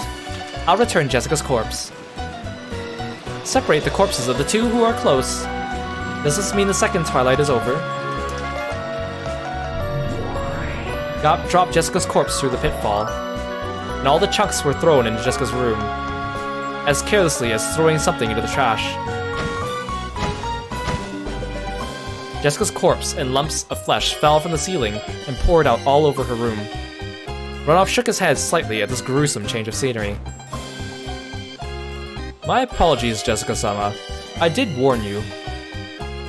However, the true art of us demons, that is, foreseeing this conclusion, and giving you advice I knew you wouldn't listen to, really isn't something a human could understand. It really was fun, kid, but you play with words a bit too much. Maybe it's about time I started fighting back really the best you've got? Are you trying to be someone from a light novel or something? In the arbor brutally decorated by George's and Jessica's scattered blood and guts, Gop enjoyed a loud laugh for a while, but she quickly realized that in all seriousness this was a little too filthy and undignified, and she snapped her fingers.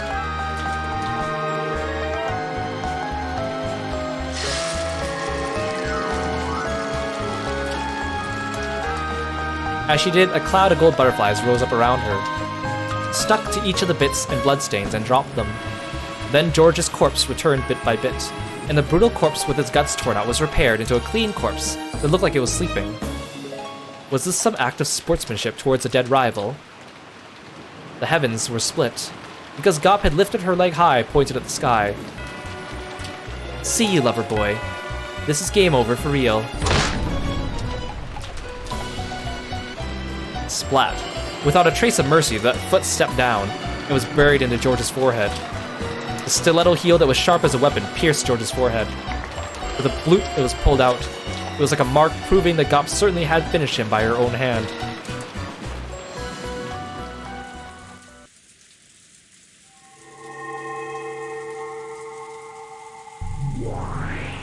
Yeah, this is very something.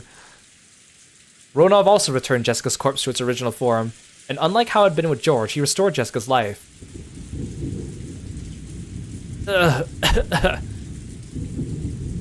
What in the world is this? A dream? No, that is wrong. You certainly did pass away, Jessica-sama. You should be well aware of the memory of your final moments. Jessica's mind was burning. For some reason, she remembered being thrown somewhere and having George's heel smash her head. Am I alive? No, you are dead. With my magic, that will only be postponed for a scant 3 minutes.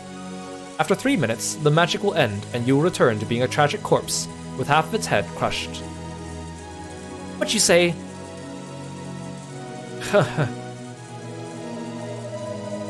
Death is brutal. In most cases, you aren't even given the time to ready your heart. But to praise you for fighting so bravely, I've decided to give you this time. Perhaps you should sort out your regrets from this world in those 3 minutes. I can also decide to take you along with me during those 3 minutes. But the power that had burned through Jessica's body until a second ago had been completely lost. Jessica was aware of that herself. She was already dead.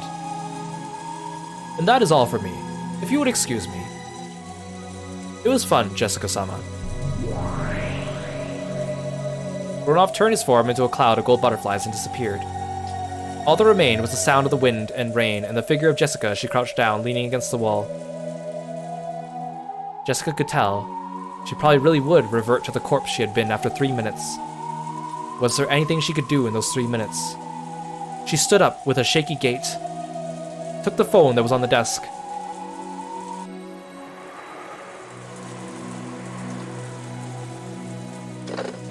Hello? Is that Jessica? Jessica? What is it? Are you okay? They got me. Are you okay? Did you get injured? I'll come to save you right now. No, it's already too late. I'm already dead. Or so I hear. By the time you get here, Battler, I'll be a corpse and a half with its head split open. Ah, oh, crap, that damn geezer. Wait there, I'm coming right now. Listen to me, Battler. Listen closely, okay? Now I totally see why Goda-san and Kumasawa-san were evasive about the time the 6 in the dining hall got killed. Those guys aren't human. What? What are you talking about? I saw it, so what am I supposed to do? Those guys warp and set up barriers and do whatever they want, okay? It's like some kind of manga, an anime. Hell, and we seriously can't keep up. From the very beginning, fighting was useless. They really aren't opponents that you'll be able to fight with that hat stand spear you're so proud of. A line of blood dripped down from Jessica's forehead. George Nissan's done for too. That was an instant death. The next test is yours, Battler. I wonder if your test will go the same way as ours. Be careful and don't misunderstand. You mean about the test? No. Don't misunderstand and assume that your enemy's human. The enemy isn't human. They're demons that can freely wield a terrifying magic. No matter what, don't get the wrong idea about that. Be careful. A line of blood dripped down from Jessica's mouth as well. The left half of her head started hurting. Jessica realized she was about to return to the corpse she had been. When 13 people die, the Golden Witch will revive.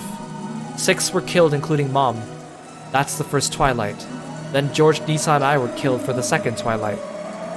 So once 5 more people are killed, the ceremony will be complete, and the witch will revive. I hope Dad and the rest are safe. If they aren't, the one to test you might be the resurrected Beatrice herself. Adler already didn't understand what Jessica was saying, but from her tone he realized she knew she was about to die. So even though he didn't understand the situation, he urged her to give it her all. Huh, I said I'm already dead. See ya. It looks like it's time. Good luck on your test. I hope you can become the head.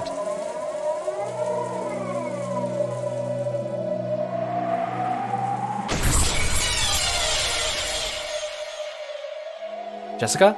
Jessica! Hey, answer me! Jessica! Adler's sorrowful voice could be heard from the dangling receiver. As she leaned against the wall in that corner, crouched down, Jessica's head had been half smashed.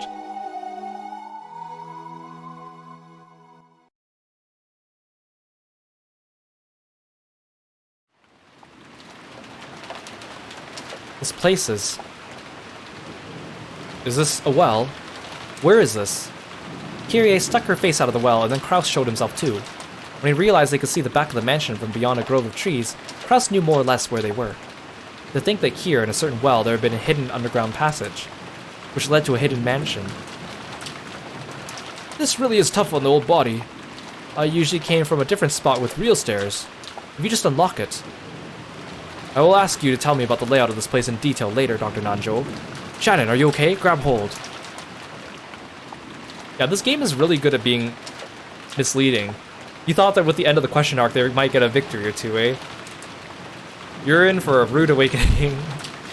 But the Answers arc is even more interesting, because, like, it feels like the Answers arc is just non-stop, like, intrigue and action. Like, there's not very much, like, stopping for exposition. It's just, like...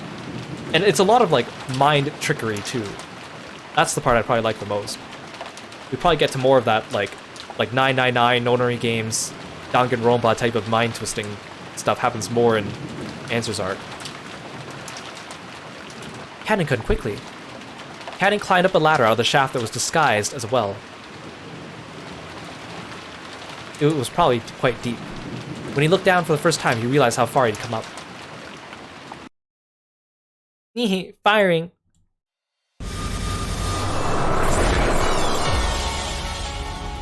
As Cannon was about to finally crawl out of the well, a hole in the size of the basketball opened up in his chest. Everyone there looked through the hole in Cannon's chest to the scenery beyond.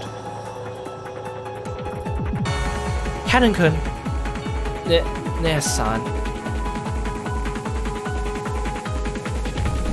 Cannon slumped backwards and was swallowed up into the depths of the well. Everyone run! The Chester sisters! They've locked on, we can't avoid them. Run! Let at least one of us remain alive. At that time, Kraus and Kyrie and Nanjo certainly saw a golden curved line appear from the well and sow itself through the side of Shannon's head. Shannon! Her head had been pierced. The three had witnessed it perfectly until it shot out the opposite side, blowing it away. Shannon fell to her knees, blood gushing from both sides of her head, and flopped to the ground. Ugh. They're after us! Run! We'll be killed! Run! Run! Run! As Nanjo doubled over in shock, stunned by how Shannon had died, the Chester sisters did not allow him to escape. A curved line again appeared from the well and pierced from Nanjo's forehead to the back of his head in an instant, sewing through him. Thump. And so Nanjo passed away. What the? Why? Where's the enemy coming from? We're being sniped. I don't know from where, but they've honed in on us perfectly. Let's escape into the mansion. Block their field of vision. The two dashed towards the back door of the mansion. Then, right as Kraus was about to shut the door behind him, a golden curved line appeared for the fourth time, piercing Kraus from the back of his head to his forehead and smashing that forehead.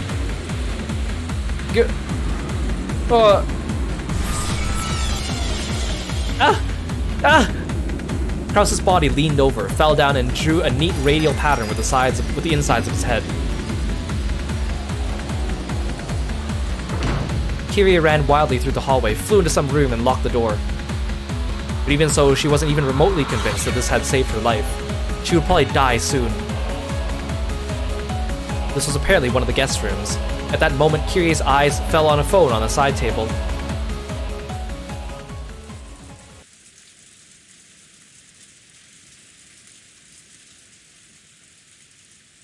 After hanging up on the call from Jessica, Adler had been about to dash out.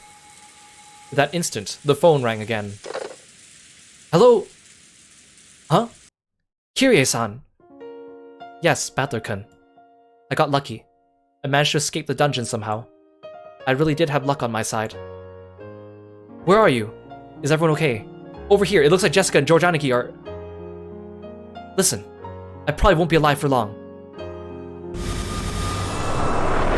At that time, right after she thought the keyhole of the locked door might have glowed gold, a gold curved line drawing a helix. No, a golden sewing thread penetrated in from there at an incredible speed and bored a hole into the floor by Kirie's feet.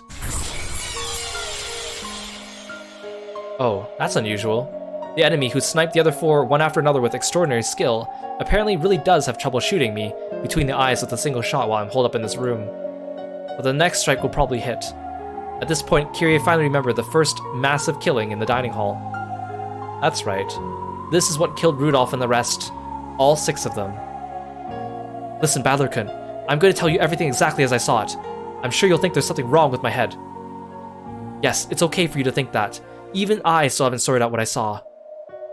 Today, after y'all returned to the guest house, the family conference began in the dining hall. And I'll tell you everything that happened next. Listen until the very end without butting in. The call might be suddenly cut off partway through. If it does, at that time, I'll be dead. Kirie-san. Then Kirie spoke. About Kinzo appearing and the family conference starting. About the 6 being killed and the 5 of them being confined. About how she had escaped somehow and ran away to where she was now. And how everyone had finally been killed. It was all spoken dispassionately, with no dramatization, just as she'd seen it. She even spoke about how everyone except her had been killed, and how she had observed the moments of all their deaths. And how even now someone was trying to kill her. Actually, even while we've been talking, I've been attacked 3 times. Something like a strange gold thread keeps flying in through the keyhole, spinning around and aiming for me. First it was by my feet, next it was close to my shoulders, just now it grazed my ear. Its aim is getting more and more accurate. Looks like it'll go right between my eyes pretty soon. Run, Kirie-san! Run away! Where to? I've run this far. Shut myself into a room and even locked the door, right? Now that I'm still being pursued, just where should I hide? Hey. Kirie-san. Hey, Badler-kun. Are Jessica-chan and George-kun still alive? Not long ago, I got a phone call from Jessica. It kinda sounded like they were done for. Thought so. Yeah, when we were being killed one after another, I had kind of a premonition. I thought that perhaps the second twilight had been finished in the ceremony of killing 13 people before our twilights had been reached. In short, when I die, that's 13 people. This way the ceremony is complete. The Golden Witch Beatrice will resurrect. I wonder what in the world will happen. On this island filled with demons and witches and swarming with goat monsters. I wonder just what will happen. When even the leader of them all, the Golden Witch, appears. By now, I don't have a clue what's going on anymore. Kirie-san's voice had completely given up on her own life. Because Badler understood that. He couldn't stop the tears. That's just one thing I can advise you on. What? If a demon or a witch does appear in front of you, yeah? There's no need whatsoever to doubt whether it's real or not. Understand that it is what it seems to be. You might think there must be some trick, or that there's some true nature hidden behind it. If you have the time to think of something like that, it'd be much more constructive to plan out how not to damage the mood of whatever you're facing. Even mistakenly, you must not say, in that case, try showing me magic. Because to prove that, they'll probably use an even crueler way than before. To show you. I can't. Believe it. Even if I hear something like that coming from your mouth, I can't believe it. I understand. I understand why you can't believe. So that's why I can give you this advice. Believe. You're telling me to believe in Beatrice and demons and witches and monsters?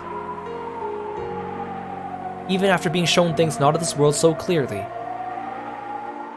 I think we still weren't able to believe any of it. I'm still like that now.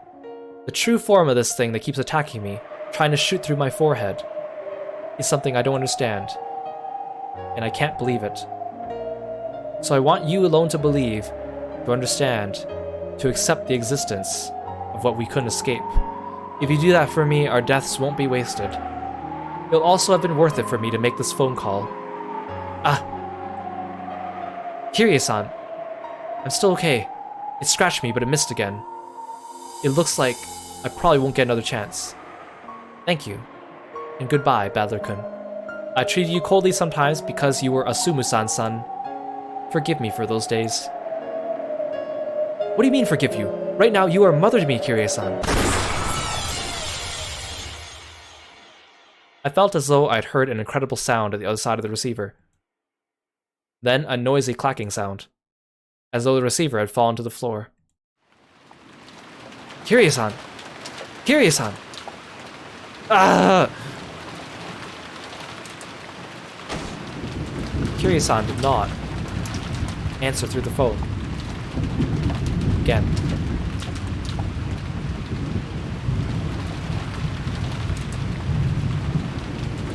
Yeah, that ending part seemed a little bit suspicious with her telling Battler to believe in the witch.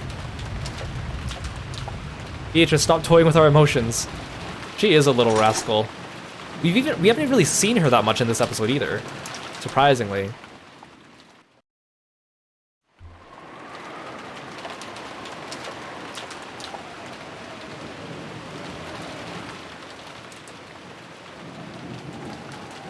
Oh, here's Maria with some comforting words.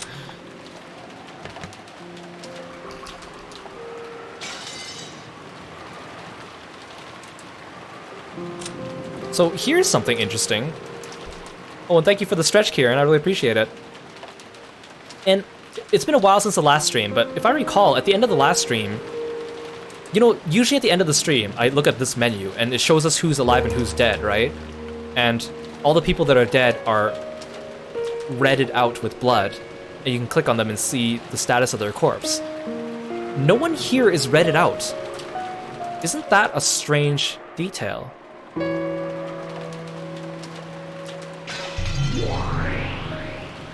And so, I mean, of course, this hasn't really changed. I mean, Sakataro is still marked as dead. This is the Seven Sisters. Jester Sisters over here.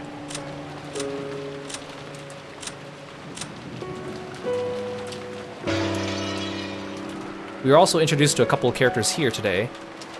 We met Captain Kawabata. Even though he was in the first episode, he never got a portrait until this one.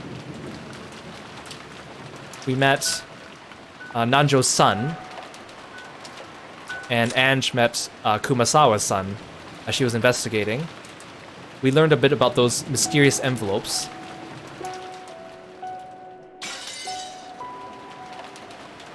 And yeah, we're getting close to the end of episode 4. I think I could do all of it. I could do the rest of this episode in one stream. I might break it up into 2 because there's probably like 3 hours left in this episode, and then there's like a 1-hour tea party afterwards. So the tea party's a bit longer this time. So I'm not sure if I might do both. What, you think it's suspicious I'm bringing this up? I don't think this is an overlooked detail, truth be told. But yeah, like, I think when George and Jessica started fighting, it was kind of like, oh, this is cool. It keeps like switching scenes, and then you see like it switches to Kraus and Kyrie and Cannon's group, and then it switches back to George and Jessica. It was really cool, and it was very like action-packed. But then it kind of starts to slow down towards the end, especially once they get to the part with like Kraus versus the goat.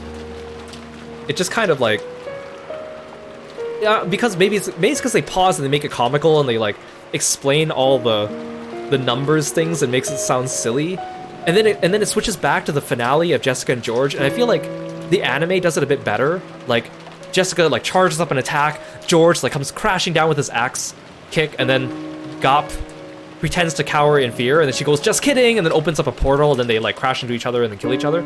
I feel like it didn't really have the same impact here in the novel. Maybe it's because they didn't have the right music at that exact moment, or they didn't really explain it that well, or I don't know, it just didn't feel like it was as good, in my opinion, but it was still okay. But again, like, it's a lot of like, I think my favorite thing about this series is because, you know, as it progressed from episode 1 to 4, right, we start off with all these humans, no magic powers, no evidence of witches, weird things are happening, people are dying, and then we slowly get introduced to more magic, we get introduced to Beatrice, we get introduced to like more magical characters in episode 3.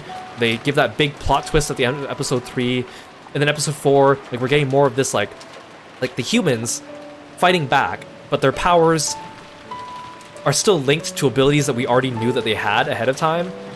Like, we knew that Jessica already had brass knuckles from episode 2.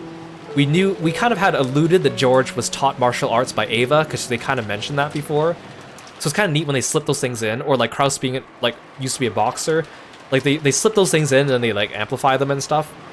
I think that's kind of neat, and the Answers arc is much more interesting, because you see a lot more of that, but with, like, things that really make sense. Plus with all the logic battles, like the Phoenix Wright type logic battles and stuff, I think is much better. Again, episodes 1 to 4 are more exposition, and we're reaching the conclusion of this last episode of the Questions arc, and then Answers arc pretty much dives into, well, I guess you'll see it. It's very interesting. Honestly, I wish I could have started streaming this game from the Questions arc, or the Answers arc, but obviously it would have made no sense to any of you, so, but it's really good. And the music, I think, is better in the Answers arc. I think they had more time to do music between each episode, so each episode has more music than the first 4. But that's just me. I know I'm trying to get you guys hyped up about the Answers arc, because I'm really excited for it. But yeah, I feel like it definitely, like, as much as I like the Goat versus Kraus scene, I feel like it lost a bit of steam there.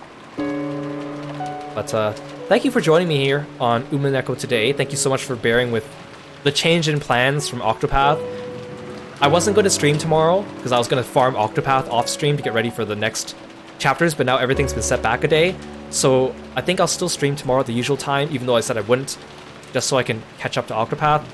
I might have to adjust my schedule so I have time to farm and stream before we do everyone's final chapters, because that's what I originally intended. I planned out my week so perfectly to have all that fit into place, and then this happened.